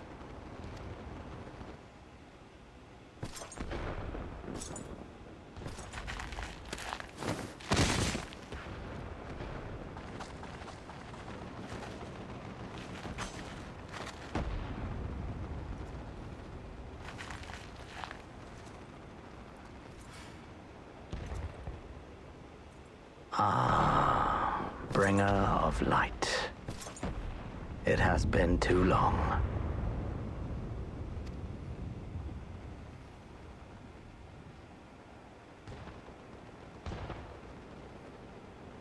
No words to mark our reunion? So be it. Just to kill you. Equilibrium must be restored. And only your death will redress the balance. Wondering if it's the soul of the body that matters more. Nah, you get the worst of both worlds. Garlean body, Ascian magic. I still question if he's actually tough. Drop the axe, white boy.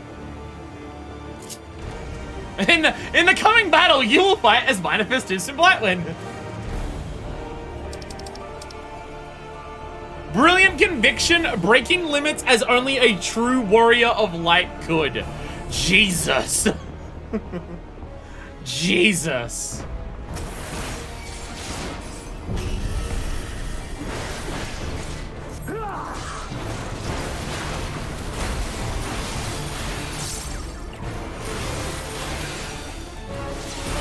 Try it, shithead.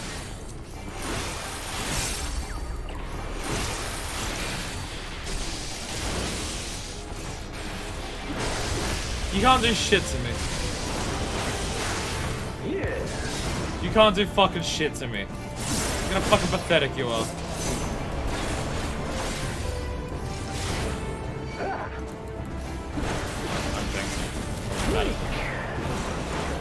Power of Dark Rush, the nature of it.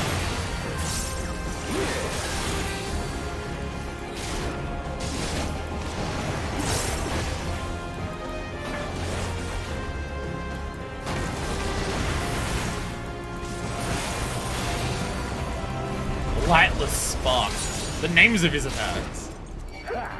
Like he's doing different attacks compared to Zin. Oh, cool.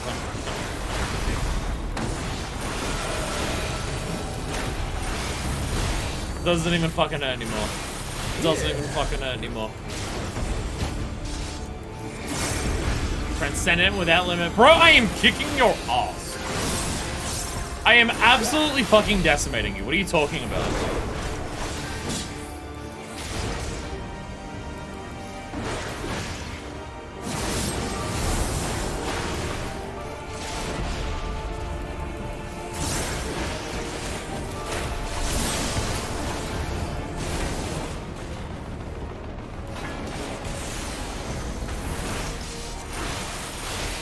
What are you even fucking talking about, bro?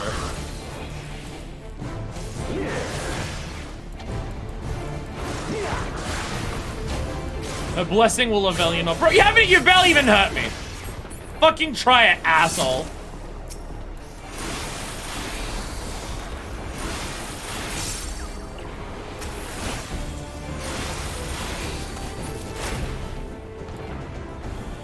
I actually ran a game flow.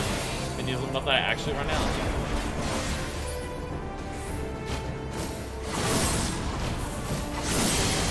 Oh.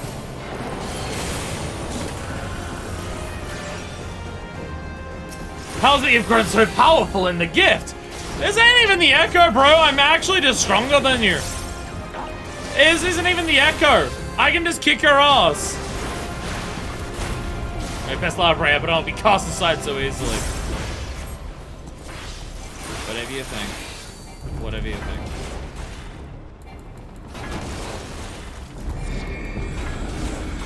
that. Okay, I don't have enough back prevention on that one, so let's just stand here. There we go. You got him with a Von stack. Fuck you. Fuck you. Fuck you and your Von stacks. Get out of here, Von stack. Why are you just a bullet hell now?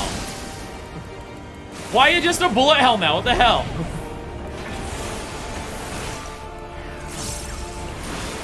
Motherfucker just turned into a bullet hell boss fight. What the hell?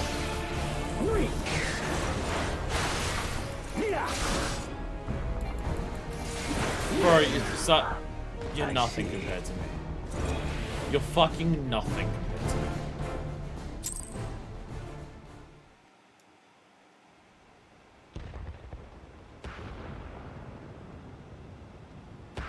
Not even winded.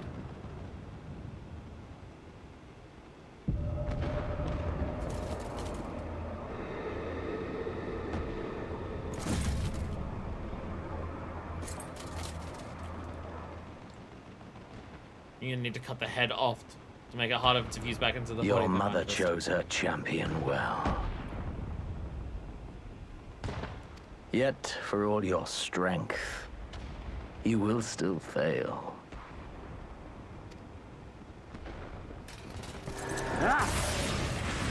Oh no, you slightly knocked me back. Not fucking now! Timing! Not now! Fuck off! Fuck off! Not now! We don't need this shit now! Leave me the fuck alone! Someone calls to you. Too late, alas.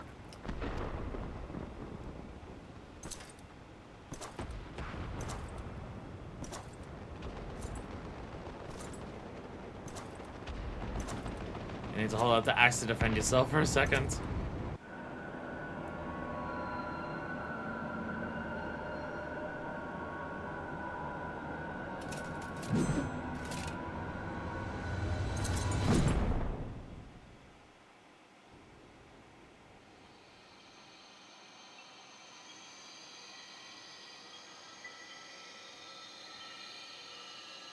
Okay, so we've been pulled outside a lot more than usual.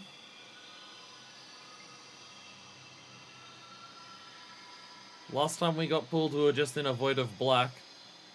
At last, I found you.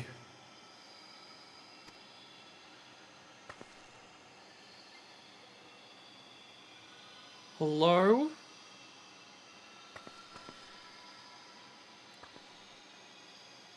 What's with your hand? Please, there's no cause for alarm. And body.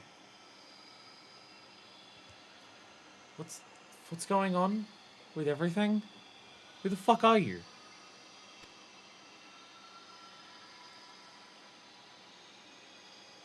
Though, I confess, this is not where I had intended to meet. But the place of our meeting is of no consequence. Like It kind of is. I was about to have my head cut off. Win or lose, the path you walk leads only to oblivion.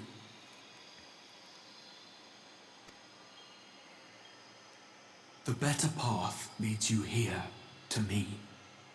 I have need of your strength.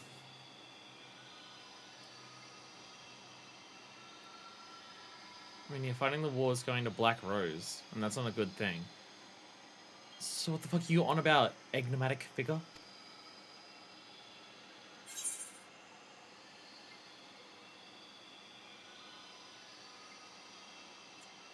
The second one's not going to help. We're not going to be sent back if we ask the second one, so let's try and get some information.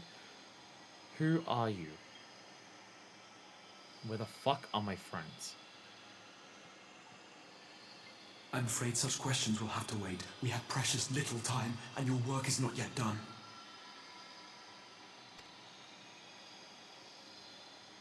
Go to the Crystal Tower. I have left something for you near its base. Crystal Tower? It will serve as a beacon of sorts. One which I pray will help you on your journey. All you need do is find it. I will take care of the rest. I mean, if the whole idea is that we're trying to be called to the first, the only way that we've known to be able to travel between the reflections is to either A, die, or B, Crystal Tower.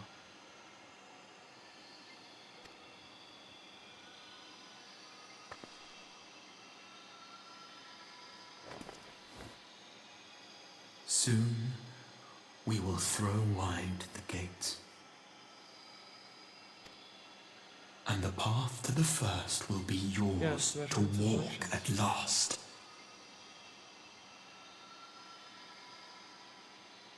Graha? Have you been working on this the entire time instead of going to sleep? No one else can get into the fucking Crystal Tower. That's like literally the whole point.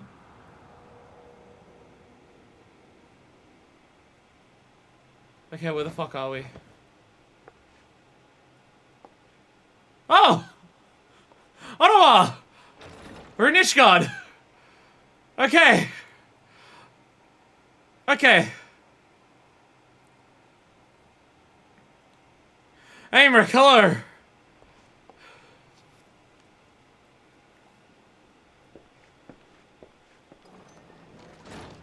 You're awake. Thank heavens. What the fuck happened? Also, hi, Aymeric. I just need to know everything that happened. What the fuck happened? Do you recall the confrontation with Xenos? You were the first to come to the aid of Mistress Lys and the others on the front line.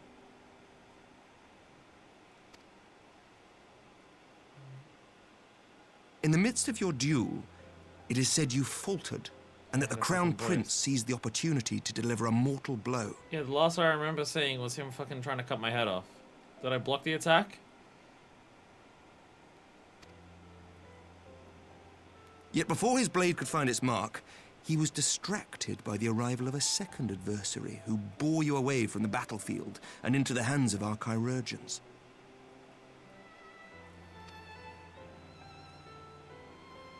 Someone saved us. Lest you wonder, he left before you awoke. As is his wont. Thanks, Estinian. Thank you, Estinian.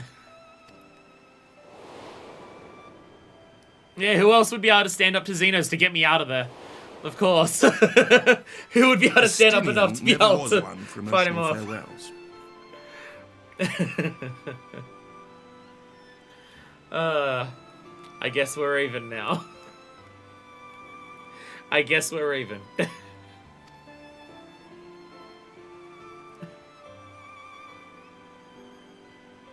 Though Xenos bested all before him, the battle clearly took its toll, for he retreated shortly after your rescue. Seeing this, the remaining Imperial forces decided discretion was the better part of valor and pulled back, allowing us to re-establish our position. I mean, we wiped the floor with him. Like we did. We completely fucking Oh god. Okay. Then the thing that makes me crying is fucking Estinian saving us from the brink of death.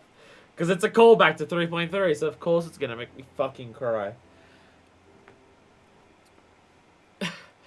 Yeah, Elidibus got control of Xenos' body and thought that would be enough to get rid of us. We wiped the floor with him. Like, it wasn't even close. It wasn't even close. Like, he had a lot of attacks by the end of it, but each individual attack that he did nothing. Like, it did nothing. We defeated Xenos when he took control of fucking Shinryu. What did he think was gonna happen?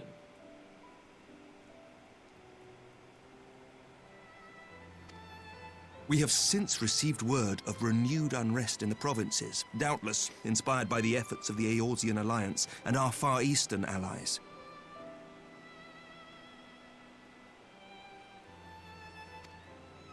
Nor does the good news end there. We have also come into possession of intelligence suggesting unrest within the Imperial Court. So basically the Empire trying to do all the shit that it's doing at once. They're pissing off everyone. They're pissing us off with the war and focusing so much of their efforts on our war that the other occupied territories are starting to fight back. The people inside of it are, like, getting incredibly strong and tough and everything like that. So, yeah. They're trying to do everything at once and it's not going great for them.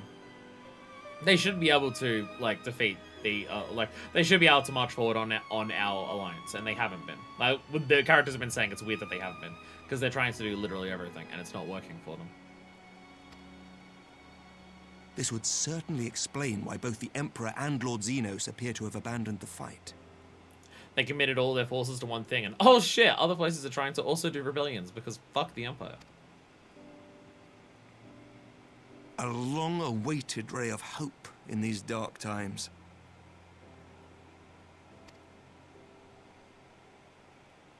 It's something. It's something. But there's still a lot of uncertainty. The other Scions, we know what the case is for. What about Alisei? Is Alisei alright? Yet to awake, I'm afraid. But please, concentrate on your own recovery for now. You know that's not who I am, Emmerich. You know that's not the case. You have carried the hopes of some half-dozen nations, and we are all eternally grateful for your efforts. But no one is without their limits, not even you. Can everyone stop reminding me that eventually one day I'm going to fail and get a lot of people killed? I already have trauma over that happening once already. Can people stop reminding me of that? Can people start reminding me that there will be something that I am not strong enough to get through and then I'll result in everyone dying? Can people stop reminding me of this? Leave this fight to us, my friend. You have earned your rest.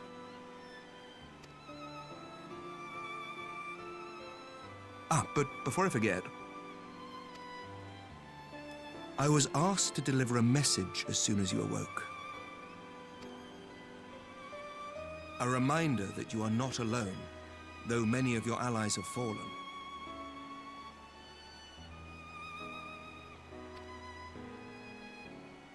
When you are well and rested, you are to return home, where friends will be waiting for you.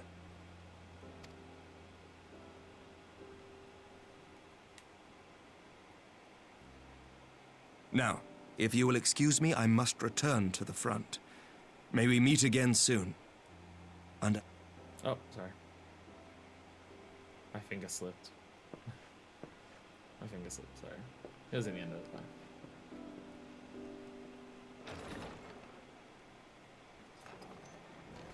Under happier circumstances. I figured it was that, yeah. Under better circumstances or something, yeah.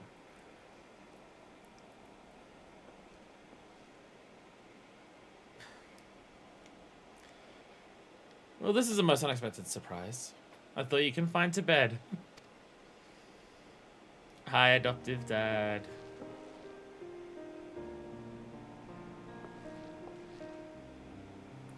When I heard that you had collapsed on the field of battle, I confess I feared the worst. With you standing here before me, as now the reports of your defeat were greatly exaggerated. Thank the Fury.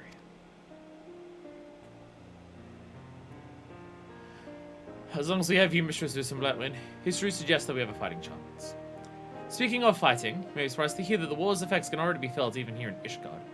In anticipation of a need for reinforcements, our Tauren will soon be departing for the front lines of the contingents of our finest knights. Makes sense. I would advise you to stay until your strength is returned, but I know it would be an exercise in futility.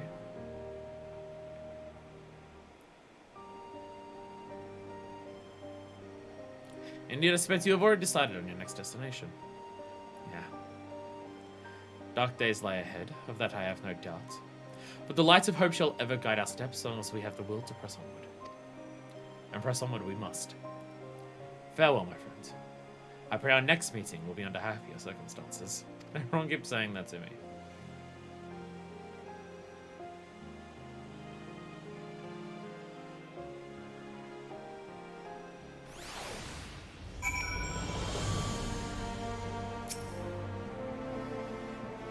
You know that you'll ever be welcome at House full time. Now away with you! I dare not keep you any longer.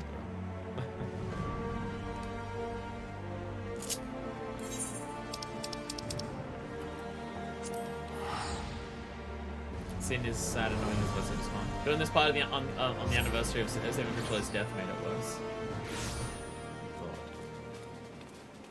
Oh god.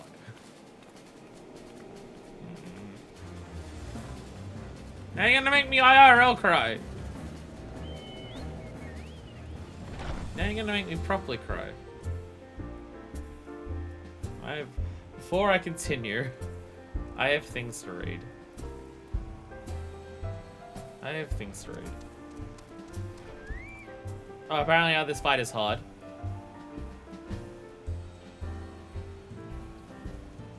In all these Xenos fights, I was a white mage, so not fun, especially with swords. Yeah, being warrior makes it a lot easier. As red mage, this was piss easy. Back when I played, this was before they sped up white mage's casting as well. Oh, back when it had 2.5 cast time for everything. Mage is like 10 times more challenging and more fun, IMO. Kept forgetting how they had presence of mind. I always forget that exists. I also don't play healer much, but yeah.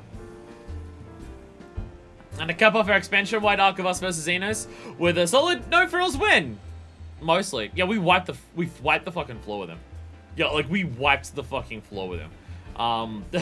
Like it wasn't even close. It wasn't even close. The trivia? Oh yeah, we can have trivia.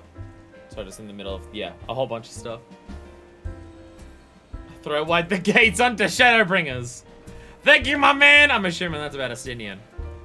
Wait, what I do now? To my boyfriend's house. Estinian playing Batman again. To be fair, you're a decently geared tank. Yeah, that's why I didn't do damage. He nearly get you with a sucker punch. Hit me one. Hit me once or twice. Hit me once or twice.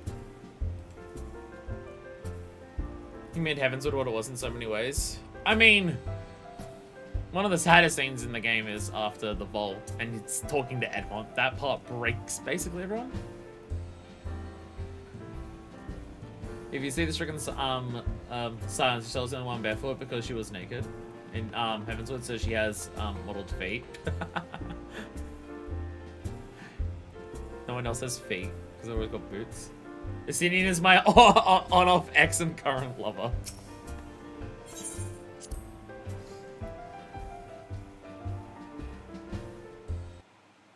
You can't let people of the internet know that the only person in the silence who can clear his feet is Y'shtola. You can't let the internet know that. Hey everyone. Hey, it's Taru's back. Taru's back. After what's happening, I'm not surprised that she's come back.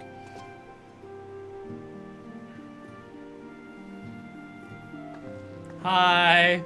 I'm not dead. By the 12! I don't believe it!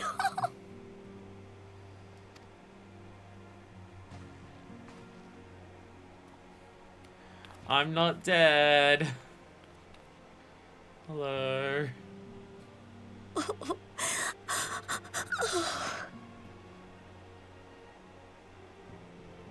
I rushed back as soon as I could.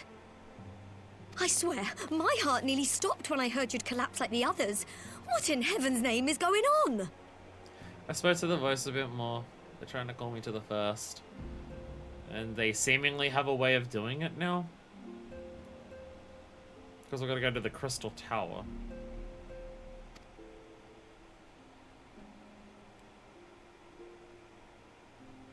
But yeah, horrible timing.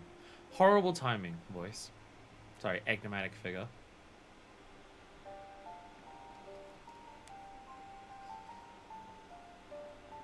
Win or lose, the path you walk leads only to oblivion. Oh, well, that's helpful.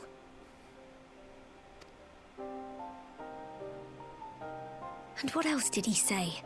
The better path leads to him?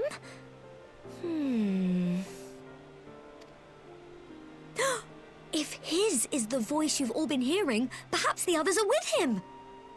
I'd hope so. Or he's gonna have some fucking answering to do. Sir Emmerich said the fighting had reached a stalemate, didn't he?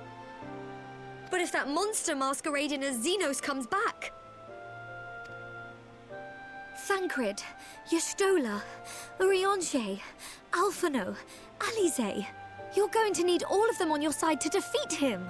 I want to kill him down properly. I'll need some help. I can defeat him, but killing him is the harder part. And I forbid you from going to face him on your own. Do you hear me? Ah. Ah. So if you must leave, go and find the others. Bring them home.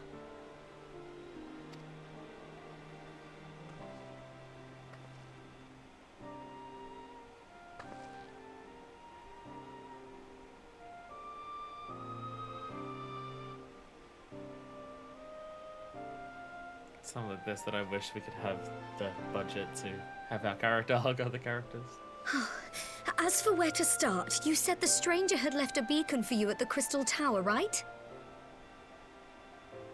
Which again, we shouldn't be able to get into. But how are you to find it now that the tower has been sealed shut? Great question. Does it happen to be open when we get there? There has to be a way. If anyone would know, it's Sid and the researchers of St. Coinac's find. I mean, the whole thing was that we weren't going to be able to open it for a really long time. The expectation was that it was going to take forever. I mean, we turned around and said, nah, we'll be there soon. The expectation was it'll take a while to open it back. We turned around and said, nah, we'll be there in like 2 weeks tops. Don't you worry. We'll find that beacon for you.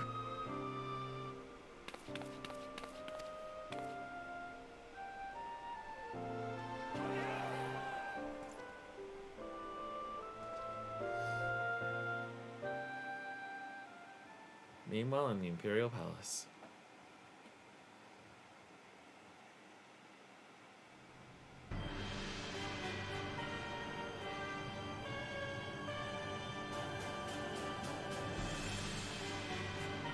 Meanwhile, in the clown car. Sorry, I do see a lot of chat. I'm just trying not to read chat as much during cutscenes because it both slows down cutscenes and distracts me from them. Hey, boy, you fucked up! I pray you have good reason for abandoning the front. Bro, Xenos, you couldn't kill me. What the fuck's up, bro? Someone too much of a little bitch.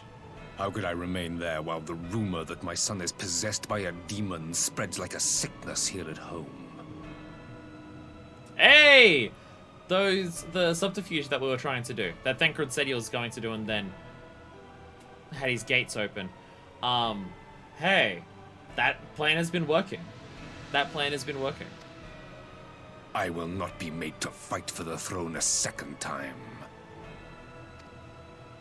But what of you? Did you not tell me you would destroy Eorzea's champion with the ease that one might swat a fly? Yeah, it turns out I'm actually pretty good. Get fucked, Elidibus. A minor setback. She will not escape me again. Good luck. Good luck, shithead. Where is your grandsire? I would have words with him. Bro, you two with the Ascians. You fucking work it out yourself. How should I know? Do you hide from each other's sight as well? I imagine he's doing what all Ascians do. That's what he said when he left. He must have found a way to take advantage of this turmoil. So they're not even, like, actually working together. They're not even actually working together. Elidibus is here as doing his own thing. And Solus is just off doing his own thing. And they're not even, like, communicating about what to do. Bro, the workplace conditions here suck. They're awful. Men are not pawns to be played with, Ascian. You underestimate us at your peril. Varus! This war will not King be decided Dickhead. by you and yours. Man must choose his own fate, and I, for my part, will do all within my power to see Garlemald emerge victorious. Sure. Sure, Varus. Good luck, buddy.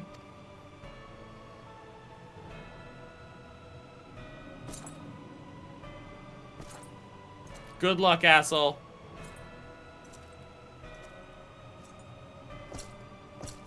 I can't tell which one of you two in this room pisses me off more.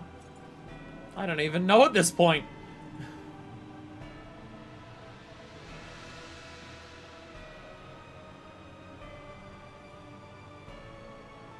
Pray forgive the intrusion, Your Radiance, but the requested preparations are now complete. We stand ready to begin production of Black Rose upon your order. They got that up and running very, very quickly. They got that up and running very, very quickly. So our time limit for that whole thing that the enigmatic figure has been warning us about is rapidly approaching. Rapidly.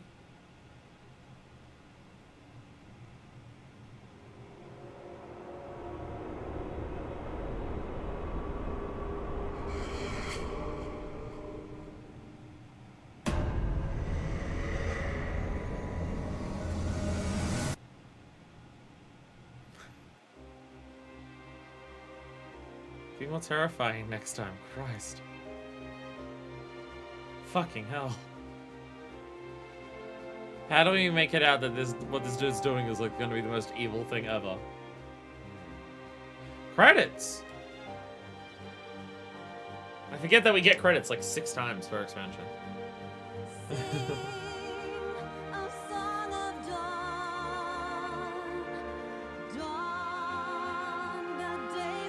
Oh, pictures.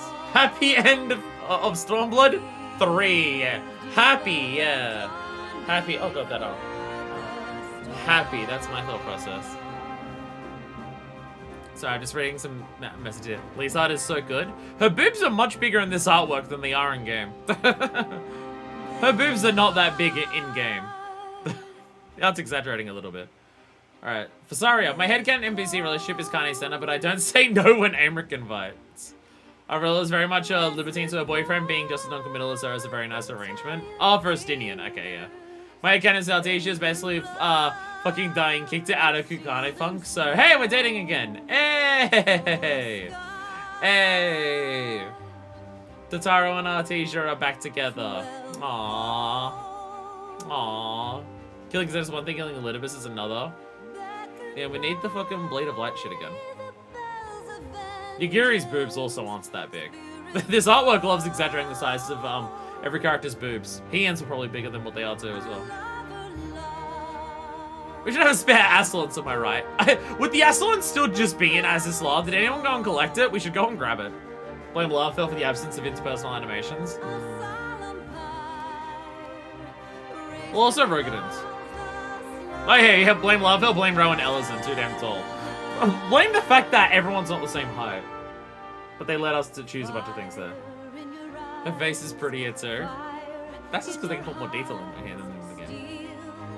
Sid, we need to get some shit opened. You know how we said, yeah, you know how we said we're gonna work on opening that shit, Sid? Yeah, we're kind of in a pronto rush for it now. Sid, yeah. Solar City had to go to Margaritaville or wherever that is. I wish Mara shoots Solas had become a running gag. That would have been nice. I would have loved to have seen that. Are you gonna make me cry by looking at Yotsu? Cooking time? How much do I have to cook? Do I have much to cook? I feel like I've done most of my cooking throughout most of Stormblood already. What could go wrong with living I've had to worship in an ancient mad science facility in the sky? Literally nothing. Literally nothing. It'll totally be fine. Everything's fine. We've never once made a mistake. Aw, the twins. The twins. Aww. Alphino, where's your job change? Your sister's already moved on from being a nerd. Oh, alright. It's Alphino. He'll never stop being a nerd. Alfie looks so girlish here. Yeah, Alphino's the girl, Alisaie's the boy. That's how it works. What is a pair of what's a more ideal setting for a pair of twins than a femboy and a tomboy? That's the perfect way to have your twin dynamic. Blue Alizé and red Alphino. See, at least his boobs are nowhere near that big. Alphino's the femme and Alizé's the butch. Exactly. God. Final Fantasy XIV fan sharing one brain cell continues incredibly intensely. Sharing a single brain cell continues very intensely. Will we get any other unique artworks or anything? This is like the third time we've had the credits for Stormblood alone. I think we're probably fine. I think we're probably fine. All the artworks aren't loaded. It usually is. It usually is. I mean, we get moments like this where none of us crying, but it's all like game screenshots and not artwork and stuff. I'll watch all of Endwalker's credits. We're gonna have the entirety of the credits play once. That would make the most sense to be at the end of Endwalker, when like everything finishes.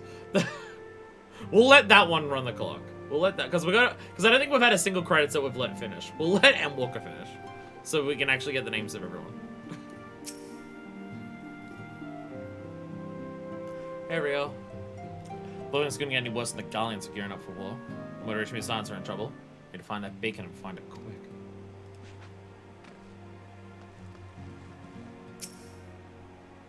Everyone labors tirelessly to fill the silence duties in their absence, and yet Ilsa dodge! Stop. Not allowed. Sometimes wonder what worth yet remains in these old bones of mine. You can't say that! Grandfather doubts his ability to contribute to the silence, and tries as I might, I cannot assuage his doubts. Or that Homai was here. You don't know what to say. I love that Homai and Isildur have like this, like, they're just like two old men who have met each other and have become besties. I love the fucking vibe of two dudes in their 80s meet each other and become best friends. Like, they meet each other for the first time in their 80s and they become best friends. I fucking love that vibe so much, and it's so sad that they don't live together anymore. I'm afraid there is still a change in silence conditions. The main still wake them from the tower, yet, from their slumber yet eludes us. Pray speaking of the crystal tower might guide us to an answer.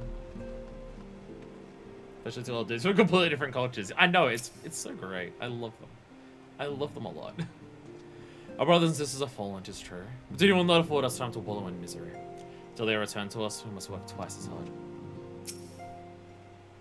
In light of the present condition of the silence, even Riel has returned from a field. Never has there been a greater need to marshal our resources. Oh man, get old man. Brother says you'll work twice as hard as the silence said. Which likely means I must work thrice as hard if I'm to match his pace. Alright. Okay. I know more important things than trying to get boning on. We need you to calm down for a second. B-Team silence, rise up! Let's go! That's the thing. I love the B-Team. I love the B-Team. I love coming back here and talking to the B-Team. They're all great. You ain't worry about the silence. Osha, my sister and I have been keeping over them in shifts ever since they arrived in the Rising Stones. They'd give some sign of stirring. I realize just how critical a role the Archons played in all that we do here. It'd be easy to make up for their absence. How'd you not realize how much they do? They do a lot. Did you not realize? I know wants to transfer to the D team though. God damn it. When even Aino, Aino's trying to not get. She's not trying to get laid right now. That's how you know shit's fucked. She wants the double B team. I knew you'd be alright. And to celebrate your return, I made you this. A brand new traveling outfit. Oh, I do hope it fits. More Totaro outfits. Now's not the time to fuss over your measurements. I must go and speak with the researchers at St. Quinox Find. You go and rest while we track down that beacon. Scion Traveler's attire. Oh, no cutscene to like show us wearing it like we had for the last one that Totaro gave us. I feel like Scion Traveler said, but I gotta use the present. Oh god, here we go. Oh god, here we go.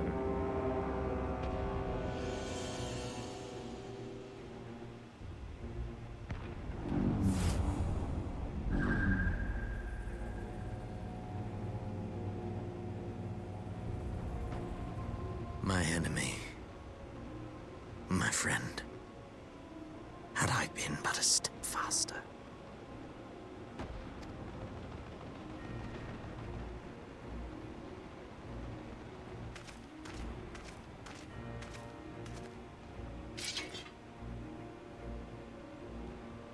Bloody savages!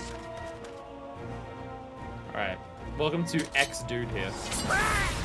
Yep, there he goes. Not even slightly having a chance. A pity your hunt leads you elsewhere. Not that I am surprised. May you find joy in it. Grow stronger, more savage, and savor every triumph. I don't want him to come back. Both in the sense that I don't know what they're going to do with his character that they haven't already done. Because we very much got everything that his character can do at the end of Stormblood, so I don't know what else they can actually do with him. They won't just be repeating this again. But also, I'm scared of him. He just wants what's best for you. He wants to just put me in a nourishing environment. He wants to make sure that I'm getting enrichment. It's the exact base of my male ult. Does your male ult do the same smirk? In the meantime, I will reclaim that which is rightfully mine. So he's gonna hit. Alright, well, while my enemy, my friend, is no longer here, I'm gonna go get my body back. I want this mount. You mean to Xenos in general? He puts heated rocks and UV lamps in your enclosure. I'm not an Aura.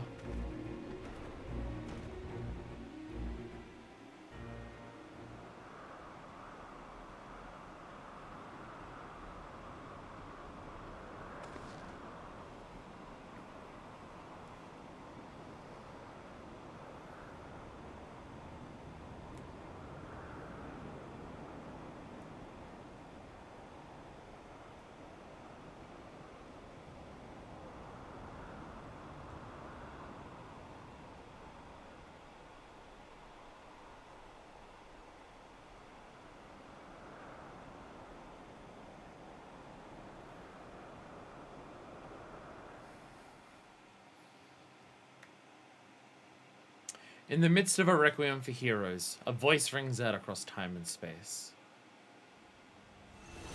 Boom! In fields of tranquil light, sow you seeds of darkness. Are you telling me to bring some shadows? I think I'm being told to bring some shadows. I got achievements, I got titles. A requiem for heroes. I feel great and awesome. I feel so great and awesome about everything. I feel so great about everything. Alright. What does this set look like? What do we got? What do we got going on here? Tataru. Tataru, what on earth? Tataru, what the fuck? Just before I even try on the rest of it. Tataru, what the fuck? Can I get rid of the... You can't even get rid of the mask? Tataru, I already feel enough guilt about being an object of death. And that I can't save anyone, that everyone dies that I come across. What the fuck are you doing? What the fuck are you doing? Jeez, okay. She's leaning into it.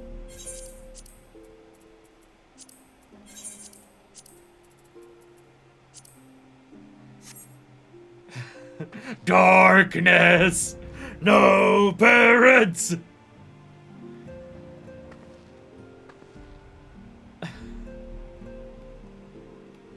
If someone tries to punch you in the face, they get sliced up.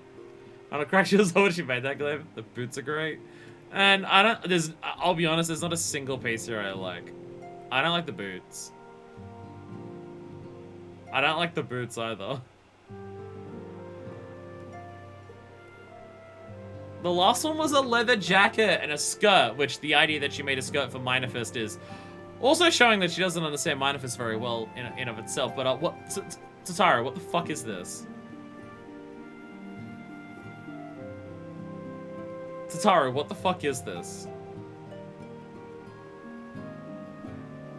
These are my Requiem, which is a white mage, has gone insane. I love that we've got multiple people who have like lore ideas of one of their jobs turns into another job. What a few people who like that. She's just trying to make you experiment with your personal style, not like that. Tataru, what the fuck? Tataru, what the fuck? No, thank you. No, thank you.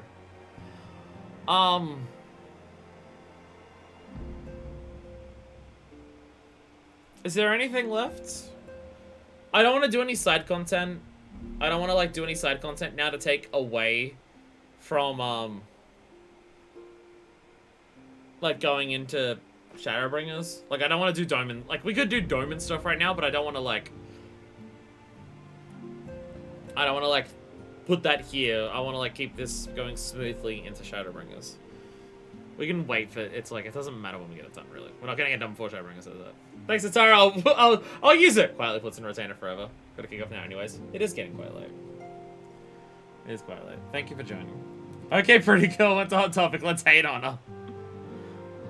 Tataru is sad that all her friends are gone, so she's immediately just getting edgy as hell. Do you allow links? Yeah. As long as they're not like pornography or hate speech.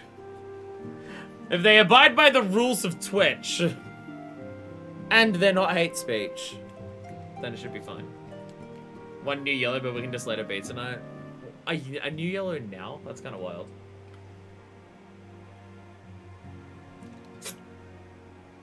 I was mostly just thinking is anything MSQ related that I'm like forgetting that like we were gonna check out because of a lot of MSQ.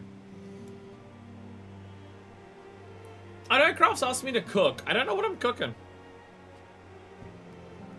Again, I feel like I've done most of my cooking. I feel like I've already fried up most of the dishes that I could fry up over the patches of Stormblood. There's not like a ton there for me to cook.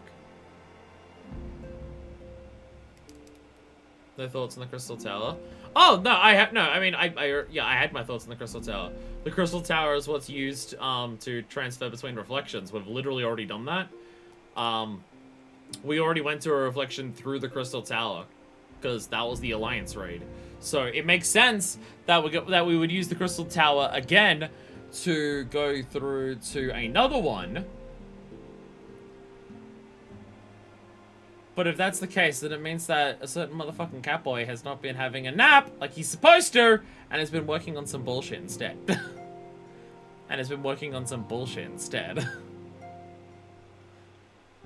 So there's that.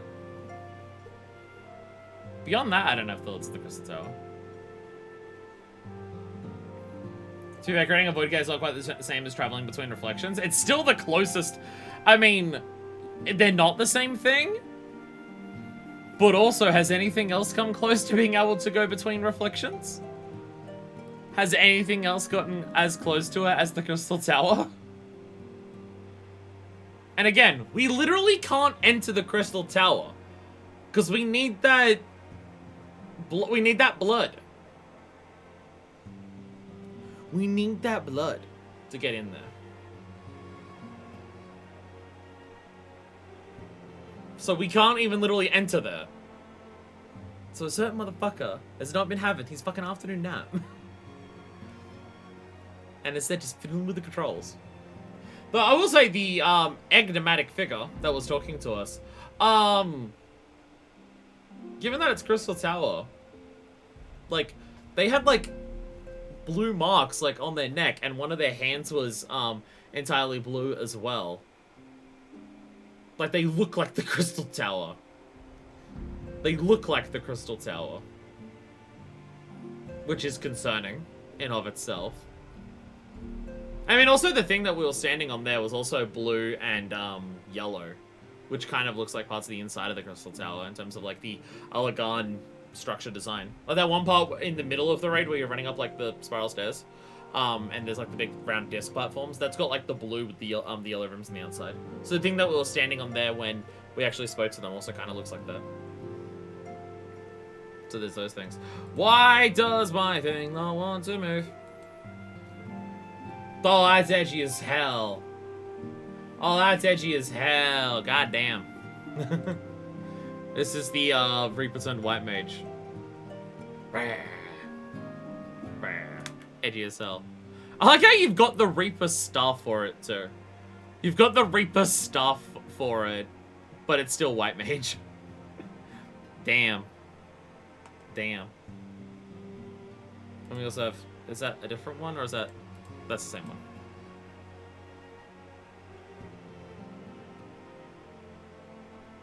Was that, wait, was that, or did I click on the same one? I think I clicked on the same one twice. Oh, no, there we go. I clicked on the same thing twice. That's White Mage turn Reaper. Oh, either direction. I thought I was getting confused in which direction it was. I like this. I like this a lot. Asians. I like that a lot. I like that a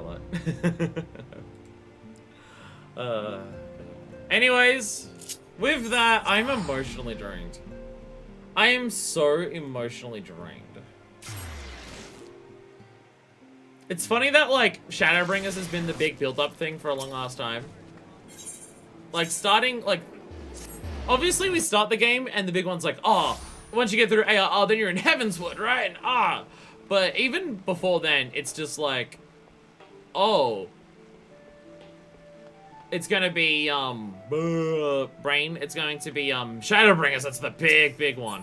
And so we're there, right? The next stream is Shadowbringers. And instead of having this feeling of excitement and, yay, Shadowbringers, like, there's the gamer in me, right? There's the gamer.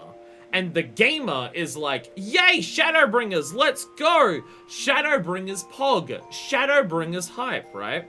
That's the gamer in me. But as the person who's playing this game, who can't help but, like, project myself into the mind and experience of Minifest while I'm playing this, I'm getting the Shadowbringers just being like, I am drained. Like, I've got barely anything left. Everything has been going wrong for a while, and all of the traumas and doubts and guilts and fears that Minifest have are becoming more and more realized as time goes on, at a concerningly rapid pace at this point. And I'm just like, in that regard, I am emotionally drained of just, I feel, everything's fucked already, and we're not even in Shadowbringers yet. And then you just gotta keep in the mind of just like, you always have to push forward. You always need to push forward. No matter what it is, if there's something inside you that can push you forward, you need it to push you forward, whatever the fuck that is. And you just gotta latch onto that with every fucking ounce of strength that you have to do it.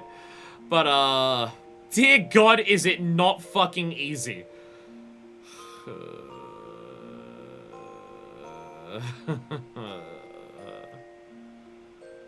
Again, it's not like the intense sadness and grief, or like intense emotional whiplash or strength of something like that, of like 3.3, where it's not sad.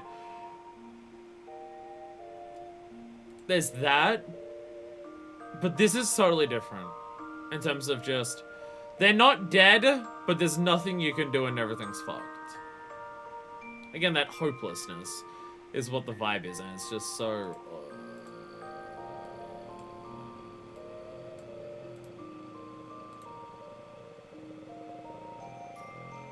It's that. Don't skip cutscenes. Why would you want to skip the cutscenes? You know what happens if you watch all the cutscenes? You feel like this.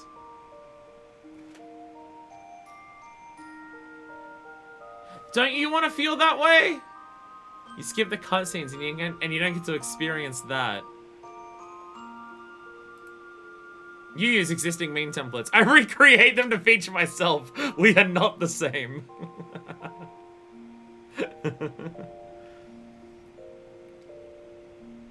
We're gonna get some Memefist going on at some point.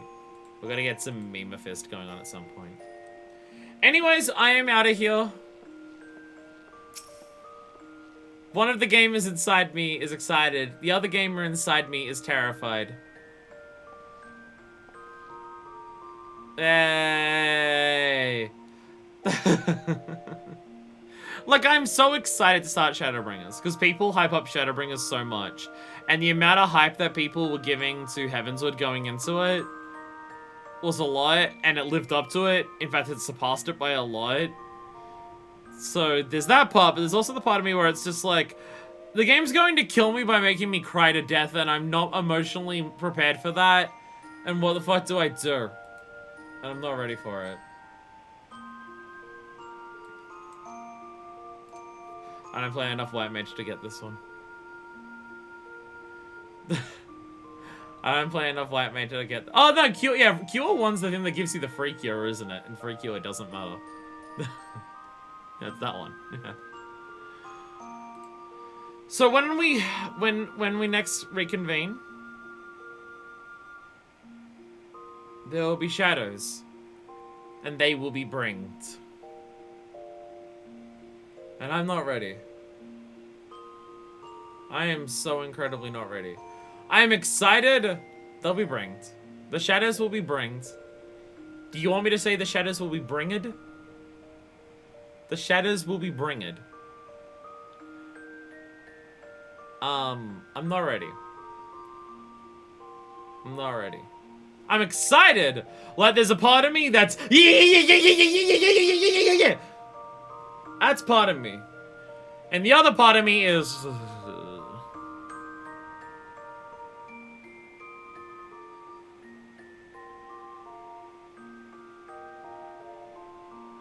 and those are the two gamers inside of me. And those are the two gamers inside of me.